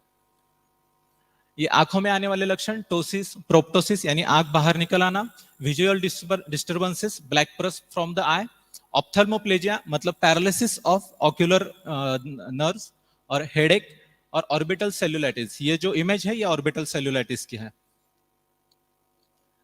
उसके अलावा ये भी कुछ चीजें हैं, यानी जितना वो डैमेज करता है, हमें इस इंफॉर्मेशन में ज्यादा ये नहीं है, क्योंकि 10-15 मिनट में जो भी बताना है आपको, इससे ज्यादा भी ध्यान रखना पड़ेगा कि ये क्यों होता है। तो इतने, ये जो आपको भी बहुत बड़े सिंड्रोम, थ्रोम्बोसिस ऐसा दिख रहा है, तो ये कैजुअल है, ये हो जाएगा। हमें कब डील करना है, कहीं नहीं कब नहीं करना है, यही हम अभी देखेंगे। तो पोस्ट कोविड के हिसाब से रिस्क फैक्टर रहता है, ये सबको पता है कि uncontrolled hyperglycaemia, excess use of steroids, increase serum ferritin, क्योंकि ये एंजियोट्रोफिक फंगस है। Unsterilise oto cannula, unsterilise humidifier, ये सब देखने में आया है कि जब जहां जहां ऐसा कुछ हेतु या फिर निदान हुआ है, वहां पे म्यूकोरमाइकोसिस के केसेस रेज्ड हुए हैं। ओवर यूज ऑफ एंटीबायोटिक भी है। तो अभी थोड़ा हम मॉडर्न साइंस देखेंगे और फिर हम आयुर्वेद सीधा स्टार्ट करेंगे। तो यहाँ पे देखिए क्या होता है, डायबिटिक कीटोएसिडोसिस और हाइपरग्लाइसेमिया जहां पे भी हो पोस्ट कोविड पेशेंट में, तो free ion becomes readily available in the serum, and this iron is the food for black fungus. और ये हाइपरग्लाइसेमिया, इसकी वजह से क्या होता है, ये GRP मतलब ग्लूकोज रिलेटेड प्रोटीन 78, ये एक केमिकल एंजाइम है जो सेल वॉल्स पे रहता है, तो ये म्यूकोरल्स को बाइंड हो जाता है। जैसे भी हाइपरग्लाइसेमिया होगा तो ये GRP 78, आप थोड़ा सा ये विकिपीडिया पे पढ़ेंगे तो पता चलेगा प्रोटीन फोल्डिंग अनफोल्डिंग में इसका रोल कितना रहता है, और न्यूट्रोफिल्स को कॉल करने में इसका रोल कितना रहता है। तो जैसे ये इनिशिएट हो जाएगा तो पोलियोमॉर्फोन्यूक्लियर डिस्फंक्शन हो जाएगा, ये न्यूट्रोपेनिया हो जाता है। यानी न्यूट्रोफिल्स जो रहती है ये सिस्टेमिक इम्यूनिटी है, ये सिस्टेमिक इम्यूनिटी हमारे काम नहीं आती, जिसे हम इम्यूनोसप्रेसिव रिस्पॉन्स ऐसा कहते हैं। तो ये न्यूट्रोपेनिया है, ये इम्यूनोसप्रेसिव ड्रग की वजह से भी होता है जो कोविड में यूज किए जाते हैं। तो ये पिक्चर थोड़ा सा ध्यान में रखने वाली बात है, और हम अभी अपना विषय शुरू करेंगे। तो म्यूकरमाइकोसिस, इसे हम अनुक्त व्याधि कहेंगे, या फिर कहीं पे भी हमारे रेफरेंस भी जमा हो जाते हैं कि क्या है, कि क्या हो सकता है, हम क्या क्या कर सकते हैं। तो जब अभी जो भी ये सब मैं प्रेजेंट कर रहा हूं, ये अब तक जो भी मिला है वो है, ये कंक्लूजन नहीं है कि यही है। जैसे जैसे केसेस आते गए वैसे वैसे और पता चलता गया। तो बेसिकली ये राग, स्त्राव, शूल, शोथ युक्त ऊर्ध्वजत्रु भाग की संप्राप्ति है। एक्चुअली मेरे पास जब केसेस आते हैं वो आई के रिलेटेड ही आते हैं ज्यादा से ज्यादा। जब तक वो ऑर्बिटल में गया नहीं तब तक कोई सोचता ही नहीं कि इसको हम कुछ ट्रीटमेंट करेंगे। तो अगर हम थोड़ा सा समराइज करें तो म्यूकरमाइकोसिस ये राग, स्त्राव, शोथ, शूल युक्त और ऊर्ध्वजत्रुभागी स्थान संश्रय ली हुई संप्राप्ति है, और ये आशुकारी है, मर्मोपघात करने वाले हैं, आगे जाके लिंगनाश करने वाले हैं। मैं थोड़ा सा आंखों की तरफ से ज्यादा बात कर रहा हूं क्योंकि वही ज्यादा मेरे कार्य क्षेत्र में ज्यादा आता है, वैसे बाकी चीजें भी रहेंगी। क्लेद वृद्धि, क्षीण वातपित्त, क्षीण रस रक्त, ये पूरा प्रोटोकॉल हमें ध्यान में रखना पड़ता है म्यूकोरमाइकोसिस को ट्रीट करने के लिए। ज्यादा डीप या फिर ज्यादा कुछ रेफरेंसेस ऐसा नहीं, हम सहजता से देखेंगे कि म्यूकरमाइकोसिस को दोष दुष्य कैसे उभर के आते हैं और उनको कैसे ट्रीटमेंट की तो रिजल्ट आ जाता है। तो थिंग्स टू कंसिडर, देखो हम हमारे वैद्य आदरणीय अनिरुद्ध काळे सर जी है, जिन्होंने मुझे बहुत मार्गदर्शन किया है इन केसेस पे, उनका हमेशा का वक्तव्य रहता है कि आयुर्वेद प्रैक्टिशनर जो है ना वो सुपर कंसल्टेंट है. वो आर नॉट ओनली प्रैक्टिशनर्स, वो आर नॉट कंसल्टेंट, वो आर सुपर कंसल्टेंट. तो ये हमें सब अलग बनाता है बाकी के कंसल्टेंट से, बाकी के पैथीज से. तो थिंग्स टू कंसिडर, ये म्यूकरमाइकोसिस जब भी हम ट्रीट करेंगे तो पहले ध्यान में रखना है ये जीर्ण ज्वर के बाद आया हुआ उपद्रव है, क्योंकि हम अभी कोविड के हिसाब से बात कर रहे हैं. इसलिए ये म्यूकरमाइकोसिस अलग तरह से अलग जगह पे आएगा तो हम अलग बात करेंगे. अभी कोविड का है, इसलिए जीर्ण ज्वर के बाद आया हुआ ये उपद्रव है. और कहाँ पे ध्यान नहीं जाता बाकी की पैथियों का, आयुर्वेद वैद्य का तो जाएगा ही जाएगा. तो कहाँ पे ध्यान नहीं जाता कि कोविड में ये आहार क्या लेते हैं, सबको पता है. एग्स, पनीर, जो भी गुरु भोजन रहेगा वो सब. फिर कोविड से डिस्चार्ज होने के बाद वो क्या क्या आहार लेते हैं. जैसे ही पेशेंट डिस्चार्ज हुआ तो वो सोचेगा कि मैंने इतना बहुत कुछ सहन कर लिया, अब मैं हेल्थ के बारे में कॉम्प्रोमाइज नहीं करूंगा. जैसे वो बाहर आता है तो सुबह शाम नॉनवेज, पनीर और एग्स खाना शुरू कर देता है. सर क्या चुकला कमा. तो जैसे ही वो बाहर आता है तो ये खाना शुरू कर देते हैं. ये ध्यान सिर्फ वैद्य ही रख सकता है और कोई नहीं रख सकता. फिर दूसरी चीज कंसीडर करनी है कि कितने दिनों तक वो कोविड से पीड़ित रहा और उसको कौन सी आधुनिक औषधि, कौन सी नहीं तो भी चलेगा, कितनी डोज में दिया गया, कितना रेमडेसिविर दिया गया, कौन से एंटीवायरस दिए गए और कितने दिन तक वो एडमिट रहा, ये कंसीडर करना बहुत है. और जब भी उसको म्यूकरमाइकोसिस हुआ है तब उसका मानसिक और शारीरिक स्टेज क्या थी, वो अब हमारे पास आने के बाद उसकी मानसिक स्थिति क्या है. ये बहुत ही शालाक्य में ये चीज बहुत ही ध्यान देने लायक होती है कि पेशेंट की मानसिक स्थिति क्या है. थोड़ा सा हम हमारे ग्रंथों में जाएंगे, फिर हम ये जो चीजें हैं इनका एक्सप्लेनेशन देखेंगे. तो हमें क्या क्या पिक्चर दिखता है, हमारे पास क्या इंफॉर्मेशन है, ये हम पहले देख रहे हैं. एक तो ये एंजियोट्रोपिक फंगस है. ये सीरम फेरेटिन की लेवल ज्यादा रहने से होता है. ये कोविड में, पोस्ट कोविड जब शुगर ज्यादा रहती है उसकी वजह से होता है. उसके बाद हमने देखा कि इम्यूनोसप्रेसेंट ड्रग्स और GRP78 देखा. उसके बाद हमने देखा कि वो आशुकारी है. जैसे पेशेंट आज आया तो कल उसकी स्टेज अलग रहती थी. जब ये सेकंड वेव थी तब हमारे पेशेंट आते थे, हमारे पास आज फोन आया ऐसा है और कल पेशेंट का फोन आया तब उसकी कंडीशन बिगड़ चुकी थी. ये बहुत ही आशुकारी है. और ये चार चीजें बहुत ही ध्यान देने लायक है. ये अगर हमने ध्यान में रखी और ट्रीट किया तो हमारी जो ट्रीटमेंट है वो फलश्रुति यानी फल हो जाती है, सुफल हो जाती है. इनको हमने बाईपास कर दिया तो कितने भी स्वर्णकल्प यूज करो, कितने भी अच्छे अच्छे कल्प यूज करो, अच्छी तरह से रिजल्ट नहीं आते. क्योंकि जिन्होंने ये नहीं सुना, जो पेशेंट ने, उनके भी रिजल्ट हमें पता है और जिन्होंने हमें फॉलो किया उनके भी रिजल्ट अलग से है. तो क्लासिकल टेक्स्ट में थोड़ा सा देखेंगे तो हमें जो पेशेंट आता है तो हमारे पास वो शोथ लेके आता है.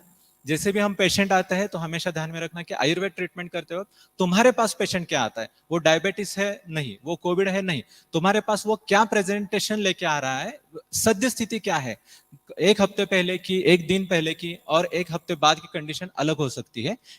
हमारे जो डिसीजेस है, जैसे हम चिकित्सा स्थान में देखेंगे कि ज्वर से शुरू करके वात शोणित तक किया है, तो आदरणीय धर्माधिकारी शास्त्री सर कहते थे कि ये डिसीजेस नहीं है, ये संप्राप्तियां है, ये मार्ग है कि इस तरह से हैपन हो सकता है, इस तरह से घट सकती है संप्राप्ति. यथा दुष्टेन दोषेन यथा च अनुविसर्पिता. ये किस तरह से दोष दुष्य मिलके किस तरह से विसर्पण कर रहे हैं, ये आज की कंडीशन, कल की कंडीशन, इस पे हम डिसाइड करेंगे कि पेशेंट क्या है. ऐसा नहीं रहेगा कि विसर्प इज इक्वल टू कृमि, sorry mucormycosis is equal to कृमि, म्यूकरमाइकोसिस विसर्प है, ऐसा नहीं रहेगा. संप्राप्ति क्या हो रही है इस पे हम डायग्नोस करेंगे कि हम क्या ट्रीट कर रहे हैं.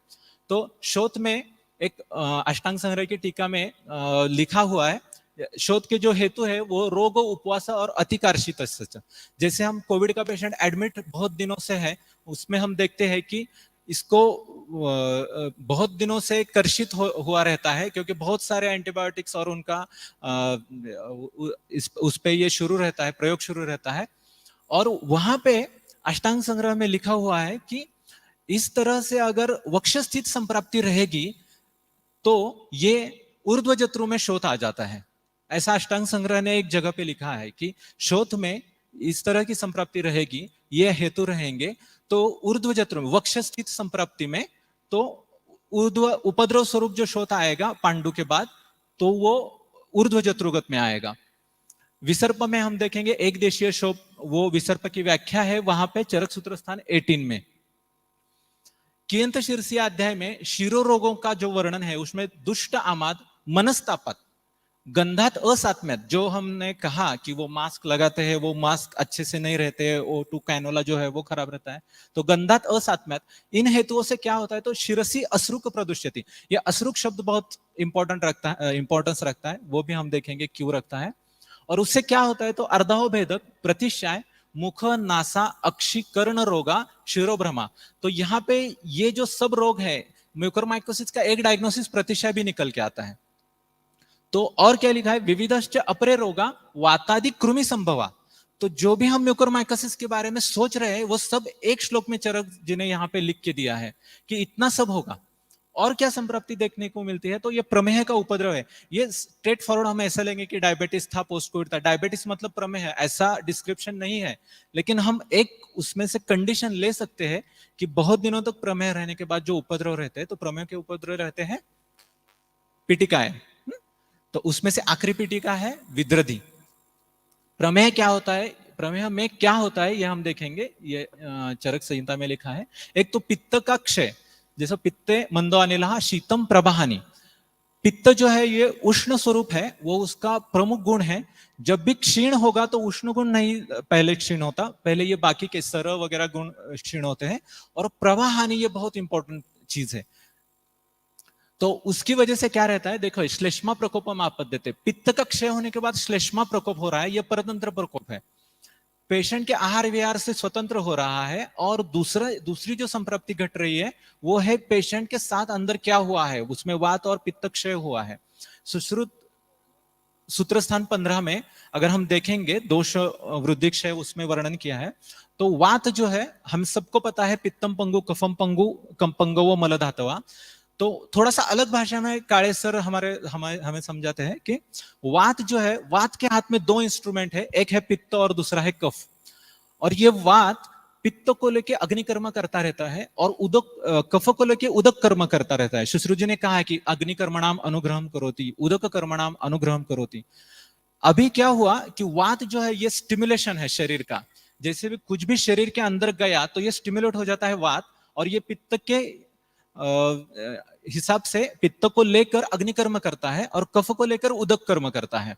अभी यहाँ पे पित्त क्षय हो गया तो सिर्फ उदक कर्म ही हो रहा है, इसलिए ये म्यूकर ज्यादा बढ़ा हुआ हमें दिख रहा है। ये वन ऑफ द पिक्चर है, ये सब एक्सप्लेन करना इतने कम समय में ये नहीं है, लेकिन एक एक मुद्दा, ये एक एक पॉइंट मैं आपके सामने ला के रख रहा हूं क्योंकि इस पे आप वैद्यगण है जो विचार करेंगे।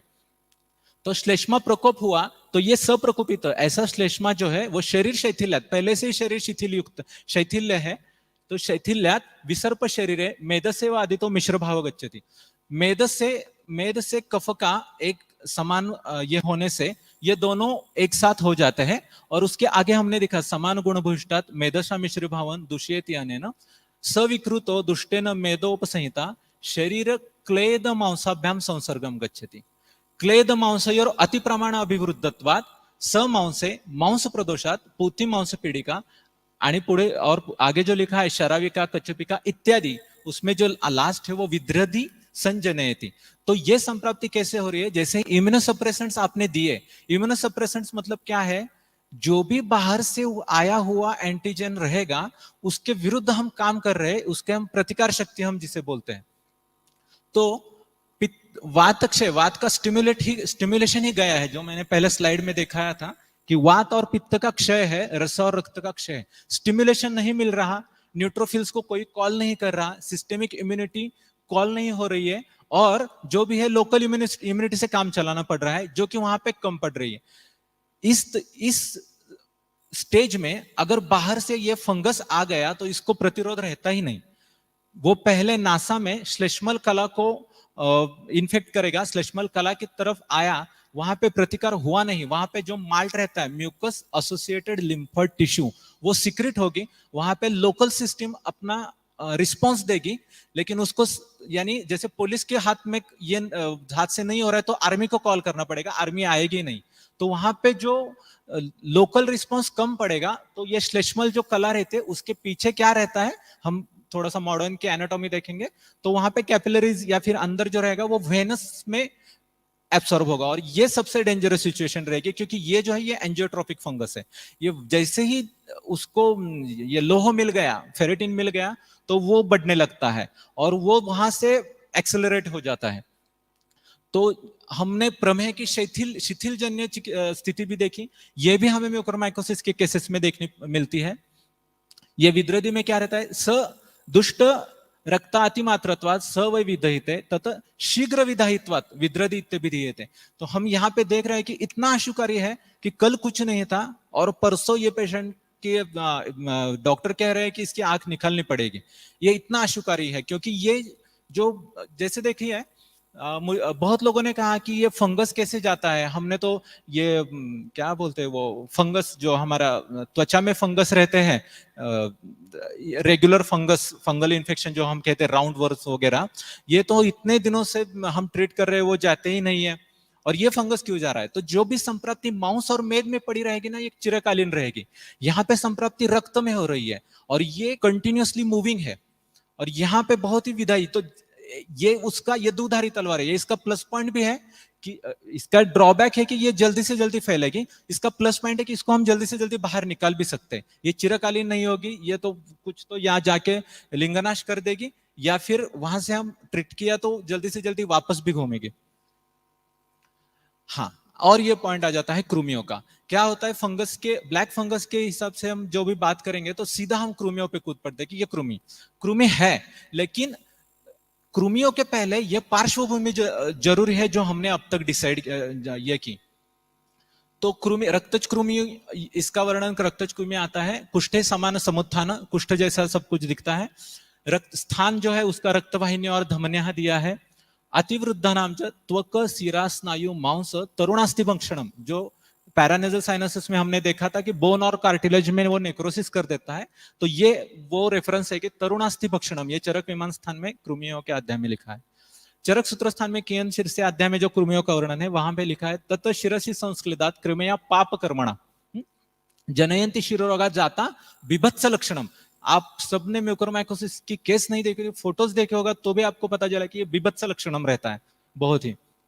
और बिभत्स लक्षण की टीका क्या है कि ग्रहणा दिव्य पुयादि प्रवृत्ते, ये कृमि है लेकिन ये कृमियों की पार्श्वभूमि में क्या है, तो पहले ज्वर, जैसे हम आगे देखेंगे ये फिर बाद में ज्वर से जो भी शैथिल्य आया है शरीर को, धातु शैथिल्य हुआ है, उसमें से उसके वजह से हुआ एक ये पांडु का उपद्रव शोथ, और शोथ जो है वाग्भट का आप निदान स्थान देखेंगे, पांडु शोथ विसर्प, पित्त ज्यादा हुआ तो वो कामला की तरफ जाता है, कफ ज्यादा हुआ तो वो शोथ की तरफ जाती है संप्राप्ति, और शोथ के बाद वो लैंड करती है विसर्प में, विसर्प और उसके आगे जाके होती है विद्रदी। तो ये सब चीजों को एक ही फ्रेम में रखने के बाद हमें पता चलेगा कि ये म्यूकोरमाइकोसिस इतना आशुकारी क्यों है, इतना यानी घातक क्यों हमें लग रहा है, क्योंकि इतना सब तो मुझे नहीं लगता कि आयुर्वेद छोड़ के किसी पैथी में वो सिर्फ दो ही चीजें करते हैं, एक तो फंगस है, फंगस को क्यूरेट करके निकालो, या फिर एंटी फंगल देते रहो। वो किस भूमि पे फंगस उग रहा है उसको हम नहीं देखते। ब्रिटिश मेडिकल जर्नल, अभी वो मॉडर्न साइंस थोड़ा वहां पे आ रहा है, ब्रिटिश मेडिकल जर्नल में थोड़े दिनों पहले ये होता है कि seed and soil theory, seed कौन सी है उससे ज्यादा सॉइल कैसी है वो देखो। मैंने एक सीड ये कर दी, वहां पे रोपित कर दी, तो ये किस भूमि में रोपित हो रही है उससे पता चला कि वो कितना बढ़ेगा। और जो मॉडर्न साइंस कंसंट्रेट कर रहा है वो सीड पे कंसंट्रेट कर रहा है, और हमें कंसंट्रेट करना है वो सॉइल पे कंसंट्रेट करना है। वो सॉइल में पेशेंट खुद वो म्यूकोरमाइकोसिस मांग के ले रहा है, ऐसी बात हो रही है, वो समशन कर रहा है, वो विरुद्धासन कर रहा है, और उसकी वजह से जो क्लेद निर्माण हो रहा है वो क्लेद में कृमि तैयार होंगे। अगर क्लेद नहीं रहेगा तो कृमि नहीं होंगे, जो हमने शिरस रोग के अभी रेफरेंसेस देखे। तो हमें ट्रीट करते वक्त फंगस, कृमि, इनके साथ हमें वो पेशेंट का जो मैंने कहा कि वो 4 पॉइंट है वो ध्यान में रख के क्लेद ठीक करना है। अगर क्लेद रहेगा नहीं, क्लेद ठीक से बाहर चला जाएगा तो ये कृमि भी नहीं होंगे, और ये बहुत क्या ठोस चिकित्सा रहेगी। तो ज्वर उपद्रव, पांडुशोथ, विसर्प, विद्रदी और कुष्ठकृमि। अब हम देखेंगे इसका पर्टिकुलर जो भी रूप देखने में आता है वो वात शोणित। ये अलग अलग डिसीज नहीं है, ये संप्राप्ति कैसे घट रही है, कैसे आगे जा रही है। ज्वर से शुरू होके, मैंने कहा था कि चरक जी ने कहा है कि पहला अध्याय ज्वर है, पहला मतलब जहां से उन्होंने बताना शुरू किया, और आखिरी अध्याय वात शोणित है। ये ज्वर से लेकर वात शोणित तक ट्रैवल करती है। आप वात शोणित में लक्षण देखेंगे तो कंडु, स्फुरण, निस्तोद, भेद, गौरव, सूक्तता, भूतवा भूतवा प्रणश्यति, मुहुर आविर्भवंती च। पेशेंट ये सब ऐसे ही बताता है कि कल शोध थोड़ा कम लग रहा था, आज ज्यादा लग रहा है, परसों फिर कम लग रहा है, और ये सब बताते बताते ये बढ़ जाता है। त्वग मांसाश्रयम उत्तानम तत्पूर्वम जायते, कालांतरेण गंभीर सर्व धातुन अभिद्रवतः। ये गंभीर हो जाता है, और उसमें भी रक्तज वात शोणित का हम देखेंगे तो शोफो अतिरुक तोद ताम्र चिमचिमायते, स्निग्ध रुक्ष शमम नेति, कंडु क्लेद समन्विता। ये श्लोक को प्रूव करने के लिए हम आगे का श्लोक देखेंगे। तो आगे जाके जैसे वाग्भट जी ने कहा है कि पहले वातज, फिर पित्तज, फिर रक्तज और फिर कफज, कफज के बाद संसर्गज वात शोणित, और उसके बाद कहा है कि इस तरह से बढ़ने के बाद रक्त मार्ग नियंती आशु शाखा संदिशु मारुता, निविष्य अन्योन्यम आवार्यम, वेदना भी हरेत सुन, मृत्यु कर देता है। जितनी जल्दी रक्त का मार्ग रोक के ये मृत्यु कर देता है। अगर मॉडर्न साइंस का अब इसका वर्णन देखेंगे तो ऐसा लग रहा है कि वाग्भट जी ने वही संस्कृत में ट्रांसलेट करके दिखाया। ये जो फंगस है, ये एंजियोट्रॉफिक फंगस है।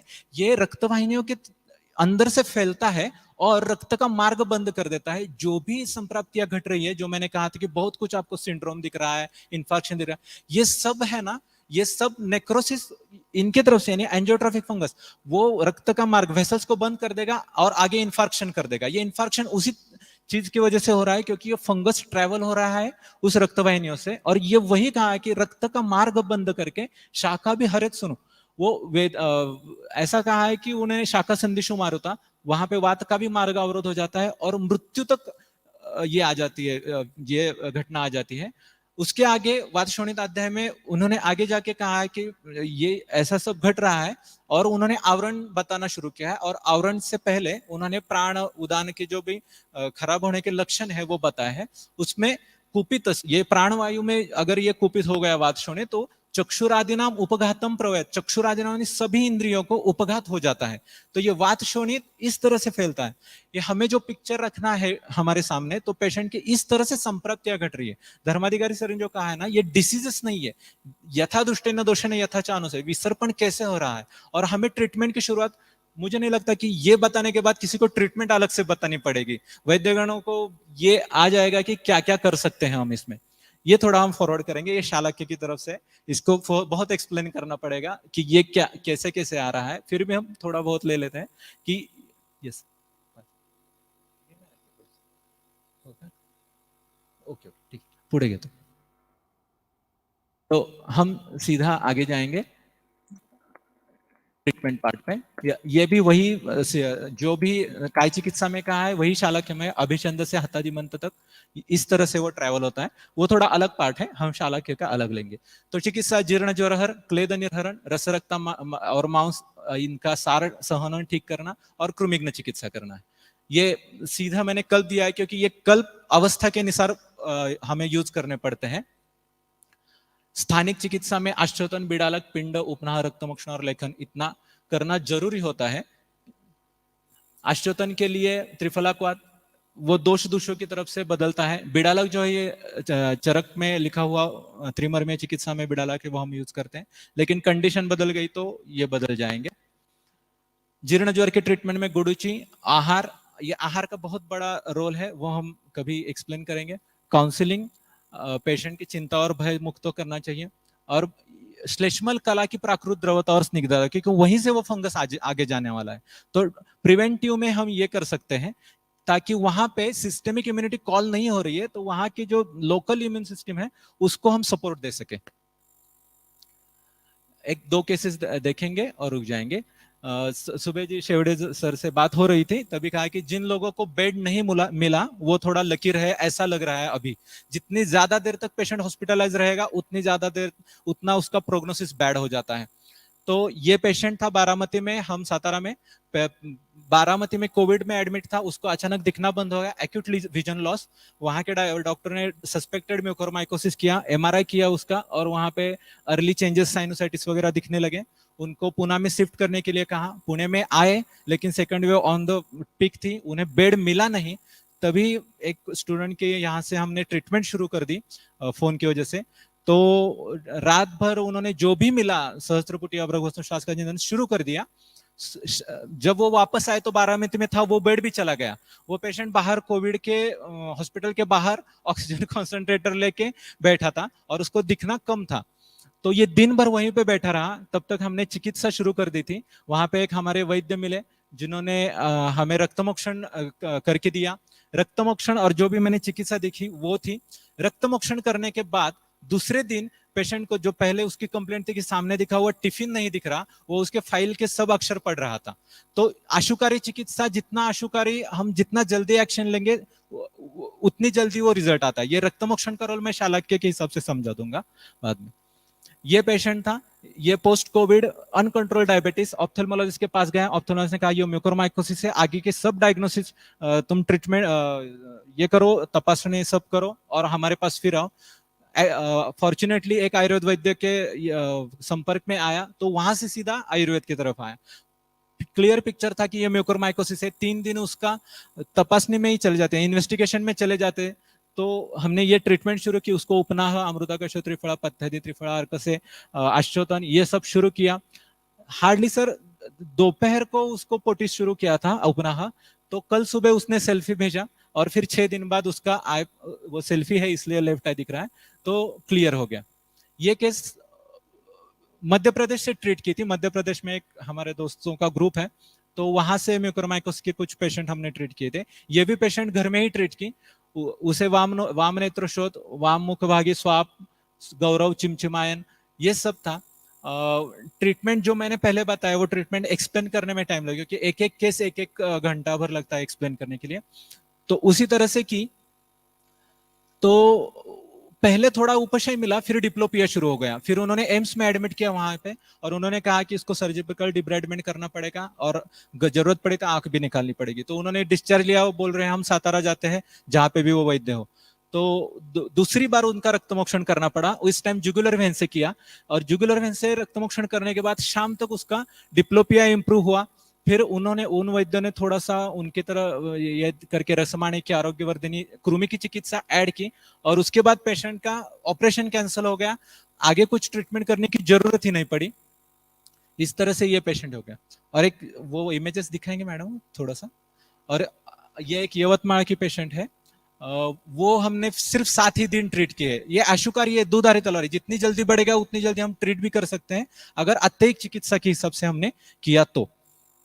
एक पॉइंट उसमें रहा कि ये सन्निपातिक प्रतिशय, वो भी एक संप्राप्ति है। अलग अलग संप्राप्तियां इसमें देखने को आती है। ट्रीटमेंट वैद्य अपने अपने हिसाब से कर सकते हैं, लेकिन उसकी जो संप्राप्ति कैसे घट रही है, और हमारे पास जो पेशेंट आ रहा है वो कौन से हेतु करके और कौन सी स्थिति में आ रहा है, शोथ में आ रहा है, विसर्प में आ रहा है, उससे हम डायग्नोसिस करेंगे कि इनको ट्रीटमेंट क्या देनी है। ये आफ्टर ट्रीटमेंट का हो गया। एक जनरल प्रैक्टिशनर है, उनसे हमने सिर्फ ऑनलाइन यानी वीडियो कंसल्टिंग की थी, और वो मैडम ने उनके पास जितनी भी दवाइयाँ ये हो सकती है उससे उन्होंने ट्रीट किया था। ये पहले था। और ये जो पहला फोटो था वो मैं 7 दिन के बाद था। 7 दिन के बाद वो आगे गया ही नहीं, वो उसी श्लेष्मल कला में रहा, वो रक्त तक गया नहीं, और वहीं से वो पेशेंट को उपशम मिला, जो कि वो टोटली म्यूकोरमाइकोसिस ऐसा डायग्नोसिस किया हुआ था। ठीक है, थोड़ा सा टाइम ज्यादा ले लिया, लेकिन आपने मुझे यहाँ पे बोलने की ये जो संधि दी, इसलिए आप सबका धन्यवाद। और patient listening. Thank you.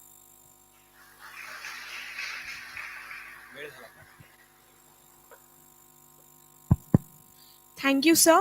Now I request our chairperson, Dr. PLT Girija ma'am, to share her experience.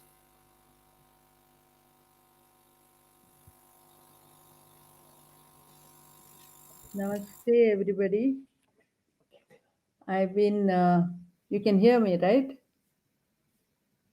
Hello? Hello? Hello? Hello, can you hear me?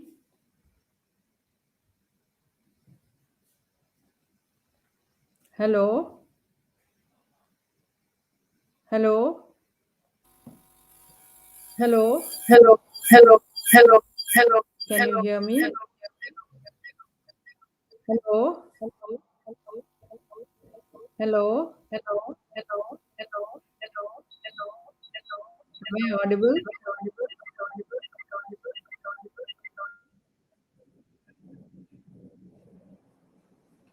Hello?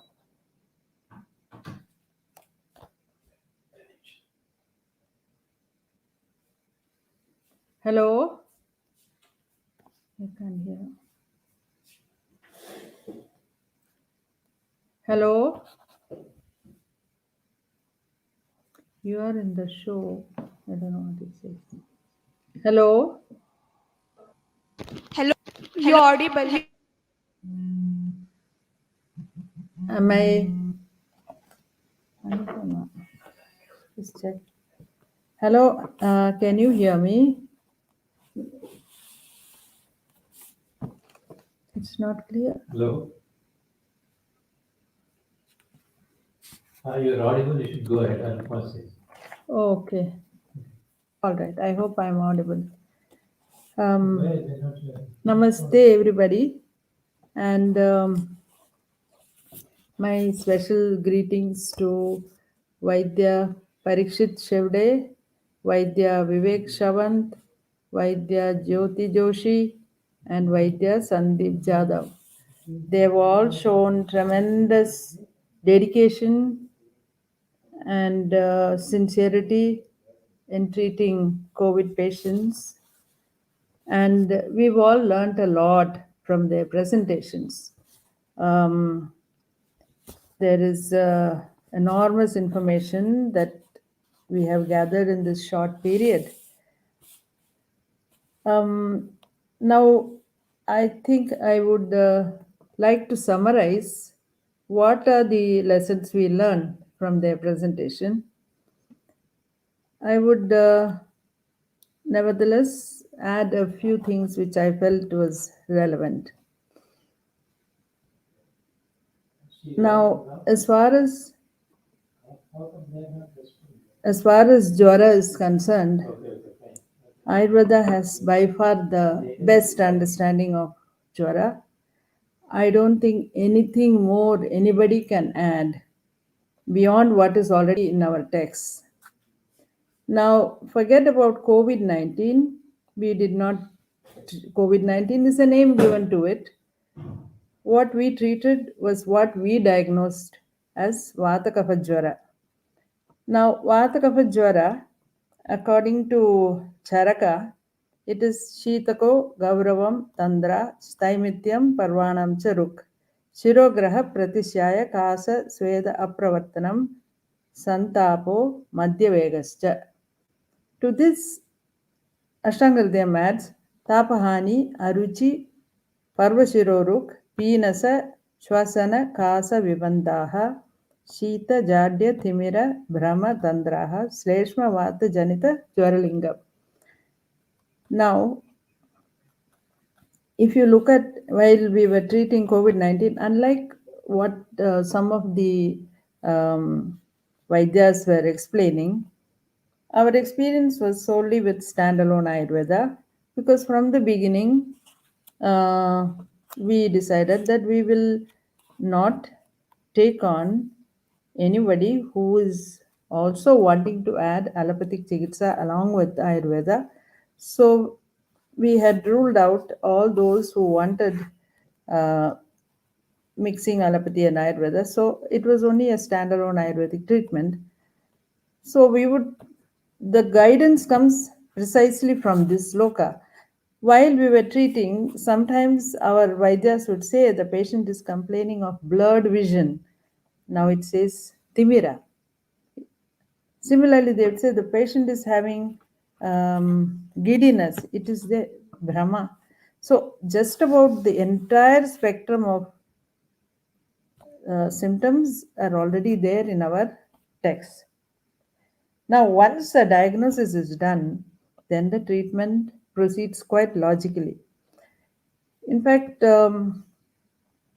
here I would say something that Ayurvedic perspective is quite different, and therefore we need not worry so much about factors like SpO2 levels, lung CT showing some ground glass opacity, D dimer, all these kind of details, because sometimes it can be quite confusing to an Ayurvedic Vaidya.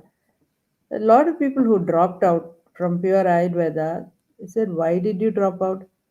Of course, they would say the SpO2 dropped to 90, but SpO2 can be 90 or 89 or whatever, but there was no Shwasam. There was no symptom which you need to worry about. If we start looking at SpO2 dropping to 89, then we will be worried. It will say if SpO2 is less than 90, it needs ICU care. If your respiratory rate is more than 30, it requires ICU care. Now, respiratory rate much more than 30, you can treat it outside of an ICU with pure Ayurveda.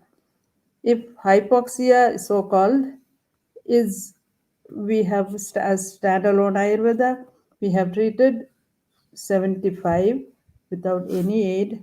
And if the patient would take a step to go to the washroom and come back, it would drop much more, almost into 60s. So what we need to understand is it is a lakshana of the jwara. It is also an avastha where we need to employ what? If there is shwasam, if there is breathlessness, what is the treatment modality in terms of dosage, muhu, whatever, and what are the kind of aushadha that is required, and so on and so forth. In fact, I would give you a simple example of a patient who had COVID exactly 1 year ago.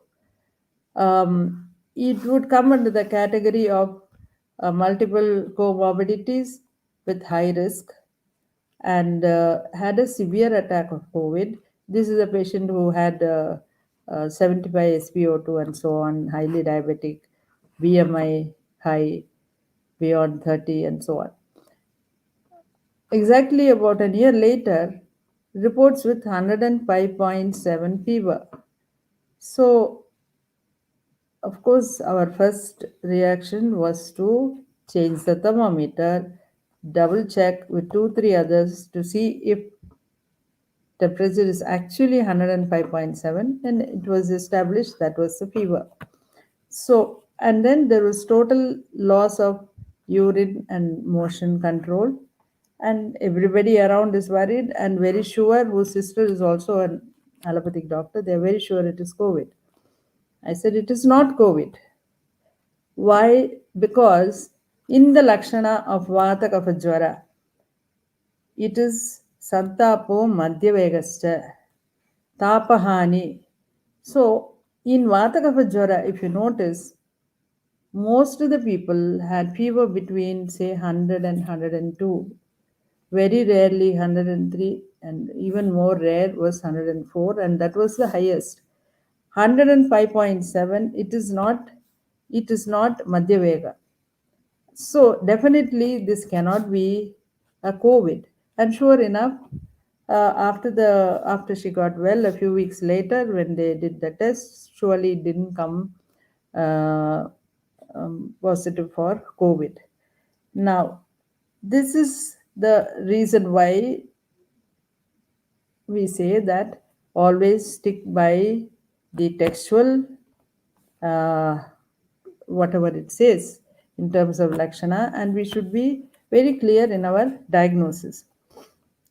Another important factor is that no one deteriorated under Ayurvedic care. This was very clear from all the 4 presentations that went, even though they treated very, very critical patients in an ICU setup and where they had given up all hopes, our Vaidyas were able to make them this turn around That shows that even if the case is very, very bad, the patient does not deteriorate under an Ayurvedic care. Now, here again, I would say there are a lot of people who say that Ayurvedic people are treating only mild and moderate cases, which is not true. We were treating all sorts of cases and severe, high risk. In fact, the very first case that came, that was the very, very first case of COVID. It was referred by an allopathic doctor who said his patient will not tolerate any allopathic medication because she comes under the high risk category.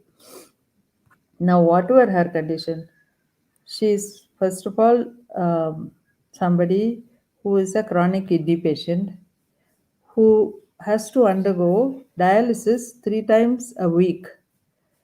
The other thing is she is a patient of chronic coronary artery disease.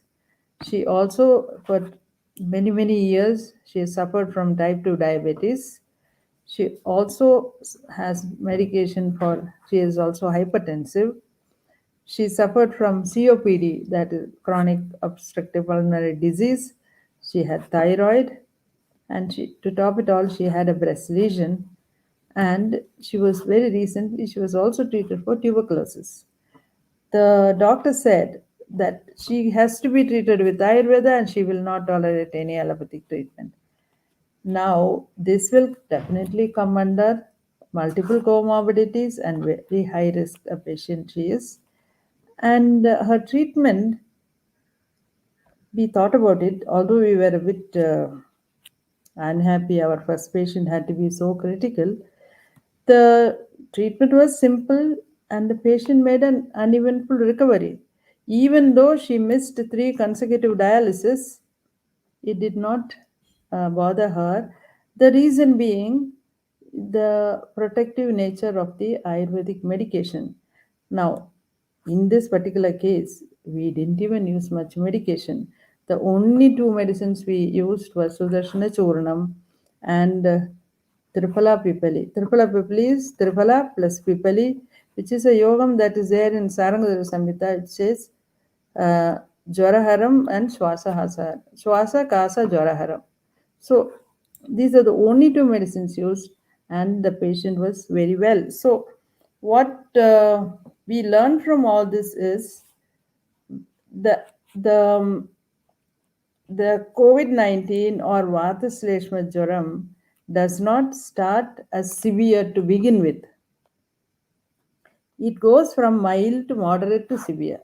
Sometimes it can start as even moderate, but to begin with, I always found it is a mild fever, mild cough, mild whatever the symptoms, and when left untreated, it starts progressing.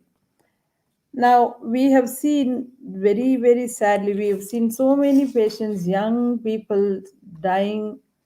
And in fact, one young woman came and then she said she had lost her husband in COVID. What was the symptom? Only a mild cough.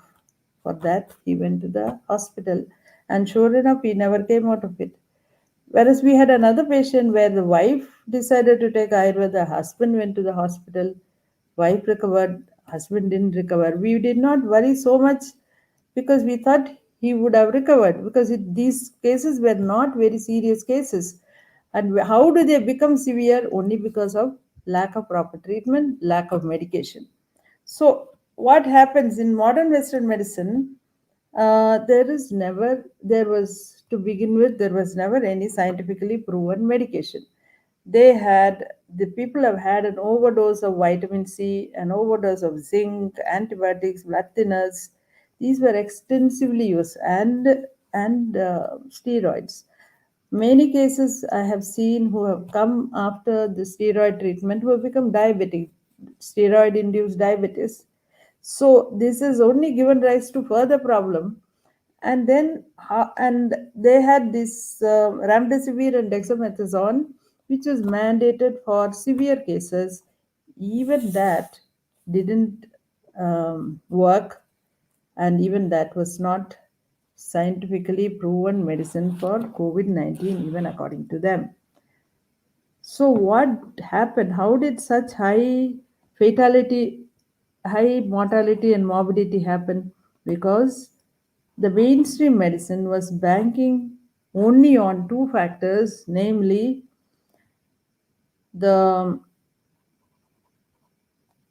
they were looking at the natural immunity of the patient to recover from the disease, and also they thought the disease was self-limiting.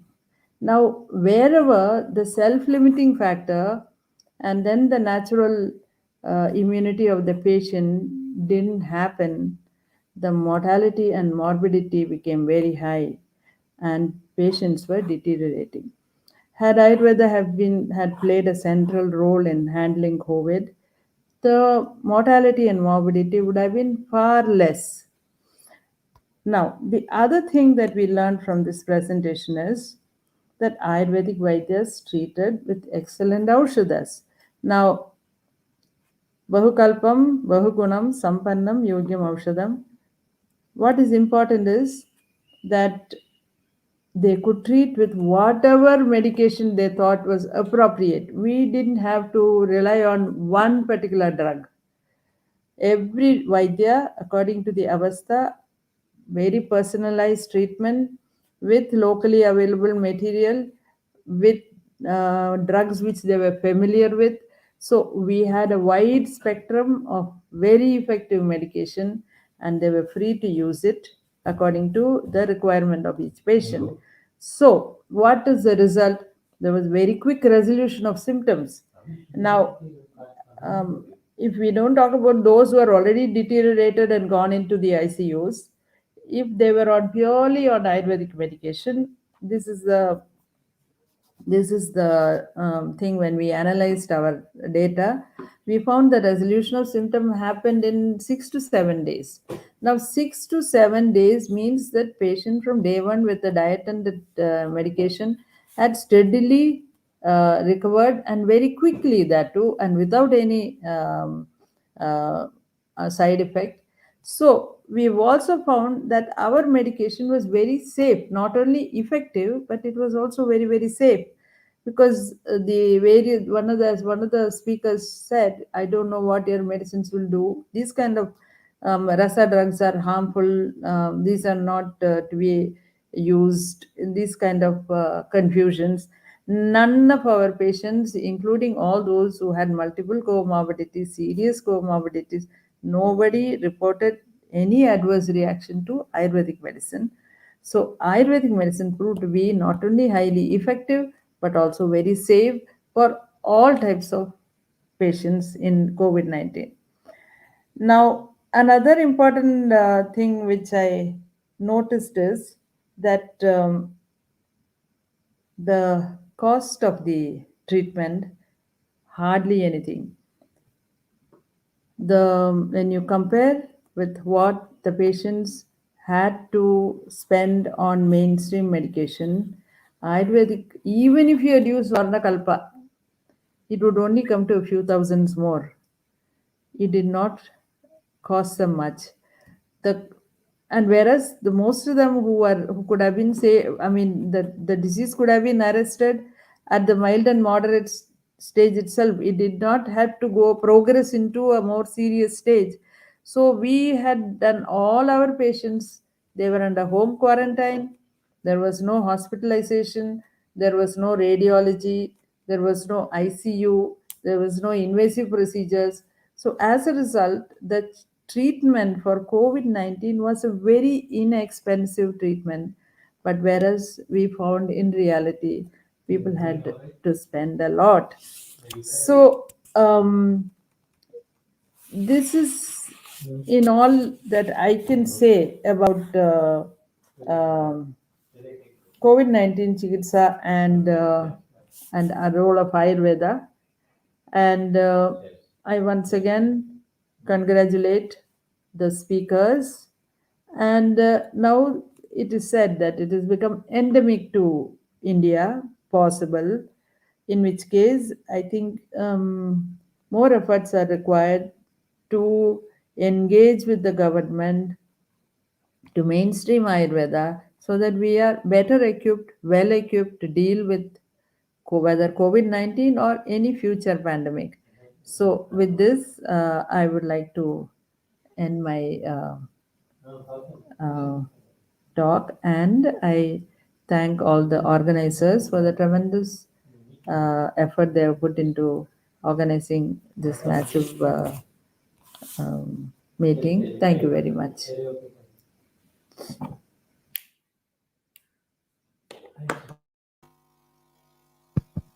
Thank you, ma'am. Now, at the end of this session, I would like to announce the winner of photography competition.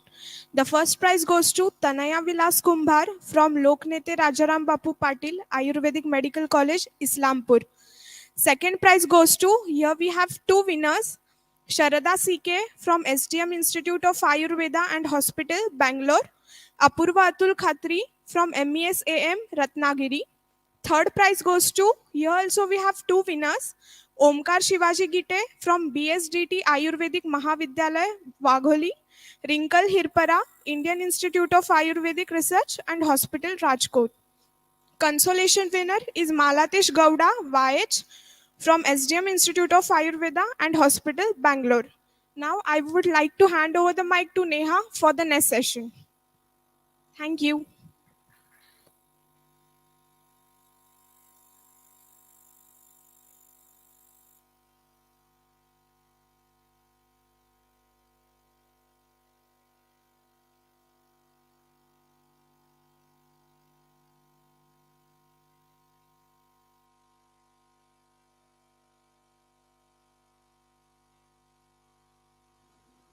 Good afternoon to one and all present here.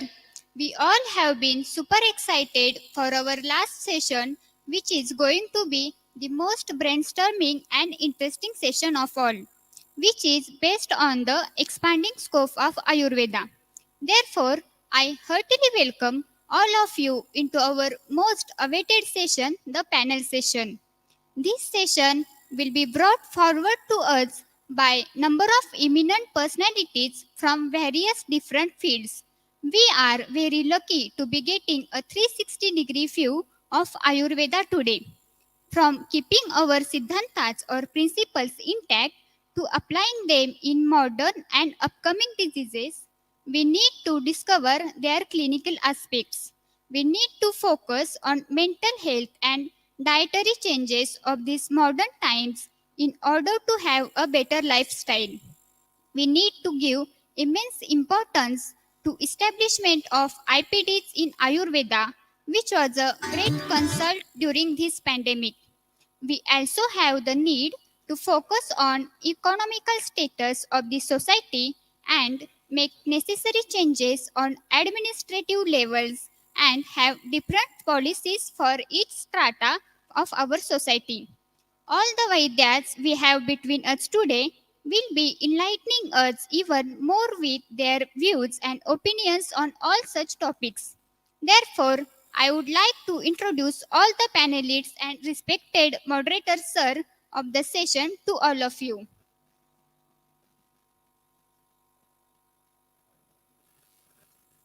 First of all, I welcome Vaidya Lakshman Chandrakant Laugankar, sir.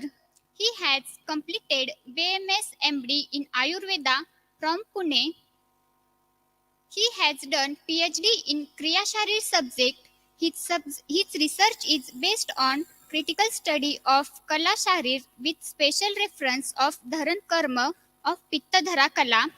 He is the working as consulting Ayurvedic physician since last 17 years and also as a panel consultant at Punarvasu Ayurvedic Chikitsalay Pune. Many of his articles have been published on various topics. Sir is a director of Legion Ayurvedic Private Limited Pune. He is the sixth generation belonging to oldest Ayurvedic tradition in Pune. He has received many awards for his excellence works. Welcome, sir. Now, I would like to introduce Vaidya Jyoti Mundarki ma'am. She has completed her PG diploma in meditation and also MSc in meditation from Chennai University. She owns an Ayurvedic Panchakarma treatment center and is providing health service since past 30 years. She is the writer of books like Rutu Ahar and Pathya Ahar.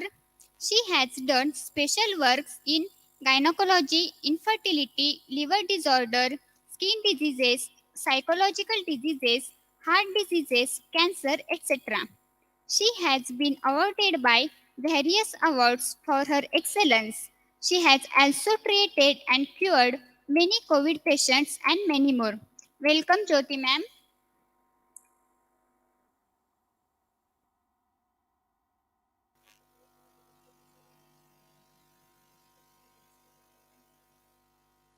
Now, I welcome Vaidya Nilesh Londhe sir. He has done MD in Ayurveda. He is the PhD scholar.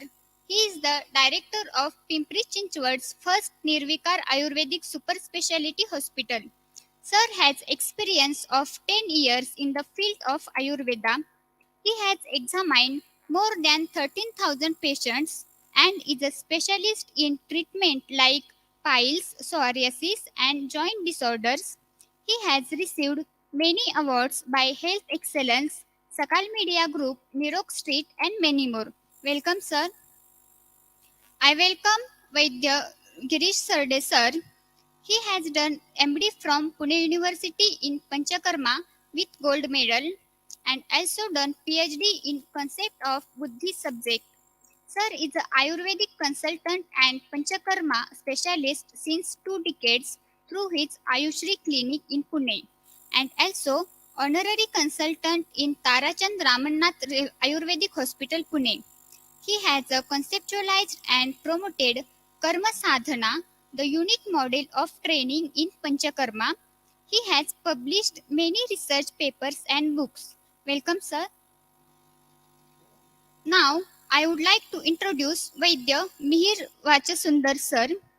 He is the national co-convener of Jidnyasa and Ayurvedic practitioner at Pansavad Ayurvedic Chikitsalay, Karad.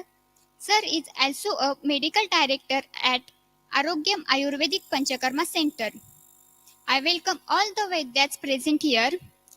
Now, I request Dr. Rutuja Jadhav ma'am to welcome Dr. Laugankar sir.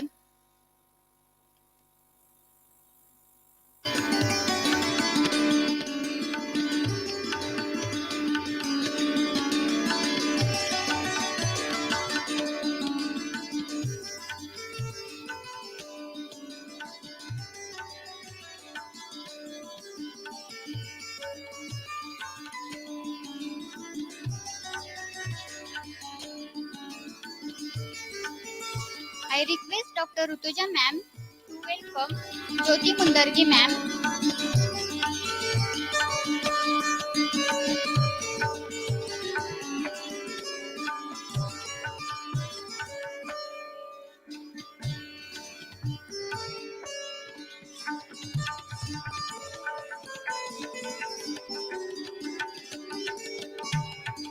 I request Rutuja ma'am to welcome Dr. Nilesh Londe sir.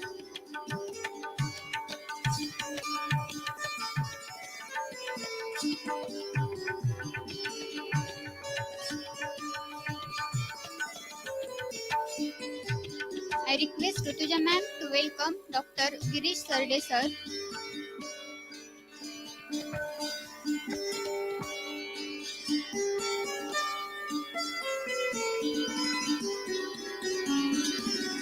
And last but not the least, I welcome Rutuja ma'am.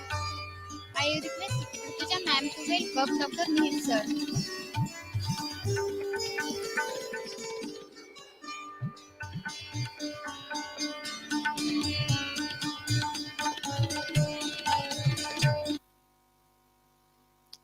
Now, I hand over mic to Dr. Mihir sir. Sir, please.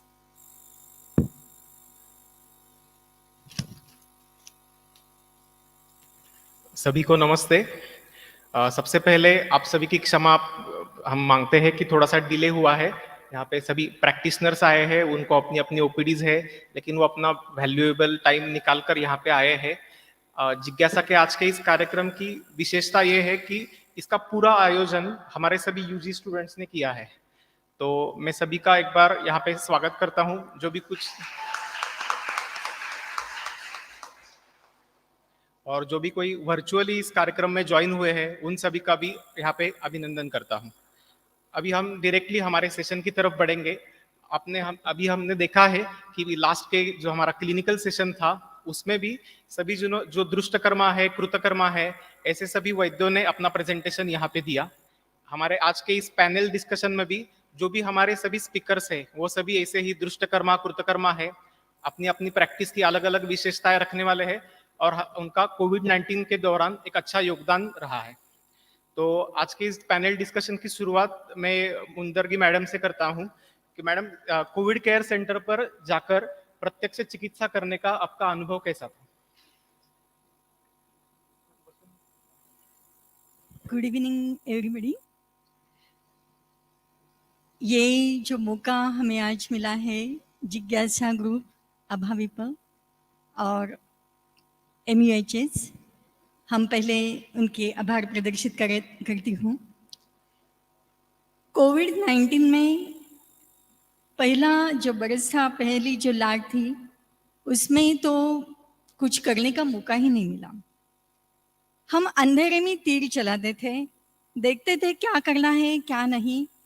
Ayush काढ़ा का बहुत आधार मिला और उसी वक्त कुछ वैद्य के सहयोग से, जैसे नीलेश लोंढे सर जी यहाँ बैठे हैं, हमने एक इम्यूनिटी बूस्टर किट तैयार किया था।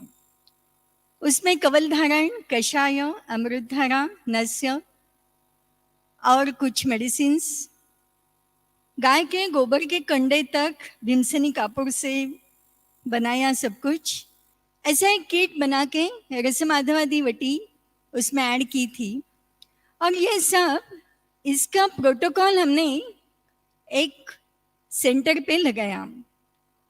राजस्व संघ, जनकल्याण समिति और नथुराम भेगड़े कोविड-19 केंद्र और जनरल हॉस्पिटल के सहयोग से हमें ये मौका मिला और पहली बार आयुर्वेद प्रोटोकॉल हमें वहाँ लगाने का मौका मिला। वहाँ मैंने उन्हें बताया था कि आप आयुर्वेदिक देने के लिए तैयार होगे तो हम लोग आ सकते हैं। और उसी केंद्र में जब हमने ये सब प्रोटोकॉल लगाया, पेशेंट तो आने लगे। और पहला जो एक्सपीरियंस था, हमारे 3 जो वॉलेंटियर्स थे वो पहले 6 दिनों में पॉजिटिव हो गए। और ये पॉजिटिव होने के बाद मुझे तो बहुत टेंशन आ गया। अरे ये इतने छोटे छोटे बच्चे 17-18 साल के वॉलेंटियर करके आते हैं और ये तो हमारी जिम्मेदारी है डॉक्टर की, वैद्यों की, कि इन्हें प्रोटेक्शन देना चाहिए। तो हमने वो धूपन चिकित्सा कंपलसरी कर दिया। धूपन चिकित्सा का एक अनुभव मैं आपको प्रदान करती हूँ कि मेरे पास एक पेशेंट आई थी, उसका बहुत ही क्रिटिकल स्टेज में आई थी। पहले से ही वो आयुर्वेदिक दवा लेती थी, इसीलिए वो मेरे पास आई। उसे 102 डिग्री टेम्परेचर था और बहुत ही वीकनेस था और सांस लेने के लिए बहुत तकलीफ होती थी। उसी टाइम मेरी बच्ची भी यहाँ डॉक्टर हैं, वो भी बैठी हैं। उन्होंने जिक्र किया कि इसका ऑक्सीमीटर से ऑक्सीजन लेवल देखा तो 56 ऑक्सीजन लेवल था। और ऐसे केस को तो हम वेंटिलेटर पर शिफ्ट करते हैं, लेकिन उसी पेशेंट को हमने धूपन चिकित्सा दी। ऑक्सीबुस नामक धूप का जिक्र किया और 10 मिनट तक वो धूपन इनहेल करने के लिए कहा। और इनहेल करने के बाद उस पेशेंट के जो फैरिंग्स में जो कफ अटक गया था वो उसका स्राव होने लगा, नाक से वो स्राव होने लगा और तुरंत तो वो नेचुरली ऑक्सीजन इनहेल कर सकी। 10 मिनट उस पेशेंट को मैंने उसी अवस्था में रखा और उसके बाद उसका ऑक्सीजन लेवल देखा तो वो 98 हो गया था। और मुझे उसी टाइम मुझे लगा कि आयुर्वेद की ताकत क्या है। ये तो आयुर्वेद की ताकत है और हम कुछ भी कर सकते हैं, ये कॉन्फिडेंस उसी वक्त हमें मिला। और उसके बाद कवल धारण, कषाय, उसका और धूपन ये कंपलसरी किया, और कुछ टैबलेट, और पेशेंट 100 पेशेंट हमने वहाँ ट्रीट किए। 100 पेशेंट में से 3 पेशेंट को केवल शिफ्ट करना पड़ा, लेकिन कोई पेशेंट का तो ऑक्सीजन लेवल 83 पर गया था। उसी वक्त धूपन से और गोमूत्र और अमृतधरा की इनहेलेशन से वो पेशेंट पूरी तरह 90 के ऊपर 3 दिन में गए, और उसके बाद 95 तक सेटल हो गए। इसी तरह आयुर्वेद ये इमरजेंसी में भी बहुत अच्छी तरह काम कर सकते हैं। ये अनुभव हमें कोविड सेंटर में मिला, और इसके बाद हमने पूछे मुड़ के देखा नहीं। तो मुझे गर्व है आयुर्वेद के ऊपर कि छोटी छोटी जो हमारी संकल्पना है, जो संप्राप्ति का भंग उसी से करता है। जैसे अभी गिरिजा मैडम ने बताया कि उसे कुछ भी नहीं करना पड़ता, लेकिन पेशेंट की अवस्था कैसी है, उसके दीपन पाचन, अग्नि की अवस्था और दशविध परीक्षा करके हम बहुत अच्छी तरह काम कर सकते हैं। Thank you sir. धन्यवाद मैम। मैडम ने अभी हमें कोविड केयर सेंटर का बहुत अच्छा अनुभव कथन किया। अभी उन्होंने चिकित्सा और दशविध परीक्षा की बात की, तो मैं लावगणकर सर जी के पास जाना चाहता हूं कि अभी आजकल हम देखते हैं कि ओवरऑल पब्लिक डोमेन में बहुत सारे आयुर्वेदिक नुस्खे प्रसिद्ध हुए हैं, उसी के साथ बहुत सारे वैद्यों की पोस्ट्स भी आती है। लेकिन इस कोविड के दौरान ओवरऑल वैद्यों को एक जो हम रुग्ण परीक्षा बोलते हैं उसमें बहुत सारे लिमिटेशंस आए हैं, चाहे वो गवर्नमेंट प्रोटोकॉल से हो या अन्य कोई कारणों से हो। तो इस वक्त में सही निदान हमारे आयुर्वेद के हिसाब से हम कैसे कर सकते हैं? नमस्कार। पहले तो मैं पूरे जिज्ञासा टीम के पूरे मेंबर्स को धन्यवाद देता हूं, और ये जो MUHS नासिक, पुणे यूनिवर्सिटी और अखिल भारतीय विद्यार्थी परिषद के जिज्ञासा ब्रांच ने कोविड-19 के संदर्भ में एक परिसंवाद का आयोजन किया, तो 1.5 साल बाद, कोविड आने के बाद 1.5 साल बाद वैद्यों के परिश्रम को आज शायद पहला प्लेटफॉर्म मिला कि आप कुछ कोविड के बारे में बात कीजिए। नहीं तो जब से कोविड शुरू हुआ है तब से हाँ नहीं, आप कुछ एज अ कोविड वॉरियर काम कीजिए, आप मददनीश के तौर पर काम कीजिए, इसी तरह से हमें ट्रीटमेंट मिल रही थी, जो आज शायद वैद्य के रूप में सामने आकर बैठकर कुछ मत प्रदर्शन के लिए आज हमें जो प्लेटफॉर्म अवेलेबल किया, इसलिए मैं उनको धन्यवाद देता हूँ।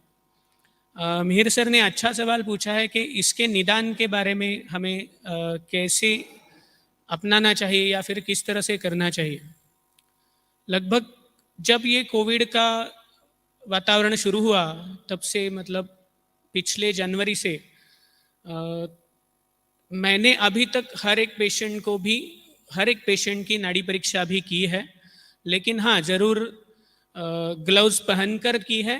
पहले जब ग्लव्स पहनकर नाड़ी परीक्षा करना शुरू किया तो उतना कुछ समझ में नहीं आ रहा था, लेकिन फिर भी कुछ चीज़ें उसकी अडॉप्ट करके अभी हर एक पेशेंट का ग्लव्स पहनकर ही नाड़ी परीक्षा कर रहा हूँ, और उससे भी कुछ अच्छे निदान के तरीकों के बारे में पता चल रहा है।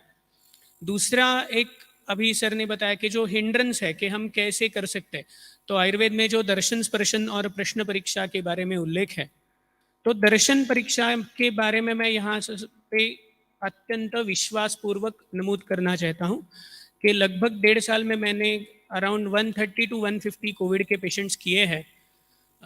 असिम्टोमेटिक से लेकर ICU तक के पेशेंट्स को ट्रीट करने का अवसर मिला है। उनमें से लगभग 80% लोगों की दर्शन परीक्षा करके उनके नेत्र का परीक्षण अगर हम करेंगे तो ज्वर अध्याय में एक असर कुलाक्षिता करके लक्षण आया है नेत्र के संदर्भ में, कि थोड़े से स्वोलन, रेडिश आईलिड्स हो जाते हैं और थोड़ा सा स्राव उनमें रहता है। तो जब मैंने पहला कोविड का रुग्ण देखा था तब ये ज्वर का ही रुग्ण है करके मैं उसको चिकित्सा कर रहा था, और 3-4 दिन के बाद मुझे लगा कि ये कुछ अलग है, टेस्ट करवा लेता हूँ। तो टेस्ट करने के बाद जब वो पॉजिटिव आए तो फॉलोअप को मैंने उनको देखता रहा और उनकी आंखें देखकर मेरे कैमरे में वो फिट कर दी कि ये कुछ अलग चीज़ है जो कि हमेशा बाकी के ज्वर के रुग्णों में नहीं दिखाई देता। तो उसके बाद आगे आगे चलकर उनको देखने लगा, ज़्यादा से ज़्यादा पेशेंट्स देखने लगा, और उसके बाद ये काम इतना आगे हो गया कि जिनको ये पता चल गया था कि सर को आंखें देखकर कोविड के बारे में पता चलता है, तो वो लोग मुझे फोटोज ही भेज रहे थे पेशेंट्स के, सर ये फोटो देख के बताइए ना कि हमें इनको कोविड है या नहीं है। लेकिन हमारे दर्शन परीक्षा में भी इतनी ताकत है। यहाँ पे एक स्टूडेंट बैठे हैं जिन्होंने उनके फैमिली के मेंबर्स के फोटोज भी मुझे भेजे थे, और मैंने उनको कहा भी था जी हाँ पॉजिटिव है, हमें चिकित्सा करनी चाहिए। तो ये हमारी शास्त्र का हमारा एडवांटेज है कि दर्शन स्पर्शन प्रश्न, दर्शन से भी हम अच्छे निदान के तरफ जा सकते हैं। दूसरा स्पर्श और प्रश्न भी हमारी काफ़ी हमारा यहाँ इस वक्त के शेड्यूल में हम प्रश्न परीक्षा को अच्छी तरह से उपयोग में ला सकते हैं। मेरा पर्सनल ओपिनियन माधव निदान के ऊपर मैं ज़्यादा विश्वास रखता हूँ, वाग्भट निदान के भी ऊपर विश्वास है, ऐसा नहीं है, लेकिन माधव निदान में जितने लक्षण और जितने हेतुओं का वर्णन है उनका परीक्षा के तौर पर अगर हम हर एक हेतु या लक्षण का दर्शन स्पर्शन परीक्षा प्रश्न परीक्षा में उसको क्लासिफाई करके अगर प्रश्न उनके लिए तैयार करेंगे तो निश्चित रूप से हम अच्छे निदान के तौर पर हम जा सकते हैं। अब ये तो परीक्षण का विषय रहा। दूसरा जो प्रत्यक्ष रूप में निदान का विषय है, तो उसके बारे में पहले के वेव के जो पेशेंट्स थे वो ज़्यादातर मुझे वात कफ प्रधान द्विदोषज या फिर वात कफ प्रधान सन्निपातिक ज्वर के तरफ जाने वाले लग रहे थे। बाकी प्रतिशाय, कास, श्वास यह लक्षण और ज्वर वेग, और एक अच्छा लक्षण माधव निदान में वात कफ ज्वर का है जिसमें स्वेदा बाधा करके लक्षण आया है। उसका अर्थ है अकारण स्वेद प्रवर्तन। वैसे तो ज्वर में स्वेद प्रवर्तन होता भी नहीं है और वात कफज ज्वर में स्वेद प्रवर्तन होना लगभग मुश्किल है, लेकिन वात कफज ज्वर में अकारण स्वेद प्रवर्तन दिखता है। और वो बहुत सारे कोविड के रुग्णों में भी मैंने देखा कि अचानक से सर स्वेद प्रवर्तन होता है, यह रुग्ण कहते हैं। तो इस तरह से वात कफ प्रधान द्विदोषज ज्वर या वात कफ प्रधान सन्निपात, इस तरह का निदान मुझसे हुआ था। अगली जो सेकेंड वेव आई उनमें थोड़ा सा सिम्टम्स में चेंज हुआ और उसके साथ साथ उदरशूल, द्रवमल प्रवर्तन, छर्दी जैसे लक्षण भी आए। तब हमारे यहाँ पे फिर से माधव निदान का ही उदाहरण देता हूँ। सन्निपात ज्वर में जिह्वा का वर्णन है परिदग्धा खरस्पर्शा जिह्वा स्रस्तांगता परम। तो इस तरह की परिदग्ध रूप की खरस्पर्श की जिह्वा, तो पहले तो मैंने जैसे बताया कि आंख के फोटो भेज रहे थे, उसके बाद पेशेंट्स ने मुझे जिह्वा के फोटो भेजना शुरू कर दिया कि सर ये जिह्वा देखकर आप बताइए। तो ये जिह्वा के परीक्षण से भी हम लोग इस सन्निपात का निदान काफ़ी अच्छी तरह से कर सकते हैं। तो इसका भी आधार मैंने बहुत लिया। तो मैं आत्मविश्वास पूर्वक कह सकता हूँ कि आयुर्वेदीय निदान पद्धति से ही हमारे ग्रंथों के ऊपर ही विश्वास रख के और हमारे दोष दूष्य सम्मूर्छना प्रवास से ही हम लोग ऐसे, आज कोविड है, कल शायद कोई और पैंडेमिक रहेगा, उसके बाद कोई और रहेगा, हम निश्चित रूप से हमारी पद्धति से उनके निदान तक पहुंच भी सकते हैं और उनमें काफ़ी अच्छी चिकित्सा कर भी सकते हैं। धन्यवाद सर। अभी हमारी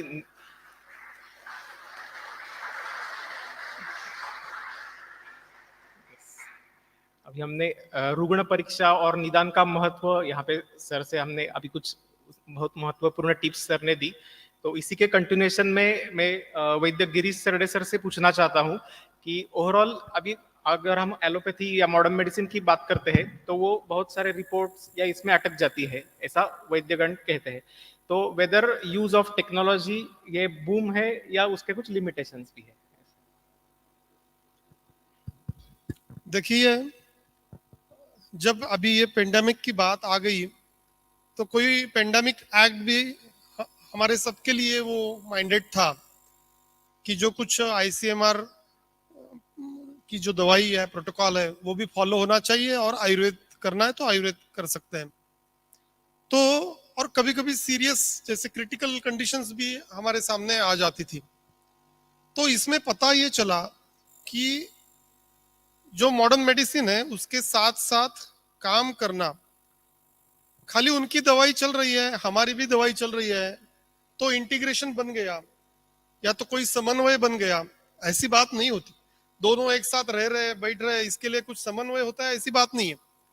तो समझ गए ऐसे कि हमारे करिकुलम में समन्वय स्वरूप से चिकित्सा देने की कल्चर आप सभी में ग्रूम करने की जरूरत ज्यादा है। हम लोग जब दीनानाथ हॉस्पिटल में काम करते थे, आपने देखा है डॉक्टर पंकज ने यहाँ पे वो पेपर पढ़ दिया, लेकिन वो पेपर की बात एक है और हर एक पेशेंट देखते समय जब कोई एक आईसीयू में भी पेशेंट रहेगा या तो कोई वार्ड में भी पेशेंट रहेगा, जब कोई मॉडर्न मेडिसिन की दवाई चल रही है तो उसी ढंग से आयुर्वेद की दवाई देने की जरूरत नहीं रहती। कभी कभी हमें उनकी जब क्लेक्सिन चल रही है तो उसका कोई साइड इफेक्ट न हो जाए, उस तरीके से पेशेंट का प्रकृति देखकर काम करने की जरूरत रहती है। कभी कभी उनके जो कुछ मेरोपेनम रहेगा और कुछ रहेगा उससे टॉक्सिसिटी बढ़ जाती है, तो हम साथ रहते तो हम भी कुछ उसके ऊपर काम करें, ये बात न होते हुए उसके प्रोटेक्शन की बात करने की जरूरत रहती है। कभी कभी बल बढ़ाने के लिए उनके पास नहीं रहता, बल बढ़ाने के लिए हम स्वर्णकल्प यूज कर। तो मुझे लगता है कि जो कुछ हम एक साथ काम करते हैं तो पैरासिटामोल दे दिया और यहाँ पे त्रिभुवन कीर्ति सूक्ष्म त्रिफला दे दिया, ऐसे कारण से कोई इंटीग्रेशन नहीं बढ़ता। समन्वय जब होता है, जब आपका जो चल रहा है ठीक है तो ये बात मैं संभाल लेता हूँ। मैं एक आपको उदाहरण के रूप में देता हूँ।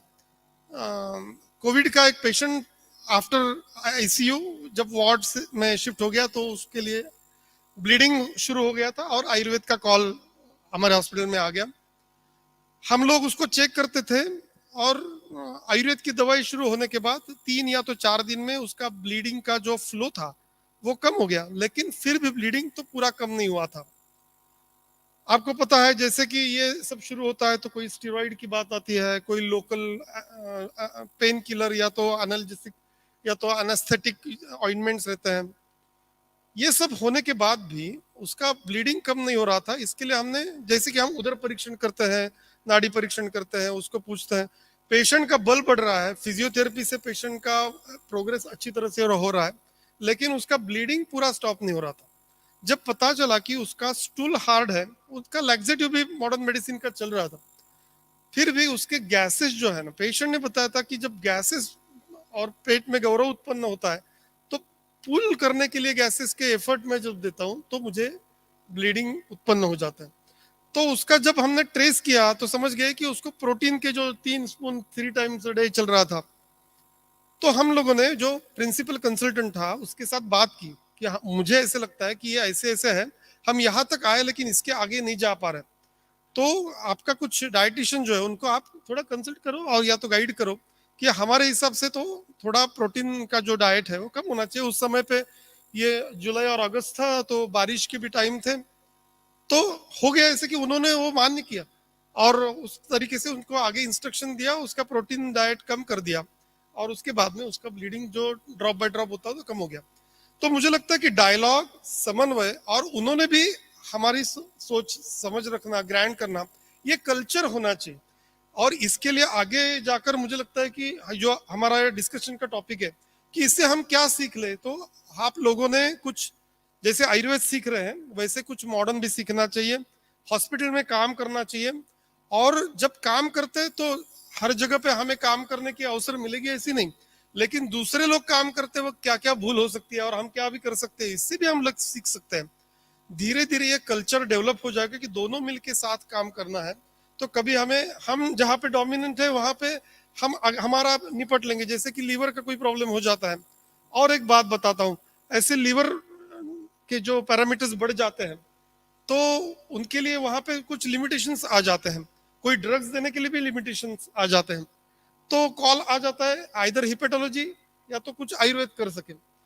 तो कभी कभी ऐसी बात हो गई कि कुछ विरेचन देना है तो पेशेंट का बल तो कम है, तो हम लोगों ने कषाय के पटोल कटोल आदि कषाय के बस्ती दे दिए, जैसे रेडीमेड है उसको वार्म करके बस्ती दे दिए।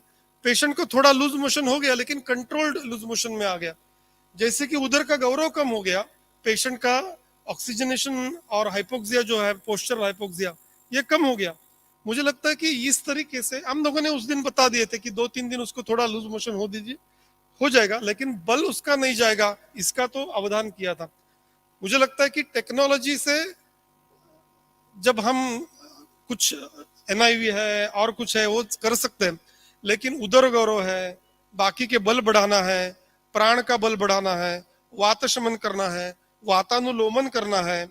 अनेक पेशेंट ब्रेडिकार्डिया में जाते हैं ICU के बाद, तो उनमें डिस्टेंशन कितना रहता है, वो निपटने की कोई तरीका, जो कुछ तरीके उसके लिमिटेशन ज्यादा है, बगैर हम जो करते हैं उससे वो जल्दी हो जाता है। तो मुझे लगता है कि दोनों ने एक साथ डायलॉग करके हर एक का डोमेन समझकर जब हम काम करें तो एक अच्छा कल्चर बन जाएगा। और ये मुझे लगता है कि हमारे प्राइम मिनिस्टर और जो डिपार्टमेंट ऑफ एजुकेशन है, इन्होंने आगे जाकर जो स्ट्रैटेजी बनाई है, इस तरीके से ही ये स्ट्रैटेजी हो जाएगी। मुझे लगता है कि ये जरूरत ये पेंडेमिक के कारण सामने आ गई, और हम इसके बारे में सोचकर आगे के जो स्टूडेंट हैं, मे भी 10 साल के बाद या तो 5 साल के बाद ऐसे कोई इवेंट आ गया तो उसके लिए प्रिपेयर होना है। तो मुझे लगता है कि हम लोगों ने जो कम्युनिटी डिसऑर्डर्स है उसमें वो हॉस्पिटल में जाके काम करना होगा, मॉडर्न मेडिसिन के लोगों के साथ काम करना, जो काम करते हैं उनके साथ बात करके उनके अनुभव शेयर करने होंगे, और you should be prepared for this. धन्यवाद। धन्यवाद सर। सर ने अभी बहुत ही अच्छी तरीके से डिफरेंट पैथीज में समन्वय की जो आवश्यकता है वो यहाँ पे हमारे सामने रखी। मुझे लगता है कि अभी हम सबको अवगत है कि महाराष्ट्र में या पूरे भारत भर में अगर हमने देखा होगा तो कोविड के पेशेंट्स बढ़ रहे थे, बेड की कंडीशंस भी हमें पता थी, बहुत लोगों को सफर भी होना पड़ा। लेकिन इस सब कंडीशन में अगर आयुर्वेदा की अपनी खुद IPDs होती तो अगर कुछ ये जो दृश्य है वो कुछ अलग होता। तो सचिन माफ कीजिएगा, डॉक्टर लोंढे सर यहाँ पे हमारे साथ है, तो वो IPD के क्षेत्र में शायद आइकॉन है हम सबके लिए, उन्होंने एक अच्छी मॉडल एस्टेब्लिश की है। तो ये चैलेंज IPD का सर आपने किस प्रकार से उठाया? Thank you all. जिन्नासा ग्रुप ने मुझे यहाँ पे इनविटेशन दिया, और IPD ये जो सब्जेक्ट है, कोविड ये जो पहला जो वेव था वो सब में तो समझ में ही नहीं आ रहा था कि क्या करना है लोगों को। लेकिन जैसे जैसे मैडम ने बताया, हमने कुछ प्रोटोकॉल्स बनाए कि प्रिवेंशन के लिए हमें क्या करना है, असिम्टोमेटिक के लिए क्या करना है, माइल्ड के लिए क्या करना है, मॉडरेट के लिए क्या करना है और सीवियर के लिए क्या करना है। एलोपैथी हॉस्पिटल्स में हर पेशेंट्स एडमिट होता था, लेकिन कुछ पेशेंट जब एडमिट होते थे, मतलब वो अगर असिम्टोमेटिक भी रहा तो वहाँ पे उसको मेडिसिन का जो प्रोटोकॉल आया था वो सब पूरा देना ही पड़ता था। जब वो सब मेडिसिन लेता था तो वो अच्छा होने के बजाय कई कई पेशेंट्स में कॉम्प्लिकेशंस होते थे। तो फिर स्टार्ट में एक तो आयुर्वेद हॉस्पिटल्स को कहीं पे परमिशन नहीं मिल रही थी कि आप ये IPD शुरू करो। तो फिर हमने क्या किया, जहाँ पे एलोपैथी हॉस्पिटल्स में जो कोविड सेंटर्स है, तो वहाँ पे जहाँ पे माइल्ड और मॉडरेट केसेस ले जाते थे या असिम्टोमेटिक केसेस ले जाते थे, वहाँ पे सर ने जैसे बताया कि इंटीग्रेशन शुरू किया। स्टार्ट में जब हमने इंटीग्रेशन वहाँ पे शुरू किया तो कुछ बेसिक प्रोटोकॉल्स आयुर्वेद के और उनके एलोपैथी के तो प्रोटोकॉल सेट थे, वो उनके हिसाब से चल रहे थे। सबसे अहम बात इसमें हमने देखी कि वहाँ पे डाइट का सबसे बड़ा प्रॉब्लम्स होता था। सबसे ज्यादा एक तो अंडा खाना है आपको, उसकी इतनी मतलब पब्लिसिटी हो गई थी, तो उसके वजह से लोगों का डाइजेशन खराब होके वो पेशेंट सेटल होने के बजाय वो बढ़ जाता था। फिर हमने वहाँ पे एक्सपेरिमेंट या लोगों को समझाना शुरू किया कि आपकी ज्वर की अवस्था है, आप अगर ऐसी कंडीशंस में ये खाना खाओगे या ये फ्रूट जूस लेंगे तो आपको 100% इसकी सर्दी कम होने के बजाय बढ़ने वाली। हमने कुछ एग्जाम्पल भी देखे जो असिम्टोमेटिक केसेस होते थे, जैसे टेस्ट पॉजिटिव आता है तो वो तुरंत जूस या अंडा लेना शुरू कर देता और वो 2-4 दिन में वो खराब होना शुरू हो जाता था। फिर ये एग्जाम्पल हमने लोगों के सामने रखे और वहाँ पे कंपलसरी डाइट जो है वो स्पेसिफिकली मूंग का कड़न है, हुलगे का कड़न है या अपना हल्का जो डाइट है वो वहाँ पे हॉस्पिटल्स में हमने शुरू कर दिया। और मेडिसिन के तौर पर मैडम ने जैसे बताया कि हमने एक प्रोटोकॉल रखा था कि हर एक पेशेंट का कवल कंपलसरी होना है।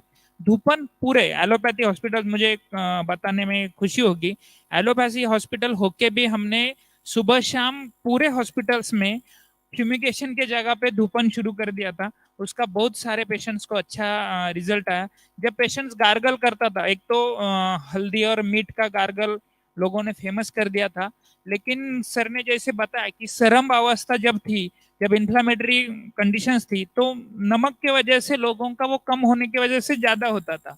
तो फिर हमने त्रिफला और यष्टि इसका कवल शुरू कर दिया। यष्टि तो सबने अपने देखा कि ब्लड के ऊपर ये जाता ही था।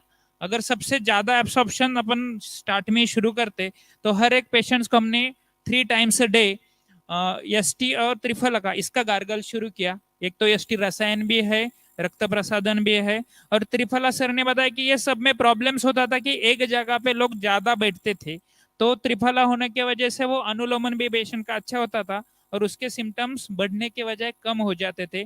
दूसरी जो बात की हमने की कषाय की, आयुष का कषाय फेमस हो चुका था, लेकिन आयुष के कषाय के सब साइड इफेक्ट्स भी लोगों में दिखने शुरू हो गए थे, क्योंकि जो पित्त प्रधान प्रकृति के लोग थे या पित्त प्रकृति के लोग थे तो उनमें ये प्रॉब्लम्स बढ़ते थे।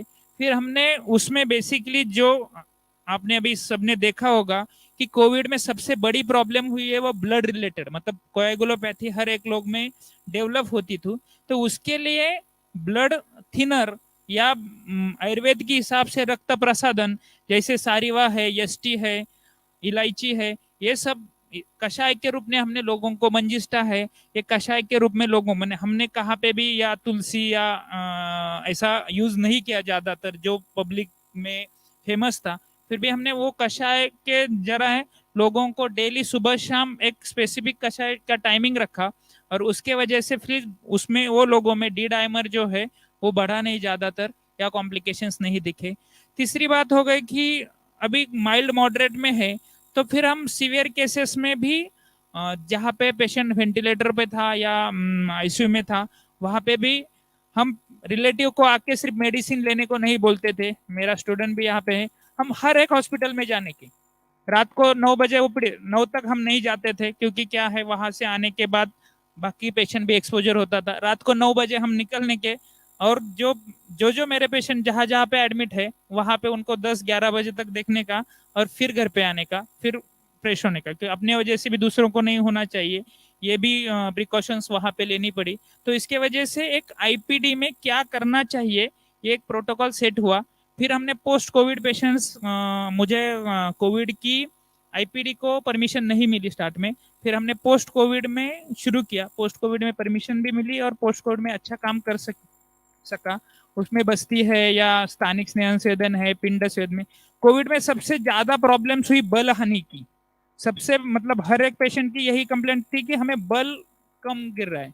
तो स्थानिक स्नेहन स्वेदन से जैसे पेशेंट, हमने हमारे हॉस्पिटल्स के जो प्रोटोकॉल्स में भी जो है शतावरी तेल और अमृत धारा, इसका जो कॉम्बिनेशंस करके हम स्थानिक स्नेहन देते थे, क्योंकि स्वेदन वहाँ पे थोड़ा ज्यादा पॉसिबल नहीं था। फिर आईसीयू की पेशेंट को भी हमने स्थानिक की शतावरी तेल और अमृत धारा ये मिक्स करके, थोड़ा सा वो वार्म रहता था और उसके वजह से उसका बल जो है वो मिलने में फायदा हुआ।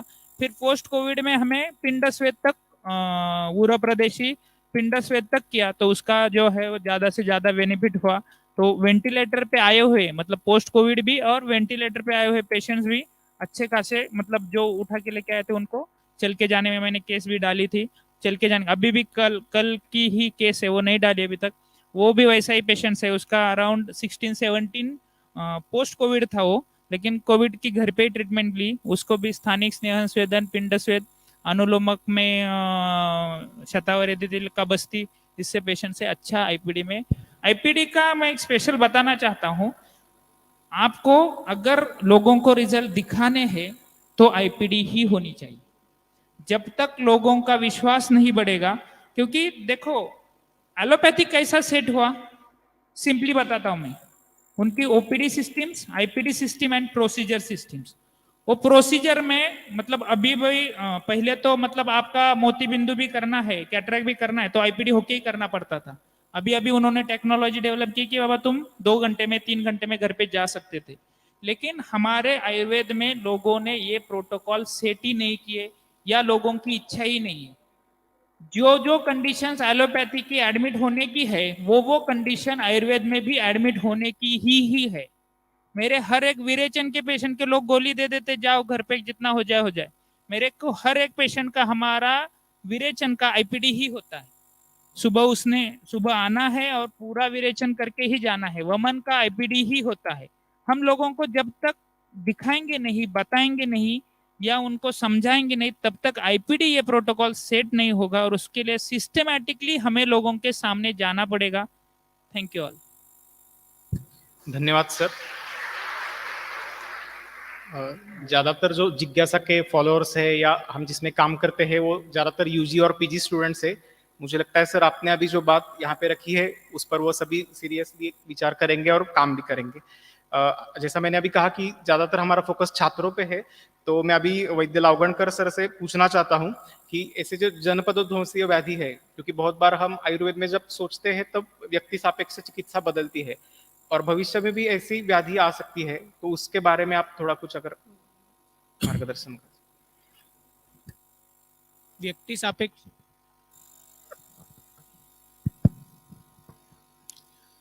व्यक्ति सापेक्ष चिकित्सा एवं सामूहिक चिकित्सा या कम्युनिटी डिसीजेस।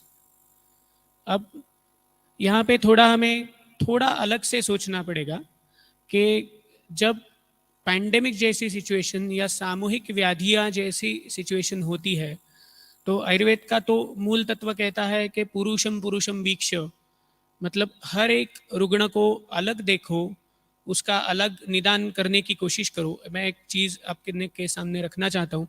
एक ही घर के 5 कोविड पेशेंट्स मेरे पास थे और जैसे मैंने पहले वात कफ ज्वर या सन्निपात ज्वर का निदान बताया, वैसे उनमें से 3 लोगों में से अलग निदान, एक में तो मेरा अम्लपित्त ही हुआ, एक में कफत शिरशूल हुआ और एक में तमकश्वास जैसा निदान हुआ। तो मेरा उनमें भी अलग अलग निदान मैंने किया है, लेकिन जब हम इकट्ठा रूप में इनको देखने की कोशिश करेंगे या फिर कॉमन कुछ प्रोटोकॉल्स अगर हमें सेट करने हो, जैसे सर जी ने बताया कि ऐसा कषाय पान करना चाहिए या फिर किस तरह से हमें उसके ऊपर देखना चाहिए, तो अनुक्त व्याधियों के बारे में जो चरक संहिता में वर्णन है, तो अनुक्त व्याधियों के बारे में चरक संहिता में वर्णन आया है। वहाँ पे उन्होंने इस चीज़ के हेतुएं क्या है, इन हेतुओं को आप ढूंढने की कोशिश कीजिए और हेतुएं ढूंढने के बाद पहला हमारा जो कर्तव्य है कि स्वस्थ्य से स्वास्थ्य रक्षणम, तो उस स्वस्थ्य से स्वास्थ्य रक्षणम के लिए हमारे परीक्षा विभागों में जो जो चीज़ें हैं, जैसे हम लोग प्रकृति परीक्षण कर सकते हैं, सार परीक्षण कर सकते हैं, अग्नि परीक्षण कर सकते हैं, ये करके हम उन्हीं लोगों के ग्रुप्स कर सकते हैं कि जैसे सर ने बताया कि एक कषाय पित्त प्रकृति के लोगों को नहीं चल रहा था, तो अगर हम मास्क स्केलवर प्रकृति परीक्षण या सार परीक्षण का डाटा हमारे पास अवेलेबल हो, तो हम कह सकते हैं कि हाँ, जो वात प्रधान प्रकृति के हैं उनके प्रिवेंशन के लिए ये चीज़ें हमें करनी चाहिए, पित्त प्रधान प्रकृति के व्यक्ति जो है उनके प्रिवेंशन के लिए ये चीज़ें करनी चाहिए, कफ प्रधान प्रकृति के व्यक्ति जो है उनके प्रिवेंशन में ये चीज़ें करनी चाहिए। वैसे ही अगर हम सारता परीक्षण का डाटा हमारे पास हो, तो हर एक धातु की सारता बढ़ाने के लिए किस तरह के रसायन द्रव्यों का उपयोग हम कर सकते हैं वो प्रकृति के साथ, ताकि उसको उसमें तकलीफ न हो। जैसे अगर मांस धातु असार है तो उसका मांस बढ़ाने के लिए आहार्य तो मांस हम देंगे ही, साथ में रसायन अगर अश्वगंधा या विदारी, इसमें से हमें अगर उसको उसमें चूज करना हो, तो अश्वगंधा उष्ण है तो प्रकृति अगर पित्त हो तो हम विदारी उपयोग में लाएंगे, वात कफ हो तो अश्वगंधा उपयोग में लाएंगे। इस तरह के प्रोटोकॉल हम लोग सेट कर सकते हैं प्रिवेंशन के लिए, ताकि उनमें भी कॉमन पैरामीटर्स हम लोग ढूंढ के उसके ऊपर काम कर सकते हैं। और वैसे ही निदान में जाकर जब व्याधि अवस्था में रुग्ण हमारे पास आएंगे, तो व्याधि अवस्था में भी उनका हमारे दोष दूष्य सम्मूर्छना रूप से निदान करके, जैसे चरक ने ही बताया है कि विकारानाम कुशलो न जिगरियात कदाचन नहीं सर्व विकाराणाम नाम तो अस्ति स्थिति ध्रुवा। मतलब अगर किसी विकार के बारे में आपको पता नहीं है, तो उसके लिए हमें लज्जित होने की आवश्यकता नहीं है। हम उस विकार का हमारे दोषों की अवस्था से, दूषों की अवस्था से हम अच्छा निदान कर सकते हैं। वैसे ही निदान करके उनके लिए भी हम ग्रुप्स करके, जैसे सिम्टम्स में माइल्ड मॉडरेट तो हो सकता ही है, वैसे ही वात कफज ज्वर हो या तमक श्वास हो या इन तरह की चीज़ों का भी विचार करके हम चिकित्सा में उपयोग ला सकते हैं। और एक चीज़ मैं यहाँ पे थोड़ी अलग कहना चाहता हूँ कि इस तरह के विकारों में जिन अवयवों को के ऊपर ज़्यादा असर होता है, उनके रचना या क्रियात्मक दृष्टि से जो उत्पत्ति होती है, जैसे अभी अगर हम फुफ्फुस का विचार करें तो शोणित फेन प्रभव फुफ्फुसः इस तरह से वर्णन आया है। तो उसी के बिगाड़ की वजह से रक्त में ग्रंथियां ज्यादा हो रही है, तो रक्त प्रसादन करने की अवस्था और फेनत्व यानी अच्छे प्रकार का कफ, जैसे हमारे यहाँ पे पहले अवस्थापाक के पहले अवस्था में फेनभूतम उदीर्यते करके कफ की अवस्था बताई है। तो जो योग्य कफ पोषण करता उत्पन्न होना चाहिए वो करने के लिए और रक्त के ऊपर की चिकित्सा, अगर यकृत या वृक्क की दृष्टि हुई है तो रक्त में द प्रसादजम वृक्कम या फिर शोणितम यकृत लिहानो, इस तरह के उन अवयवों के रचना या क्रियात्मक उत्पत्ति का भी विचार करके हम निदान में भी आगे जा सकते हैं और चिकित्सा में भी आगे जा सकते हैं। शोणित फेन प्रभवा फुफ्फुसा का मैं एक उदाहरण देना चाहता हूँ। एक वैसे ही 59 ऑक्सीजन लेवल होकर एक रुग्णा आईसीयू में प्रवेशित हुई। वहाँ पे जो हाउसमैन थी वो सुदैव से मेरी स्टूडेंट थी, इसलिए मैंने उनको कहा कि चाहे कुछ भी हो जाए इंट्यूबेट नहीं करना है, तुम चाहे तो एनआईवी पे पेशेंट को ले सकते हो लेकिन इंट्यूबेट मत करो, बाकी जो चीज़ें हैं हम लोग संभाल लेंगे। तो वहाँ पे रक्त प्रसादन के तौर पर बाकी तो कफग्न चीज़ें वासा यष्टि बीबी तक मरीज जैसी दी भी थी, लेकिन उस स्रोतस का या उस मूल स्थान का विचार करके शोणित फेन प्रभवा रक्त प्रसादन के तौर पर प्रवाल का उपयोग और फेन और फुफ्फुस में रहने वाला आकाश महाभूत का स्थान, इसके लिए अभ्रक का उपयोग मैंने उनमें किया था और धीरे धीरे वो पेशेंट उसमें से बाहर आया। आज वो पेशेंट काफ़ी अच्छी तरह से ठीक है, नॉर्मल है, सभी उन्होंने सब चीज़ें उनकी करना शुरू किया है।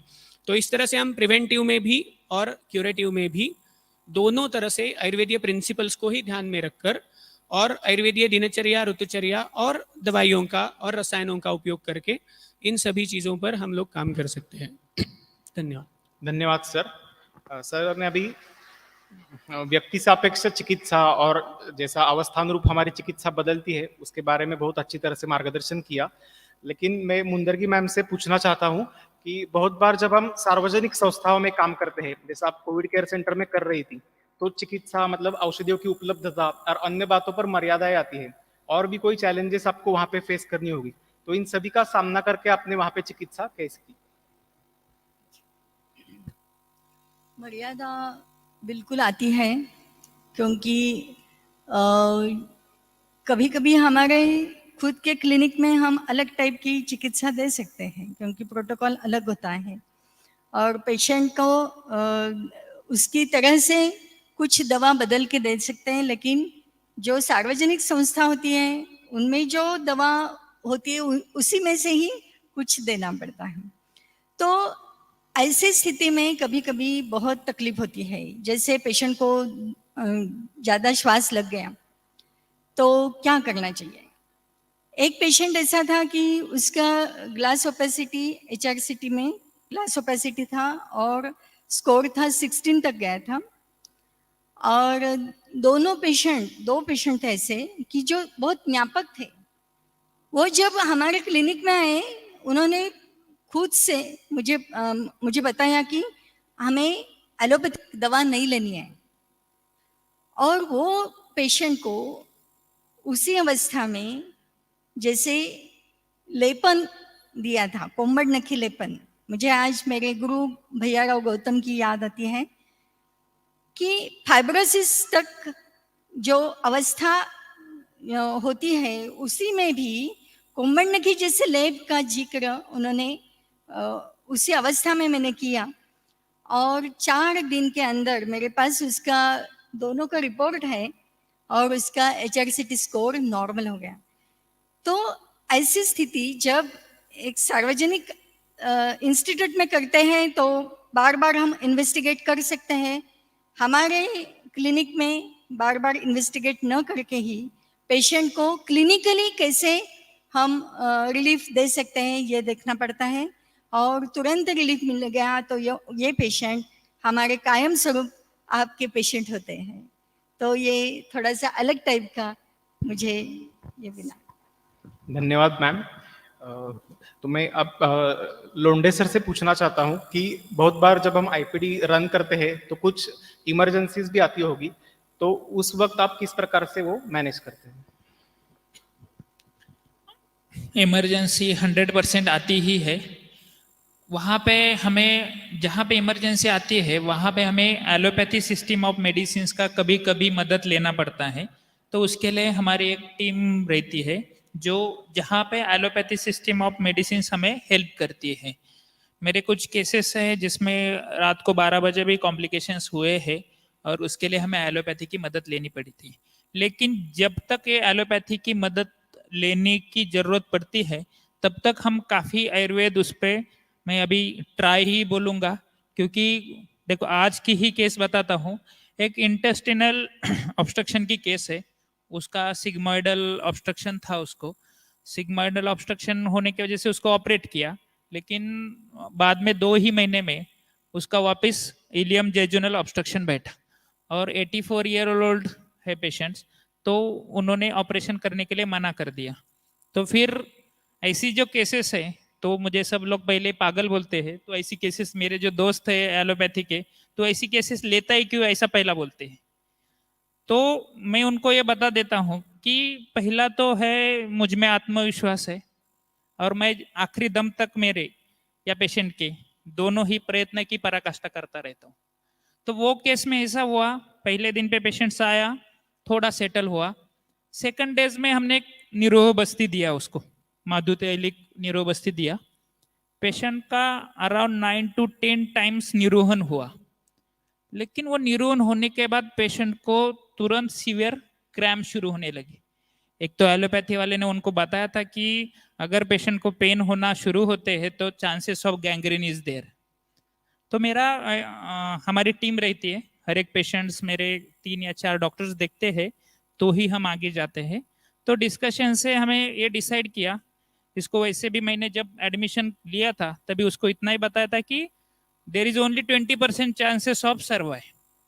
तो पेशेंट को मैं जब मैंने बोला कि मेरा आत्मविश्वास और पेशेंट को मैं कंसेंट लेता हूँ कि इसके सर्वाइव के चांसेस 20% ही है, तो फिर मुझे इतना कॉन्फिडेंस था कि मतलब ये अगर एक्सपायर भी होता है तो ज़्यादा कोई प्रॉब्लम्स नहीं होगा। तो उसमें फिर हमने वो निरोहन जब दिया था, थोड़ा आयुर्वेदिक प्रॉपर सोच के हमने बोला कि इसको निरोहन 8 से 9 बार हुआ है, मे भी वात प्रकोप अधिक हो गया होगा और इसके वजह से इसको पेन होते रहेंगे। तो हमने थोड़ा शीरबाला का, शतावरी घृत का ऐसा बस्ती देना शुरू किया। आज बताने में मुझे खुशी है कि उसका पेरिस्टालसिस तो नॉर्मल हो ही गया और उसको डेली नॉर्मल मोशंस होना शुरू हुए। तो ये जो आत्मविश्वास है मेरे जिंदगी में, मैंने इंटेस्टिनल ऑब्स्ट्रक्शन की पहली केस ये की है। आयुर्वेद में ऐसा होने ही वाला है कि हर एक केस आपको फर्स्ट टाइम ही होगी, लेकिन जब तक आप खुद सेल्फ कॉन्फिडेंस और जब तक आप कंटिन्यूअसली ट्रीटमेंट ये अगर करते नहीं रहेंगे तब तक आईपीडी आयुर्वेद की सेट नहीं होगी। हाँ, अभी हमने एक नया वेंचर हम शुरू कर रहे हैं, लेकिन हर एक प्राइवेट प्रैक्टिस को थोड़ा सा लिमिटेशंस होता है। हर एक आईसीयू सेट होना, उसका सेटअप करना, ये इतना पॉसिबल नहीं है। तो हम लोकमान्य करके एक एलोपैथी हॉस्पिटल में, वहाँ पे हम 4 फ्लोर का आयुर्वेदिक सेटअप शुरू कर रहे हैं। वहाँ पे पूरा आईसीयू बैकअप है, तो अगर केस इमरजेंसी भी होती है तो we can shift in the ICU. और इंटीग्रेशन के बारे में मैंने सर ने तो बताया डिटेल, लेकिन मैं वहाँ पे ये बोलना चाहता हूँ कि हमें first line of treatment Ayurveda होनी चाहिए और फिर के बाद एलोपैथी होनी चाहिए। जब तक ये नहीं होगा, मतलब एलोपैथी हॉस्पिटल में जाके आयुर्वेद देना और आयुर्वेद हॉस्पिटल में जाके जरूरत पड़ने पे एलोपैथी देना, ये 2 चीजें बहुत डिफरेंट है। बहुत सारे जगह पे लोग 2 ट्रीटमेंट ऑलरेडी ले रहे हैं, तो ऐसे इंटीग्रेशंस में आयुर्वेद बड़ा नहीं होगा, वहां पे सिर्फ इंटीग्रेशन बड़ा होगा। इंटीग्रेशन होने के वजह से ये अच्छा हुआ, ऐसा होगा। जब तक ये इंटीग्रेशन नहीं होता कि एलोपैथ आयुर्वेद हॉस्पिटल्स में जरूरत पड़ने पे एलोपैथी ट्रीटमेंट दिया गया, तब तक आयुर्वेद बड़ा नहीं होगा। इसलिए मैं सब स्टूडेंट्स को और सबको दरख्वास्त करता हूँ कि फर्स्ट लाइन आयुर्वेद होना चाहिए और सेकंड लाइन एलोपैथी जहाँ पे जरूरत पड़े तब। और ये जो जरूरत है, आप डिस सर ने जैसे बताया कि संभाषा करो, अभी विवेक सर भी यहाँ पे थे, हम कंटिन्यूअसली जो लोग, विवेक सर तो मेरे पहचान के भी नहीं थे, हम सिर्फ क्या बोलते हैं ढूंढते रहते कौन क्या कर रहा है और उसको फोन करो, और तूने एक केस में क्या किया था मुझे बता के रख, अगर ऐसा केस आता है तो मुझे सॉल्व करना है। उसके लिए हम एक सिस्टम भी ला रहे हैं, मैंने मिहिर को बताया, वो सिस्टम जल्दी ही लॉन्च होगा। तो उसमें बहुत सारे सिस्टमैटिक आयुर्वेद ये जल्दी ही लॉन्च होने वाला है। इसकी सिर्फ मैं स्टार्टअप बता देता हूँ। Thank you. धन्यवाद सर, बहुत ही अच्छी तरीके से अपने सभी स्टूडेंट्स को यहाँ पे इंस्पायर किया है। मैं अब मुंदर की मैम से एक सवाल पूछना चाहता हूँ कि हमारा जिज्ञासा के बहुत सारे यूजी और पीजी स्टूडेंट्स अभी यहाँ पे ये सब सुन रहे हैं, तो ऐसे सत्रों से मतलब आगे भी जो पैंडेमिक्स आएगी या अन्य कोई आपदाएं आएगी, तो बच्चों ने किस प्रकार से पढ़ाई करनी चाहिए और कैसा ओरिएंटेशन होना चाहिए?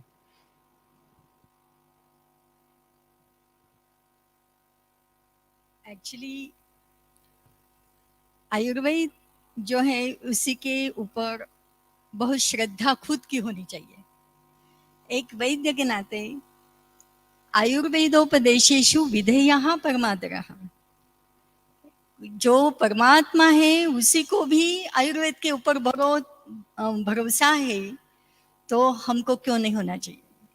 इसी श्रद्धा से, इसी सात्विक भाव से हमने ये स्टडी किया, तो मुझे लगता है आयुर्वेद आपको साथ देगा।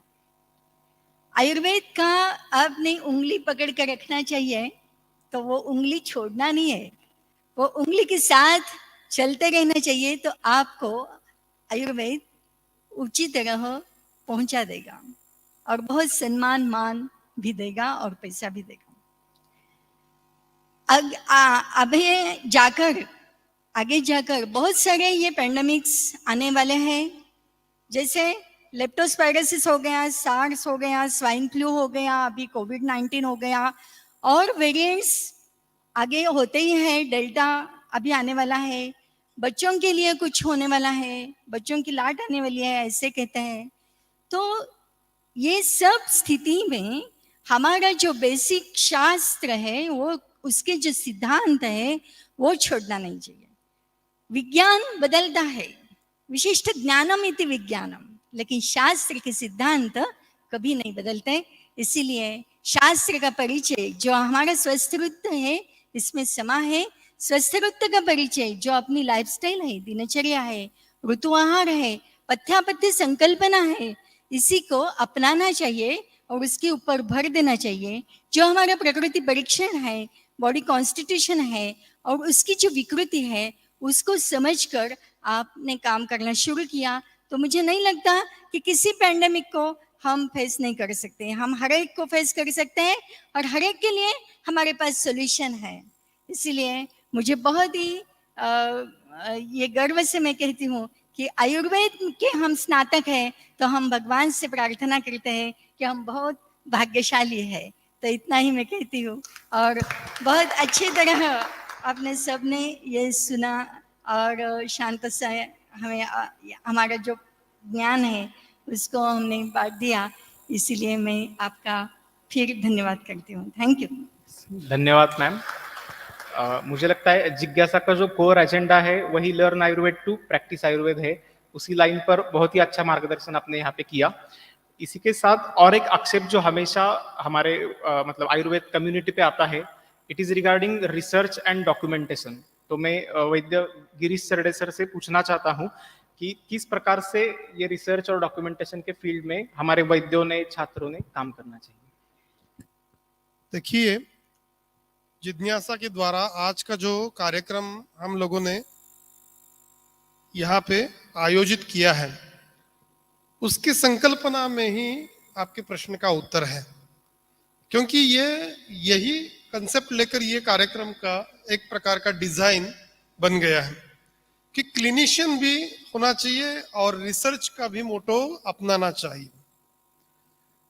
रिसर्च के बारे में मैं ज्यादा कहूँ ये अच्छा नहीं लगेगा, क्योंकि यहाँ पे वैद्य गिरीश टिल्लू जी हैं, जिनका ये खुद का आइकॉनिक डोमेन है कि आयुर्वेद में कैसे रिसर्च होना चाहिए। लेकिन उनके साथ बात करने के बाद ही जो हम चर्चा करते हैं उसका जो कुछ शॉर्ट्स है वो मैं बताता हूँ कि रिसर्च कोई अलग होता है और क्लिनिशियन कोई अलग होता है, ऐसी बात नहीं है। ये बात अलग क्यों लगती है? क्योंकि क्लिनिशियन तार्किक दृष्टि से रुग्ण को देखकर उसके बारे में खुद की सोच रखकर और अपनी सोच जब मैं दवाइयों के साथ पेशेंट के ऊपर अपनाता हूं तो उसका रिवर्स फीडबैक को असिस्ट करने की और अपनाने की जो एटीट्यूड है वो नहीं रखता है, तो उसको लगता है कि ये रिसर्च कोई अलग बात है और मेरा क्लिनिकल काम कोई अलग बात है। जिसको बाढ़ बोलते हैं और किसको ठोकताला बोलते हैं मराठी में, तो कुछ ये फॉर्मूला हो गया और हमारे गुरुजी ने बताया वैसे दे दिया, हो गया।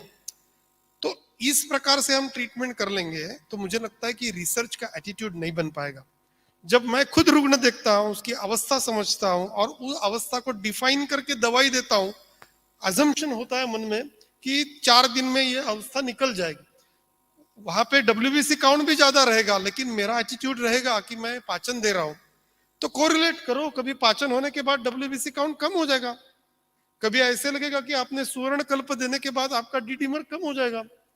तो मुझे लगता है कि रिसर्च का जो एटीट्यूड है वो समन्वय करके ही है, और हर एक समय पे कोई एलोपैथिक के ही कुछ ले लिया तो रिसर्च होता है, ऐसी नहीं बात। एलोपैथी या तो मॉडर्न मेडिसिन का जो और फार्माकोलॉजी का जो है पैरामीटर्स वो उन्होंने विज्ञान से निकाले हुए हैं, उसका आधार ले लो। नहीं लेना है तो जो कुछ आप कर रहे हो उसको प्रूव कर लो। मुझे लगता है कि कोई क्लिनिशियन को खुद को प्रूव करने के लिए कोई इंतजाम नहीं होना चाहिए। जो उसने बात समझ ली, जो उसने किया, वो खाली दूसरे को बताने की बात है, सिस्टमेटिकली उसको बताना आना चाहिए। और उस सिस्टमेटिकली बताना आना चाहिए, आपके ग्रंथों के लक्षणों के आधार पर बताओ, और उसके साथ साथ अभी जो वर्ल्ड वाइड जिसको पैरामीटर्स बोलते हैं उसके साथ आपका कुछ तालमेल होता है या नहीं होता है, उसके बारे में आप कमेंट कर दो। उसके लिए वो देखना तो चाहिए। आप नहीं देखना चाहते तो अभी गिरिजा मैडम ने भी बताया कि वो कुछ वहां पे इंतजाम ही नहीं था, तो हमने ये देख लिया कि हमने जो किया उसमें 3% आ गया, जहां पे ये लोग देख रहे थे वहां पे भी 3% आ गया। तो कोई कुछ कर रहे हैं उसको सोच समझकर तर्क दृष्टि से, स्टैटिस्टिक्स से, या तो कोई असेसमेंट क्राइटेरिया से आपको समाज के सामने या तो मेडिकल कम्युनिटी के सामने बताना चाहिए। और इसमें मुझे लगता है कि किसी को दिक्कत रहेगी तो आपके ज्ञान के ऊपर आपको कुछ भरोसा नहीं है या आपके सोच के ऊपर आपका कॉन्फिडेंस नहीं, यही बात हो सकती है। और इसके लिए जो वैद्य जैसे काम करते हैं वो लोग पीछे बाद में कोई प्रॉब्लम आ गई तो पीछे क्यों जाते हैं? क्योंकि उसके ऊपर भरोसा नहीं रहता। हाँ, प्रॉब्लम तो वहां पे भी सब जगह पे आ जाती है। जिनको हाइपरटेंसिव मेडिसिन रहते हैं उनको भी हार्ट अटैक आ जाती ही है, बात ऐसी नहीं है।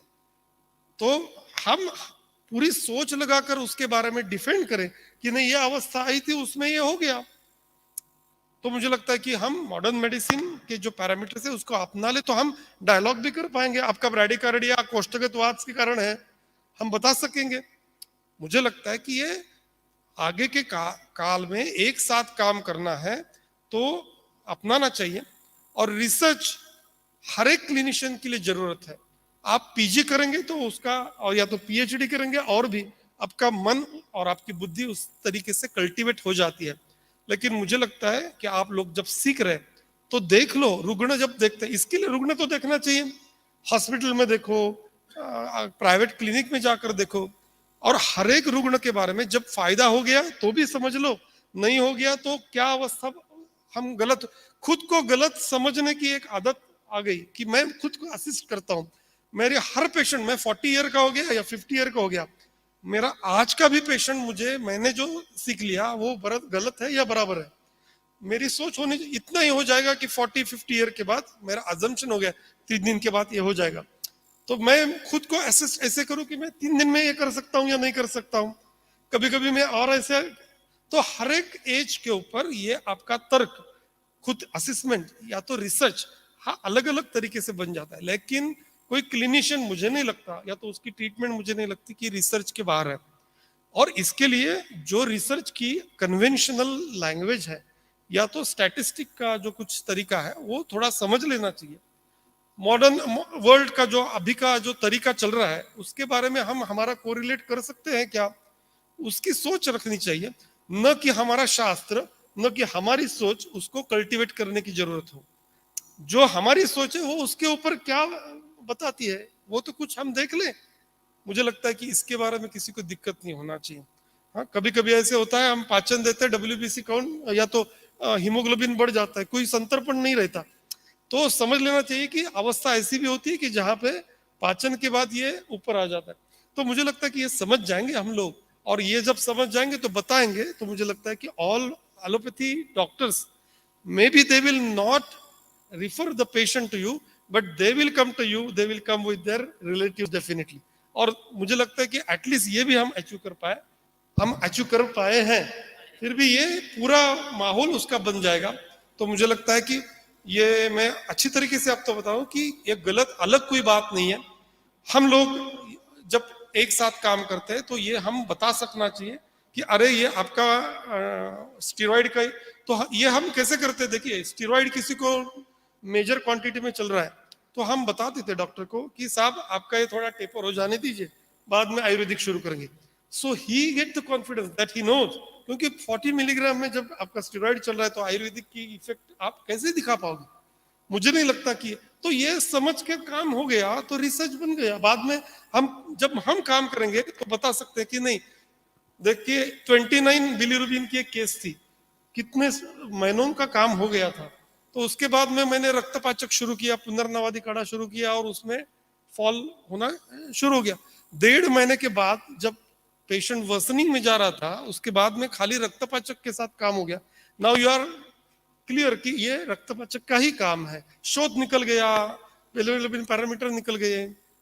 तो मुझे लगता है कि हमारा जब ड्रग के बारे में भी सोच होनी चाहिए कि ये ड्रग कहाँ तक देना है, कहाँ तक नहीं देना है, तो मुझे लगता है कि ये जब हो गई तो रिसर्च बन गया। और क्या है, नहीं तो चलो 15 दिन का रक्तपाचक शुरू रखो, 15 दिन की ये वटी शुरू रखो।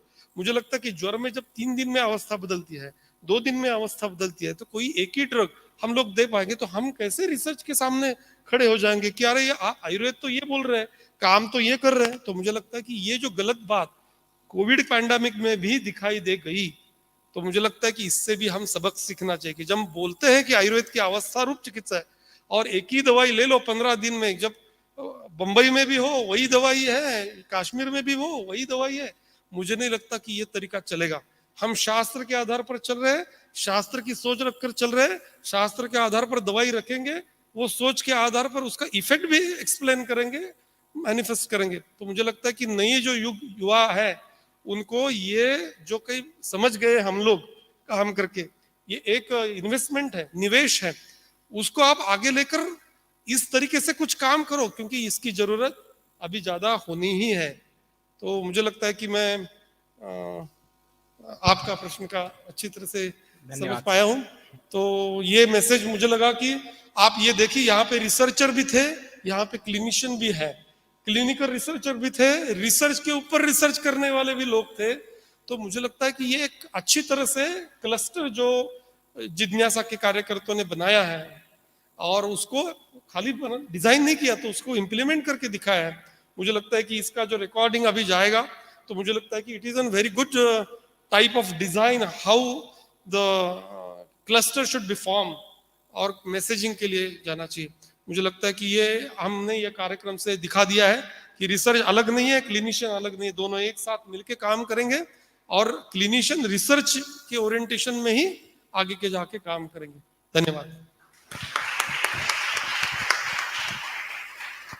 बहुत बहुत धन्यवाद सर, आपने अभी बहुत अच्छी तरह से मार्गदर्शन किया।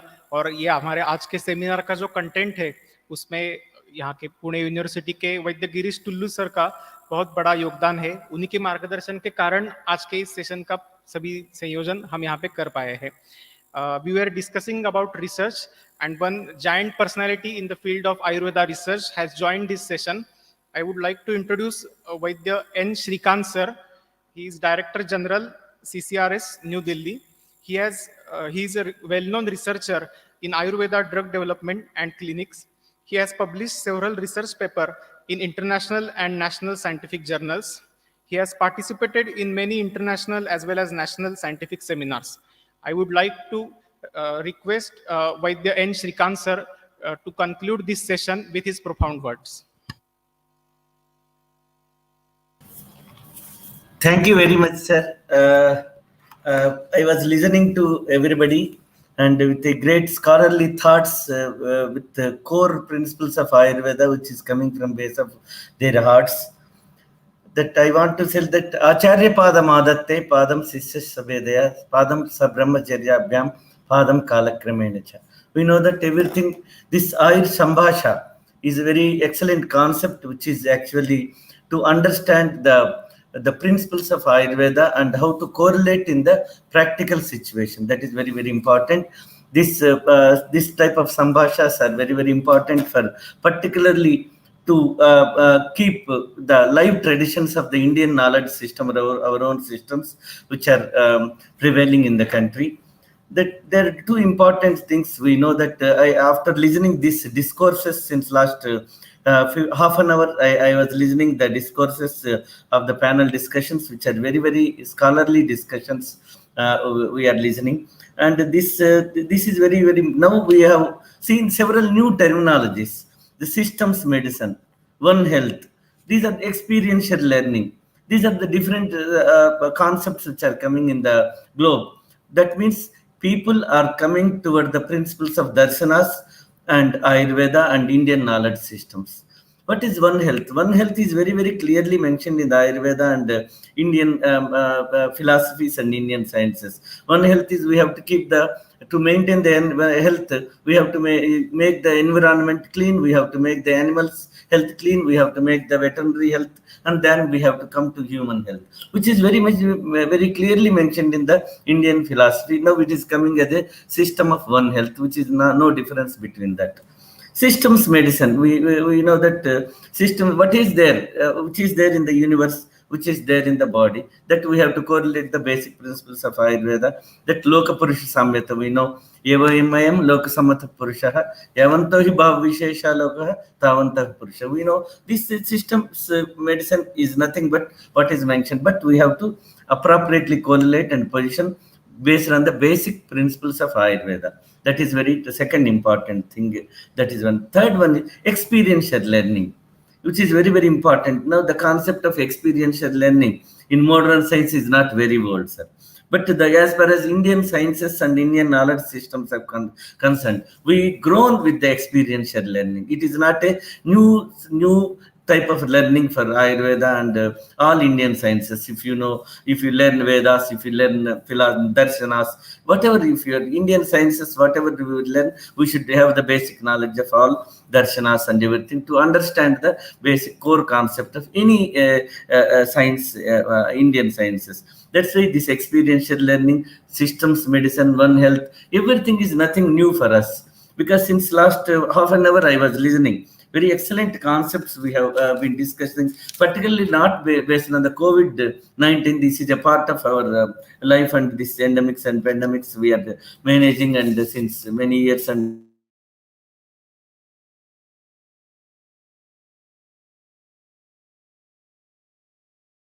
I was listening to the experts where they have excellent solutions they have given how to make the unmet needs. That's some expert. I just he was very much clarified. If you don't know the diseases, if we don't have the diagnosis of the disease, if that is not mentioned in Ayurveda, Anukta, how to treat, how to do research also, how to do an integrative research. Excellent discussions. I remembered while listening, the thing is Susruta in the concept of Kriya Kalas, which is very, very clearly mentioned. In that also, that if you don't know any disease, that how to treat it, how to make our own protocol based on because we know that Ayurveda individual is different. Each individual is different for us. We treat accordingly. How to treat a new system and a new condition or new situation arises. We have several examples we were listening to the experts in the panel. How means Tallingatvat, we know the syndromic approach, we know the symptoms and we are examining the patient. Jihva Pariksha, Netra Pariksha, several new things. Today I came to know how we are diagnosing the COVID-19. Then we go for Agama, text, we go, this is the symptoms, this must be the Dosha Dusha Samuchana, this is the Prakriti, this is the outcomes of the Author Pariksha and Roga Pariksha. Then we treat the disease. Sometimes, all times, the physician may not be successful. Sometimes he may succeed, sometimes he may fail, because it is not the fault of the Ayurveda. It is the fault of it is the level of understanding of a physician. हम कितना समझा आयुर्वेद को उसके ऊपर depend है. When it is succeeds, when the patient is healthy and he restores the health, and then we know that how it is acting. Some question was there, how to do research in Ayurveda. Then we go to Agama. Again, we go to the Ayurvedic text and see that this is the syndromes, this is the disease which is newly appearing, this is the treatment we have given based on the principles of Ayurveda, and that is Agama. And Drushta Falatvat. If it is successful, we'll see this is how it is working. If it is not, actually, the physician is not successful in managing the disease, again we'll go to the test. What fault we have made? What understanding? It is not the mistake, it is the level of understanding. How much we could able to understand the disease, and Dosha Dusha Samuchana, Avastha, everything we should understand. Accordingly, we will again plan the treatment. That is very, very important. Research is not a different thing which is very big from the clinician. Actually, a researcher should always be a better clinician first. Then only he can become a good researcher. Research is only the systematic documentation of whatever we are observing. That's all, simple. There are two methods. One is fast track, reverse innovation, because we have experiences of our experts. And some expert has very clearly told, हमारे गुरु ने बताया हम वो follow किया. That is good actually. Agama, it is very good. It is reproducible. It is working. But we should think how it is working. That is only research. Second one is documentation. Documentation is very, very important, because Indian knowledge systems are surviving based on the documentation only, because Vedas, that is the documented knowledge we have. Before that, it is orally transmitted. Then it was recorded, codified. After that, Ayurvedas, different sciences are documented. That's why the documented knowledge is coming one to other. That's why how these documents, how tantras are made. Tantras are made is the outcomes of the research only. That's why, because we have several evidences. Something simply we get an evidence which may not be reproducible. A case में we may be successful. 8-9 case में वो success नहीं हो सकता है. Because always reproducible evidence जो हम बता रहे थे वो आगमा होना चाहिए, आप्त होना चाहिए. तो it should be reproducible and it should be workable to each and every situation. That's why we know that Iti Pramana. The Kriya Kalas, what I told is Talingatva, Dushtapalatva, Tagamach. That may be a basic concept of research what we do for any disease. If a new things comes, we do and all. But reproducibility, it should be again work for a long time. And everybody should be able to adopt that. That apta, how it comes is Yukti Pramana. We know that Buddhi Pasyatya Bhavan Bahukarana Yogajan. Yukti Trikala Sagneya. That is a reproducible, multi-dimensional approach. Though we can take the integrative models. Integration is not sitting Ayurveda allopathy. Understanding each other and making a good approach. That no science is complete in this world. We have to adopt the contemporary approaches also to validate Ayurveda, to understand Ayurveda. That another point I was learning several things from the panel discussion. One point is the diagnostic model standardization. One suggested. It's very, very excellent, because we should know, we should have our own models of the protocols for Panchakarma, protocols for Marma Chikitsa, protocols for Vamana, everything we should have. This is the IPD model. These models are also very, very important for us. Standardizing the models and making, and however the physician is the ultimate, because he can treat the patients accordingly, he can use the medicines according to the situation. But there should be a standard model, standard operational procedures we should have with us. But the Central Council for Research in Ayurvedic Sciences, no, we have taken the we have again reviving the fundamental and basic research is very, very important. Clinical research, many people we are doing, clinicians. Basic research and fundamental research is very, very important. That how we are doing is That is a two methods we should have: validity and reliability testing, which is nothing but a Vikti Pramana. How we are, it is reproducible. It is Trikala. It should be reproducible. Validity and reliability testing and statistics. These are not a big words English, but this is simply we are adapting. We are making tools how we can use the yukti in different contexts. That's very important. That in this Prakriti we are doing several things and all. It took us 5 to 6 years to standardize what really Ayurveda scholars has worked from thousands of years. We want to better understand and reproducible that method we have seen that how like that we have to have methods, standardized SOPs methods for OPD, IPD, simple short forms and detailed forms for Pariksha, Agni Pariksha, Ama, how we can understand Amavastha in Roga and different avasthas of Ama. These are very, very important. Examination of systems also.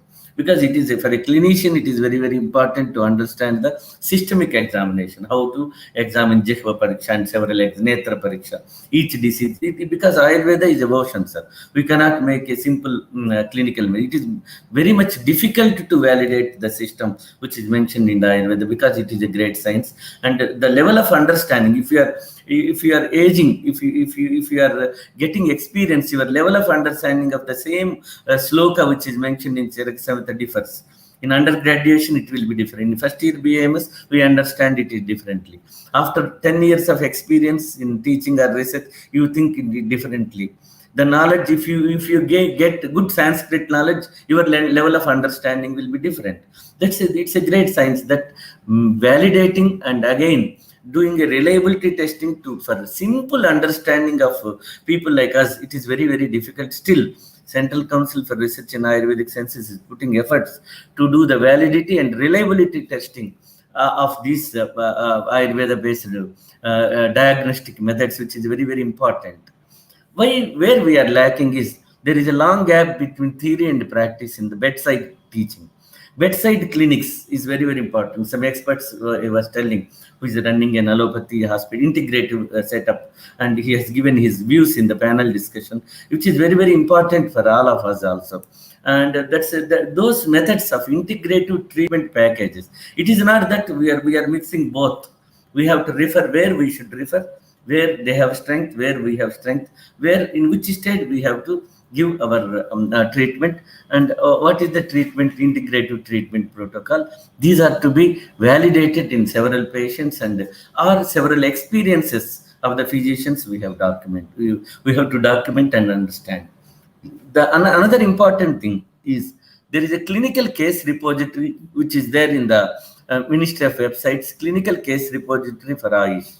That the physicians, I request everybody, those who are having good case examples of treating any unique case or any different type of rare cases. Even students also, when they observe something in the housemanship and all, any case, important cases, their experiences, they should be documented. If it is not documented, science, actually it is not done. Because if you are documenting this simple case records which are which is generated through your experiences, after some days these itself become an evidence. Like that, these experiences based on that only the Ayurvedic tantras are built. Like that, these experiences will give a new dimensions for the researchers also.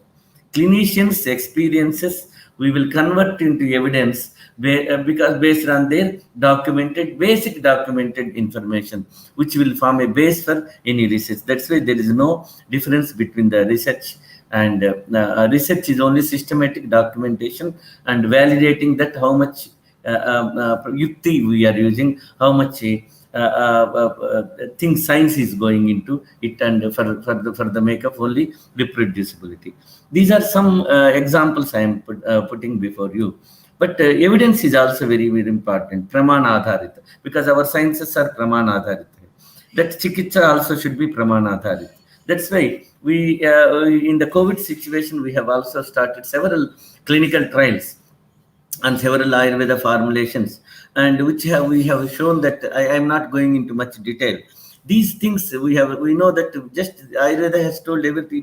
It is how what are the principles of prevention, how to make the ojas and all think actually how to make Vedic Shamatva, how to maintain in the in and all. It is very clearly mentioned in Ayurveda, but we have generated an evidence of some Ayurveda interventions and diet and lifestyle measures, how they are able to improve the immune system in the body, and how they are able to prevent the diseases and Vyadhi Nirodhakatva. How then particularly Guduchi, Chavanapras, some good. There are several formulations we have, and we have thought that we have seen that in a controlled randomized trials and simple open trials, we have seen that there is 100% to 98% protection rate we got when COVID was severe in the severe in the first wave also. This we have seen that those who has taken Ayush interventions, they very few becoming symptomatic. Most of that, their infection severity is very less. Very few got infected, and their infection severity rate and disease progression is also very less actually. That means we have able to protect their from the COVID infection. That is one example. While treating the COVID patients actually, everybody has limitations because research also has its own ethics. Treating a physician by a patient, doing a whole system approach is a different. It is because we can treat any patient, but doing a research in a larger population using a similar intervention. Generally, Ayurveda we treat a body as a whole, and each person is different for us. That's very important. But in research, that's our model. Some models will intervention we give same for the different people. In that case, we have ethics play a big role. Within these limitations, we have conducted several researches, particularly I-64 and Guduchi and all. More than 27 clinical trials conducted by CCRS, and totally 127 clinical trials conducted, research studies conducted by Ministry of Ayush. In that, the core outcomes, I can say that if you give Ayurveda treatment, particularly either Guduchi and Pipali combination, or Madhu, or I-64 or Ashwagandha, and we are giving to the patients as a standalone or add-on therapy. What we have seen here is the hospital stay is grossly reduced to 3 to 4 days than the conventional treatment, number one. Disease severity in progress, and the progress of the disease, in some clinical trials, none of the patients went into the ICU or require oxygen. These are the very good outcomes. Quality of life, insomnia, and other psychological problems, actually, the incidence of them is very less in the patients who are treated with Ayush intervention as a standalone add-on therapy. RT-PCR conversion, also 2 days earlier than the conventional treatment. Clinical recovery is very important. Patients should become immediately asymptomatic and active. That is at least 2 to 3 days earlier than the conventional management. When Ayush treatments are given, we got these are the several benefits we got actually.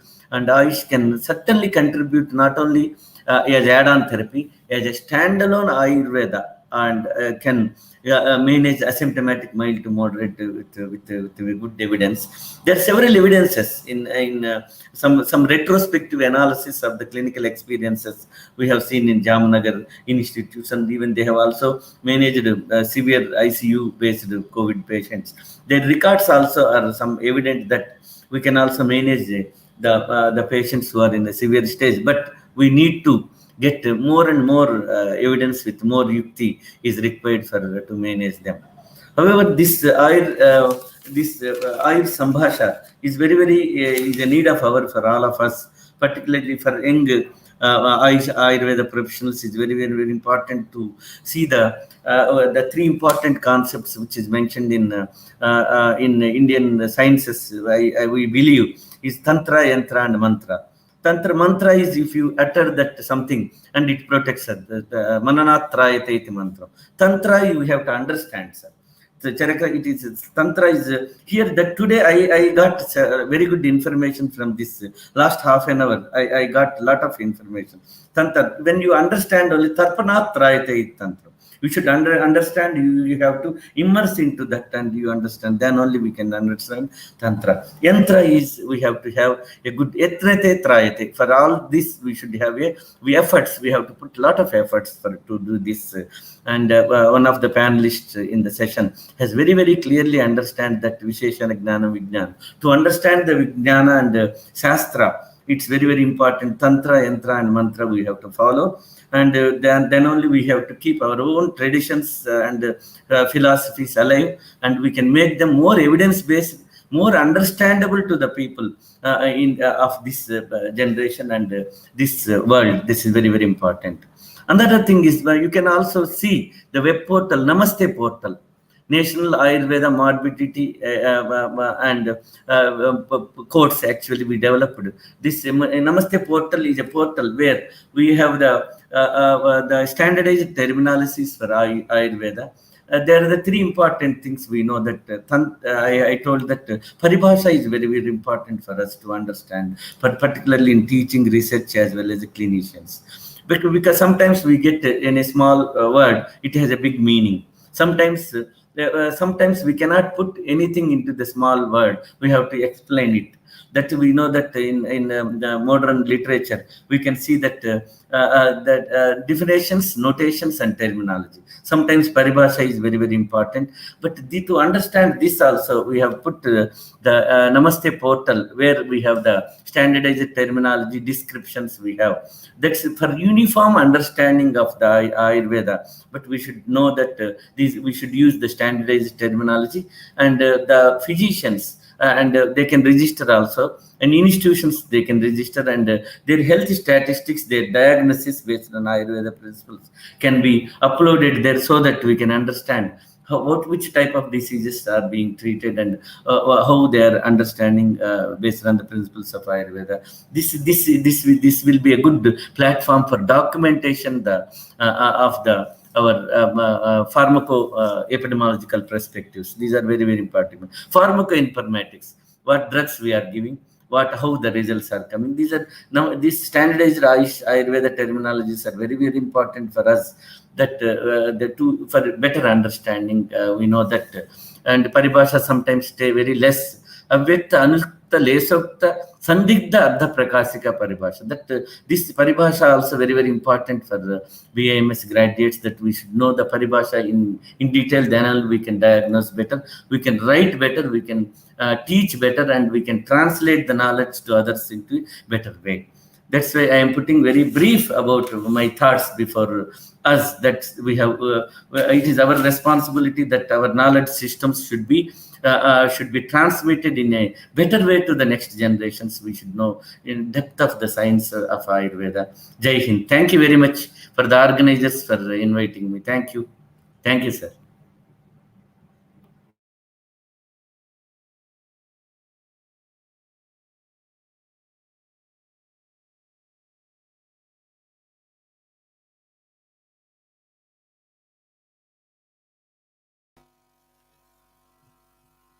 Thank you so much. Thank you so much. Thank you so much. Thank you so much. And all the Vedas present here.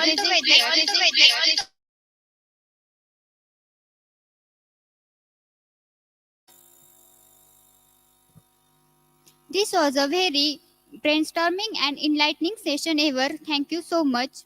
In all the sessions conducted in today's conference, we have gained a lot of knowledge. Due to COVID protocols, we were unable to involve more speakers in this. Also, many students might have missed this conference.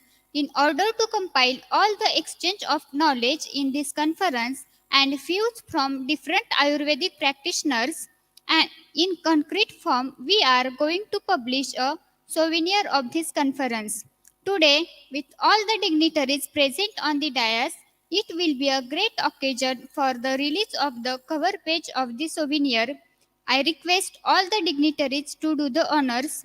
I also request to Rohan sir, the convener of Jidnasa Pune, and also the Rohini ma'am, the organizing committee head of AyurSambhasha.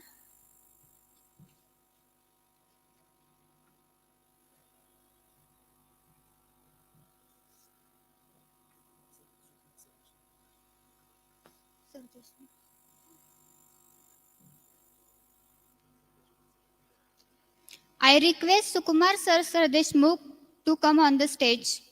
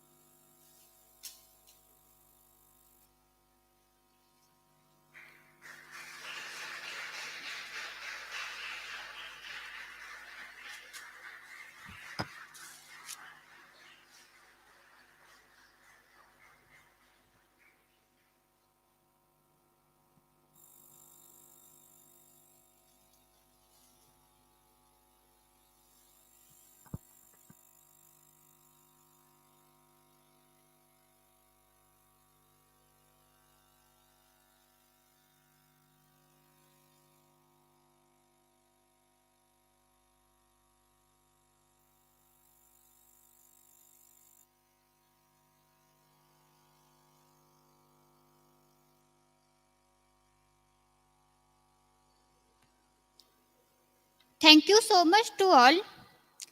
Now, I hand over mic to Rohini ma'am for valedictory session.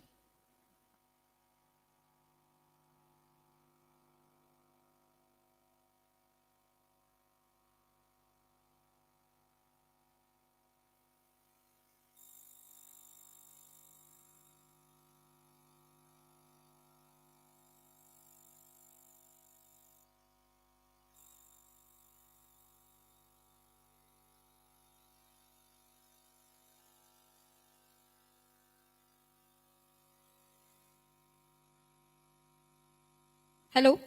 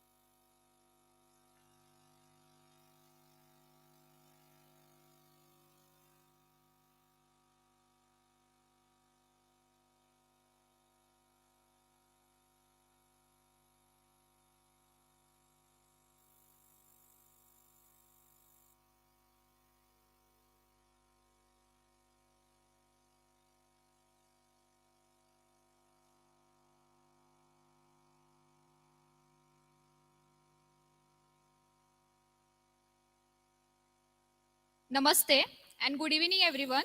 Now we have reached the last segment of AyurSambhasha, that is valedictory session. Thousands of years ago, Acharya Charaka has said that Tadvidya Sambhasha Buddhi Vardhananam. After attending today's conference, we can say that it is 100% true. Every one of us has gained a lot of knowledge today. For today's valedictory section, we have two honorable personalities. Let me first introduce them. Vaidya Vinod Kumar TG sir, he is senior scientist in Kerala, Ethnomedicine and Ethnopharmacology division at Jawaharlal Nehru Tropical Botanical Garden and Research Institute. He is state member of Kerala University. He is national patron of Jidnyasa and ex board of governors. He will join us online. We have on the stage Vaidya Sukumar Sir Deshmukh sir. He is MD in Ayurveda. He comes from a long lineage, 11 plus generations of Ayurvedic physicians who are specially acclaimed for their capacity to diagnose illness and disease through Nadi Parikshan. He has experience for clinical practice of cancer patients of India's first integrated cancer research hospital, which has been recognized both nationally and internationally for its success in the comprehensive treatment of cancer. He is the trustee of Bharatiya Sanskriti Darshan Trust. He has revealed across the world since 2019 for the propagation of Ayurveda through lectures, workshops, seminars, and conferences on Nadi Pariksha, Roganidan, Kaya Chikitsa, Panchakarma, and many more topics related to Ayurveda. We also have on the stage Rohan Mukke. He is Jidnasa Pune City Convener and he is pursuing third year UG at Tirak Ayurved Mahavidyalaya, Pune. Now I request Rohan to welcome Sukumar Sir Deshmukh sir.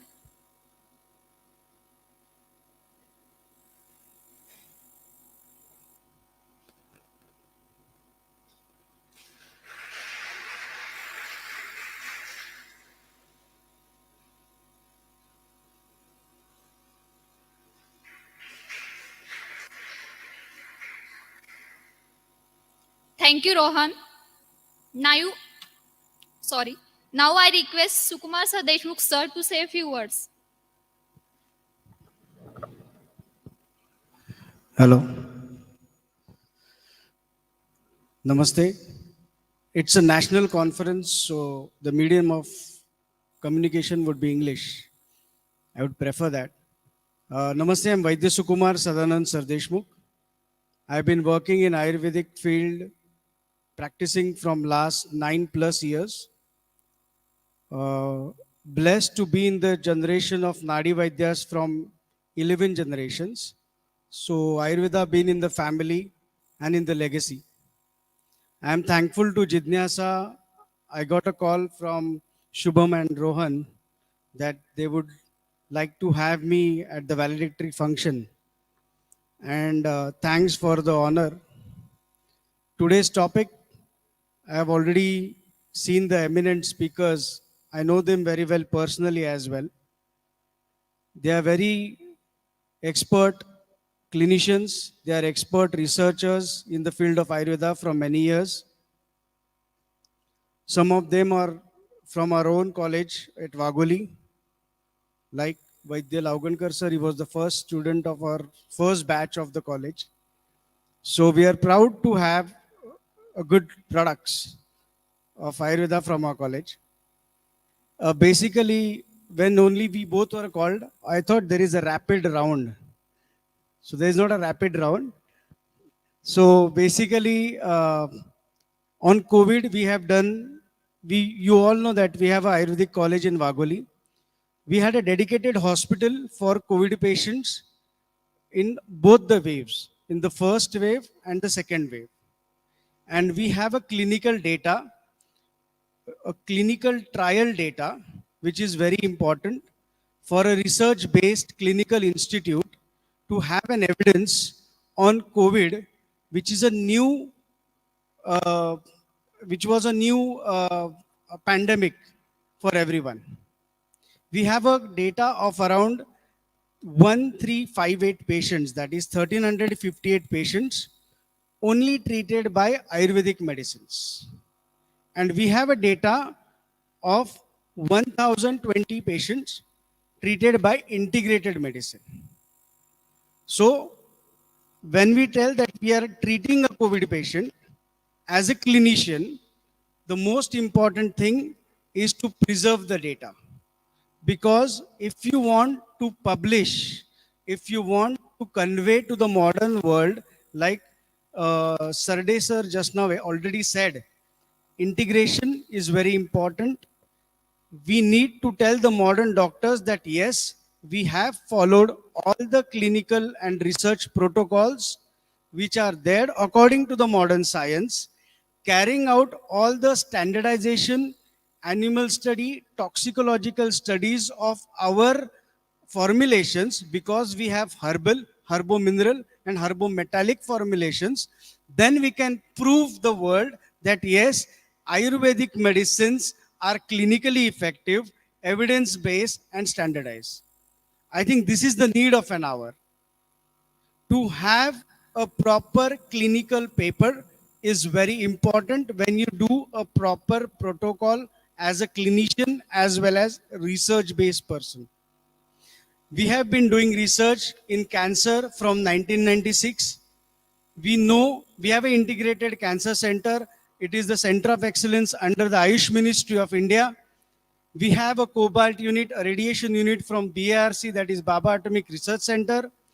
We are only Institute of Ayurveda tied up with the Tata Trust, working on patents on Ayurvedic medicines on different types of cancers from more than 9 years.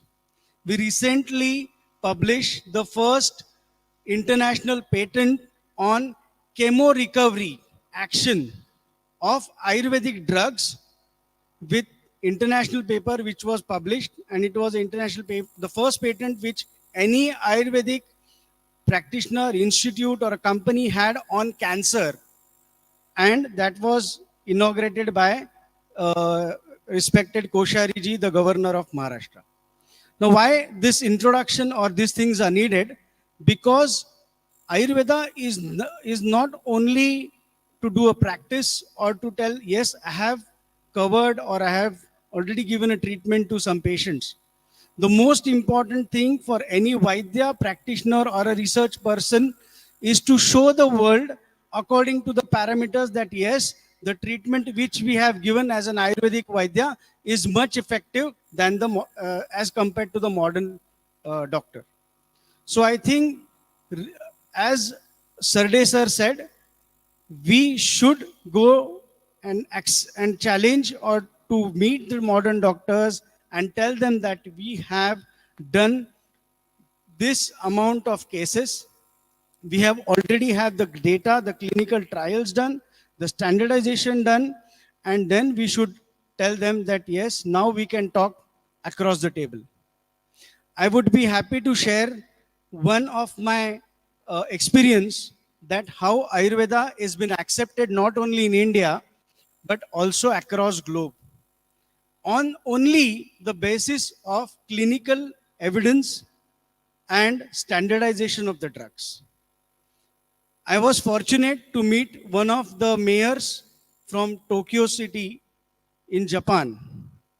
He sent me a mail in the second wave, and we decided to have a conversation on the clinical trial data which was taken for a special decoction which was formulated by my grandfather and which we have been using in COVID first wave as well as the second wave for anti-inflammatory, antipyretic, or on the upper respiratory tract infections, that is for the Pranavasrotasa.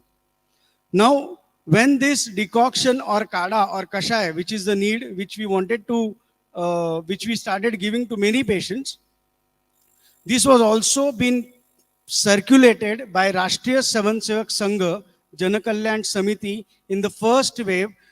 They circulated, they observed a proper clinical trials on 70,000 patients. And that was a big data for us to give an international paper on this special kashaya on preventive and mild and moderate patients of COVID infections. Now, when I met this mayor, he asked me for clinical papers or data. We exchanged the data, we exchanged the standardization protocols which are there for Ayurvedic formulations. On 8 April, we had a proper Zoom meeting, and he promised that this kashaya of Ayurveda would be imported in Japan, and they will start with a pilot study in one city of Japan on 250 patients who are COVID positive. Then they imported the kashaya, And now we are proud that the Japan Medical Journal will publish this Kashaya and its action in COVID patients in Japan on Ayurvedic parameters and treatment. I think this is the biggest achievement for any Ayurveda or itself as a science, that people are now itself demanding the traditional medicine in various countries. And after that, we also made clinical trials in Graz, that is Austria, under the Indian embassy. So there are different countries where we made the clinical trials of this special decoction or kashaya. I think this is what we need. The world needs. We should, as a Vaidya and a proud Ayurvedic student, we should present, upgrade, update our science and present it into the manner which they can easily accept. You should start to write a proper international paper and get it published according to their parameters, do the clinical trials according to all the protocols which are necessary. Then only they will come and talk to you regarding and accept your treatment in various diseases. I'm not only talking about COVID, but also there are some diseases in Ayurveda which are called as Krucha Sadhya, Kashta Sadhya, or Rasadhya. And then Ayurveda can be one of the main treatment for helping out the patients in such diseases. So there are many things to be discussed, but in some other time when we get, we can speak, because it's already too late. I can understand. I thank again Jidnyasa team. I met Mihir after too many months now. So it's nice to always see him. So thank you everyone. Thanks a lot. Thank you especially for Girish Tillu sir for inviting me again. Thank you sir. Thanks a lot. Thank you, sir, for the guidance and the information given. Now I request Vaidya Vinod Kumar sir to conclude today's AyurSambhasha conference with his motivational words.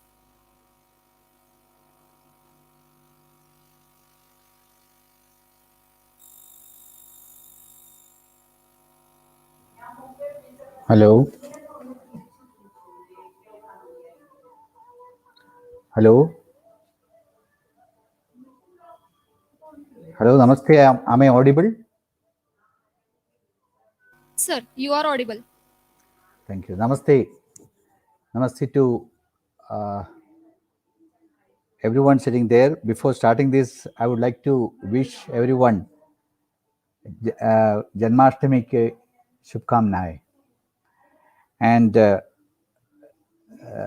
my dear friend Dr. Mihir and then Dr. Devasri, Dr. Rohan Mukhe, of course, Dr. Vaidya Sukumar Sadeshmukh, who just spoke, Dr. Tillu, and all the dignitaries sitting there. And I feel bad that I was not there. Actually, they had invited me to be there in Pune, but unfortunately could not make it this time, maybe next time. And so it is great to see that a one whole day of, discussing the contribution of Ayurveda in COVID-19 pandemic, ranging from the preventive aspect to research to curative aspect, then expanding scope of Ayurveda, the panel discussion that just took place, which only I could hear a part of it. But having gone through the whole thing, it's great to see that Jidnyasa, is doing all lot of things, especially with this particular pandemic. As it is too late to give a talk in detail, but I would just sum up the whole thing, how, how we should be seeing things. Jitnyasa, as you very well know, the theme itself is to learn Ayurveda, to practice Ayurveda. These are just not words of Jitnyasa. It is being done like that. It is to be done like that. You learn Ayurveda to practice Ayurveda. So the whole thing is to, I don't want to go again through the whole lectures that has taken place on pandemic, this COVID-19. Jitnasa right from the beginning, that is 2020 April, March, April itself, that is last year, March itself, Jitnasa had given strong recommendations or representations up to even to the Honorable Prime Minister of India, asking for, allowing, Ayurveda or Ayush systems to practice, in COVID-19 as well. So as you very well know, the Ayush Ministry had given the permission in April itself for Ayush, particularly Ayurveda, to practice even for active COVID patients, not only preventive, mild and moderate and all, even for active COVID-19. But as you know, health is a concurrent issue of every state in India. There were very few states which had given the permission, and even now there are a lot of other states which have not given permission to treat active COVID-19 patients. So let us just look at the dynamics or the statistics. Today, as of now, we have 3.76 crores of patients, COVID patients in India. Nearly 4 lakhs 38,000 patients or persons or people have died of COVID-19. Maharashtra itself scores nearly 64.6 lakhs COVID patients as of yesterday, and 1.37 lakhs have already passed away in Maharashtra due to COVID-19. So these are the small statistics what I would like to present before you. So where do we stand in this realm? Yes, it is great to hear Dr. Sukumar saying that we have treated so many patients, clinical trials, that are great attempts. All India Institute of Ayurveda, Brahma Prakash, so many physicians have contributed, and we all know that it is possible in Ayurveda as well. Because in Ayurveda, as we can understand, this is just another infectious disease, or what you call, I would not call it as a, this, what you call, it's another Sankramik rock, that's all. And we treat accordingly. So I even now I'm puzzled, or I don't understand what was the reason for banning or sidelining Ayurveda for treating active COVID-19 patients. And even now I don't understand how the other systems of medicine, or other particularly Western system of medicine, is able to treat COVID-19 patients, active COVID-19 patients, when there is no medicine to this moment has been discovered in the world. There have been, I'm not trying to, just to invoke you, particularly the students who are listening to this. We have through Jitnasa platform, we had, represented to the Secretary of Ministry of Ayush, Dr. Vaidya Rajesh Kotecha ji also. He had also sent letters to all the chief secretaries and secretaries of every state to allow, particularly the ASC colleges, Ayurveda, Siddha, Unani colleges, to start the OP and IP treatments, at least there, in all the COVID, all the Ayurveda colleges, Unani colleges and Siddha colleges. Why not? Why should it be not be allowed? I don't know how many colleges are there practicing even now, COVID. How much of documentation we could have done, in these colleges by now, with all these great professors, the PhD scholars, even MD students or MD scholars who are there in these colleges. We could have come out with a lot of data, which could have been achieved. But I'm still optimistic, though it is 1 year and nearly 6 months. So 1.5 years down the line, we are still talking about, how we can scientifically show it, evidence-based, and all those things we are still talking about. Great. But I would also, urge the students to actively come up and demand to your college authorities, as well as to the government, in each government, to allow as a system of medicine. Ours is not like Ayurveda. You have all written NEET exam or together with the entrance examination, and you're all into the stream of medical field, why only some systems of medicine like Ayurveda should be sidelined? This is one major question still to be asked, because I feel as this is you would all agree, this is like a third world war, and it is a biological weapon for sure. There's no doubt about that. Whether it is China or United States, I don't think it will ever come out, because of so many other reasons we have seen in the past as well. But where as India Bharata we stand in this area? You see how China did this right from the beginning of this pandemic. When in Wuhan this virus broke out, in the very first month 60,000 plus patients were treated with active COVID-19 patients were treated with traditional Chinese medicine in Wuhan city itself. And after 1 month, 1.5 months, they brought out in Elsevier publication. It is there for you to see. So right from the beginning, and then they brought out the protocol, they brought out everything. After seeing the 3,000 TCM, traditional Chinese medicine practitioners were flown into Wuhan city to treat right from the beginning. So this is how they did, how fast they did, and how they were able to control if the statistics or whatever we hear is true.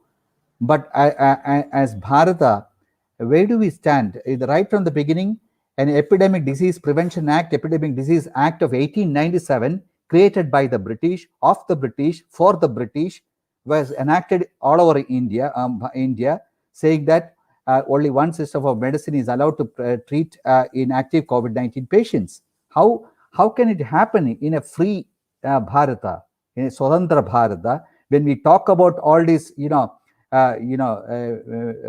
startup and Make in India and Swachh Bharat, and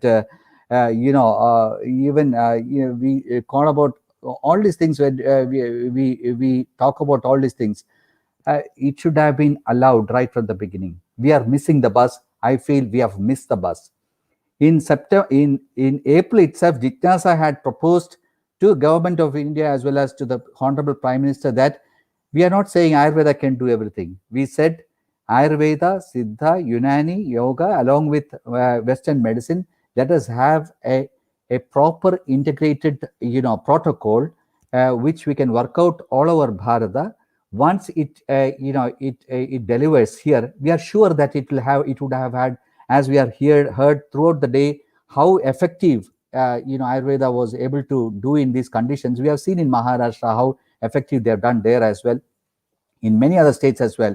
So we could have shown to the whole world how effective our own indigenous systems of medicine along with Western medicine could have delivered to the whole world. Now we have missed the bus, or we are still missing the bus. So I would say, all the students who are listening to this and the entire Jignasa team, as I am part of the Jignasa team, and I am speaking from the core of my heart, because as a Vaidya, I feel like being tied up, in a very simple condition like this thing. You please ask all these scientists or so-called doctors, what was the evidence when they gave ivermectin, hydroxychloroquine, and all these steroids they are giving for COVID-19? Where is the evidence? Where is the clinical data to prove that it is effective for COVID-19?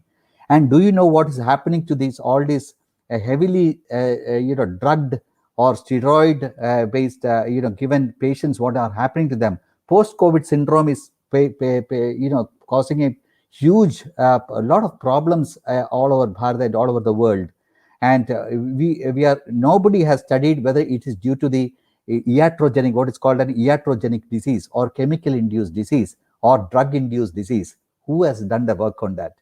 Please ask these so-called scientists and all these people to do that, to carry out that. Why a postmortem is not done on a COVID-19 patient, especially when a patient dies of an unknown etiology. Usually a postmortem is conducted. I heard that in Singapore it was done.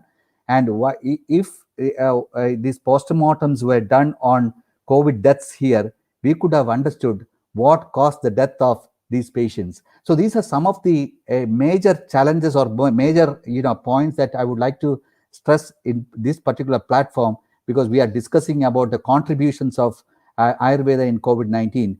What the contributions of Ayurveda in COVID-19 was minimal compared to the amount of patients, 3.76 crores patients in India today. And after one year and 6 months, we are talking still about the evidence, clinical trials, clinical basis, and all those things, when the other system of medicine has nothing of this sort, and they're minting all these hospitals, private hospitals, they are literally looting, I would say looting money from even poor patients. And why this business? If we are talking about business, why can't this be translated to Ayurvedic industry as well? Ayurveda hospitals as well. Maybe they could have been beneficial for the poor COVID-19. I am openly telling this. There is nothing to hide in this. There need not be any diplomatic way of presenting these things.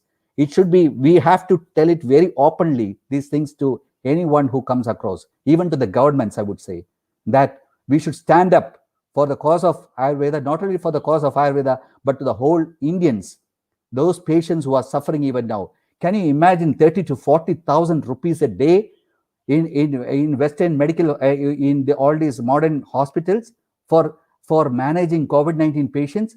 40,000 rupees. There are patients who have paid 24 lakhs, 25 lakhs for COVID-19 patients. There are a lot of patients who have paid hell amount of money to these hospitals, and the dead body was brought back to their homes. Who asked for these things? Just because one institution or one organization is very powerful in India, I don't want to name it, but as you all know, in modern medicine, just because they are very powerful, they have a lot of money, then they are being paid huge kickbacks from multinational companies by big pharma cartels in the world, just because they can do anything in India as well. This is what we are seeing, and they are influencing the high high up in the government sector, and they're enforcing these laws, like Epidemic Disease Act, which is an outdated act, 1897. Imagine, we are celebrating 75 years of independence of Bharata, and we are still enacting an 1897 act of the British brought just because to sideline Ayurveda in those times, because they didn't want Ayurveda to be in the limelight when the plague outbreak started in Maharashtra itself. That was how Epidemic Disease Prevention Act was brought in by the British, just to to promote modern system of medicine. So these are hard facts. I feel I humbly request all these who are attending and all the students who are listening to to go through these records, to understand this in the reality, and just march forward and to demand for your rights as an Ayurveda Vaidya. You should have your integrity. You uphold your Sattva Bodha. You uphold your what your integrity and everything, and you say that we want to do it. We want to save the Indians who are dying of not getting proper medicine, proper medication, proper treatment, and we can do it, and at least we will be able to do it. So I don't think that we are going after this drug disease based concept is not the concept of Ayurveda. COVID-19 is never told in any of the classic. Does that mean that we cannot treat COVID-19? Tomorrow it will be, if it is Corona today, it will be Corolla tomorrow. Who knows? And who knows, there are more viruses are not in the outbreak, will not come in future as well. So we have to start, if not started, I would say, I would urge the Jitnasa people, not like Maharashtra, what they did very beautifully today. I would say that every college in Bharata, the Jitnasa platform should wake up and demand for treating Ayurveda, the COVID-19 patients in their hospitals, in their dispensaries, in their college hospitals, straight away. You should demand for it. Is one out. We have waited long. 1 year and 6 months is a long period to to wait for us to to be doing this. I'm sorry to get to be little bit aggressive with it, because I'm I have a very bad reputation of being very aggressive and adamant in this case. Of course, I would stand for the Shastra of Ayurveda as an aggressive person, as an adamant person for Ayurveda, mind it, for Ayurveda and for our Bharata. No compromises on that. No compromises on that. And I would urge everyone, every student or every Jitnasa person to come alive, come up and do such seminars, documentation, and which is very, very much needed. But at the same time, we have to proactively ask for our demands as well.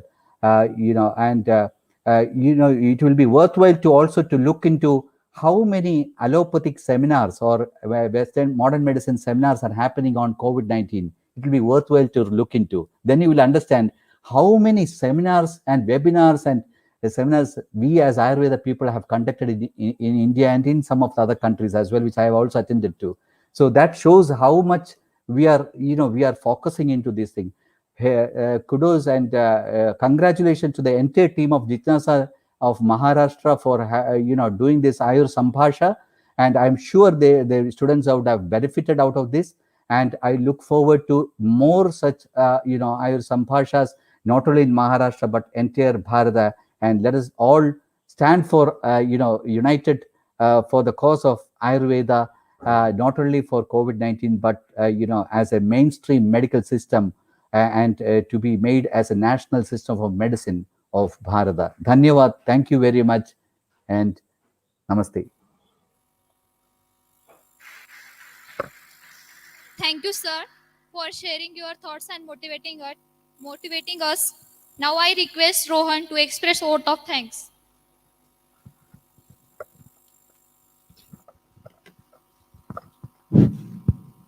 Thank you, Rohini. Namaste to one and all. I deem it a great honor and privilege to propose the vote of thanks on this memorable occasion.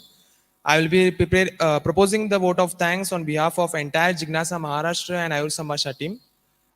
For smooth functioning of our work, we have made various committees for the organization of this conference.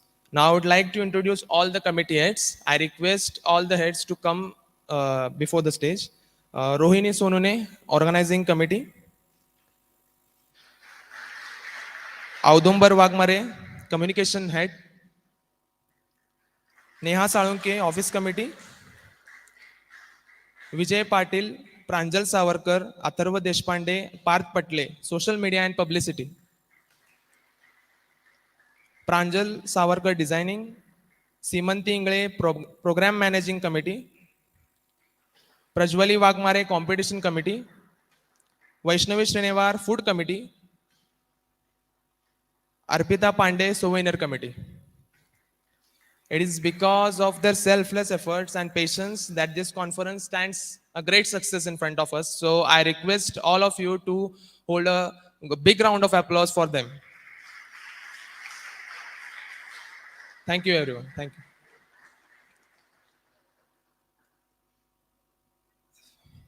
I request.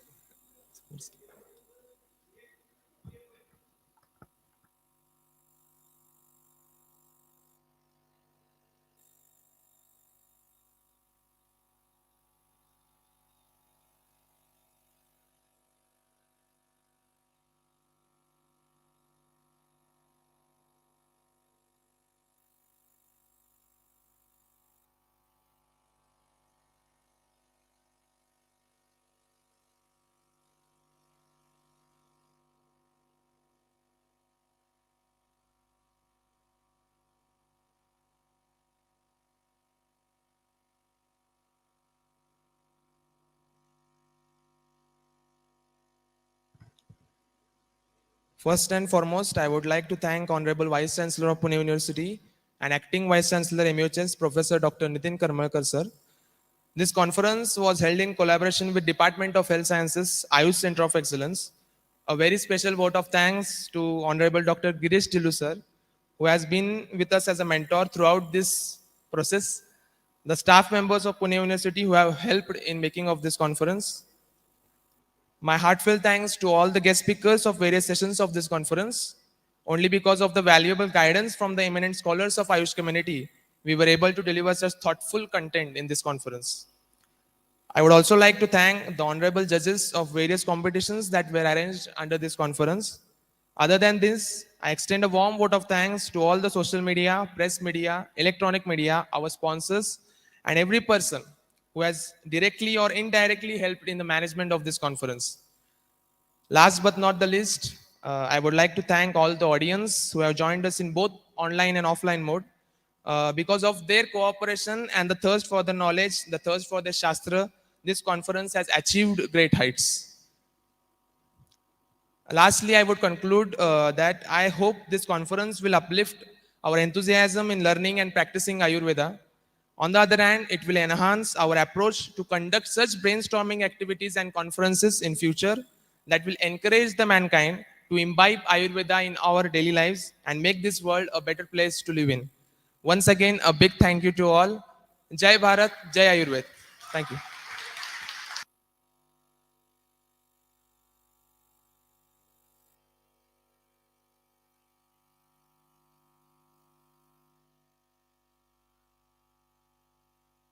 I'm really very sorry I missed a name. Harshal Patil Printing Committee. He also helped a lot in our conference. So big round of applause to Harshal.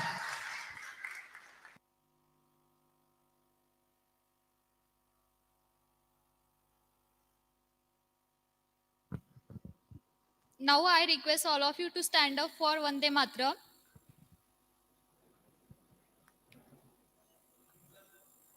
I request Tushar Kahur to be on the stage.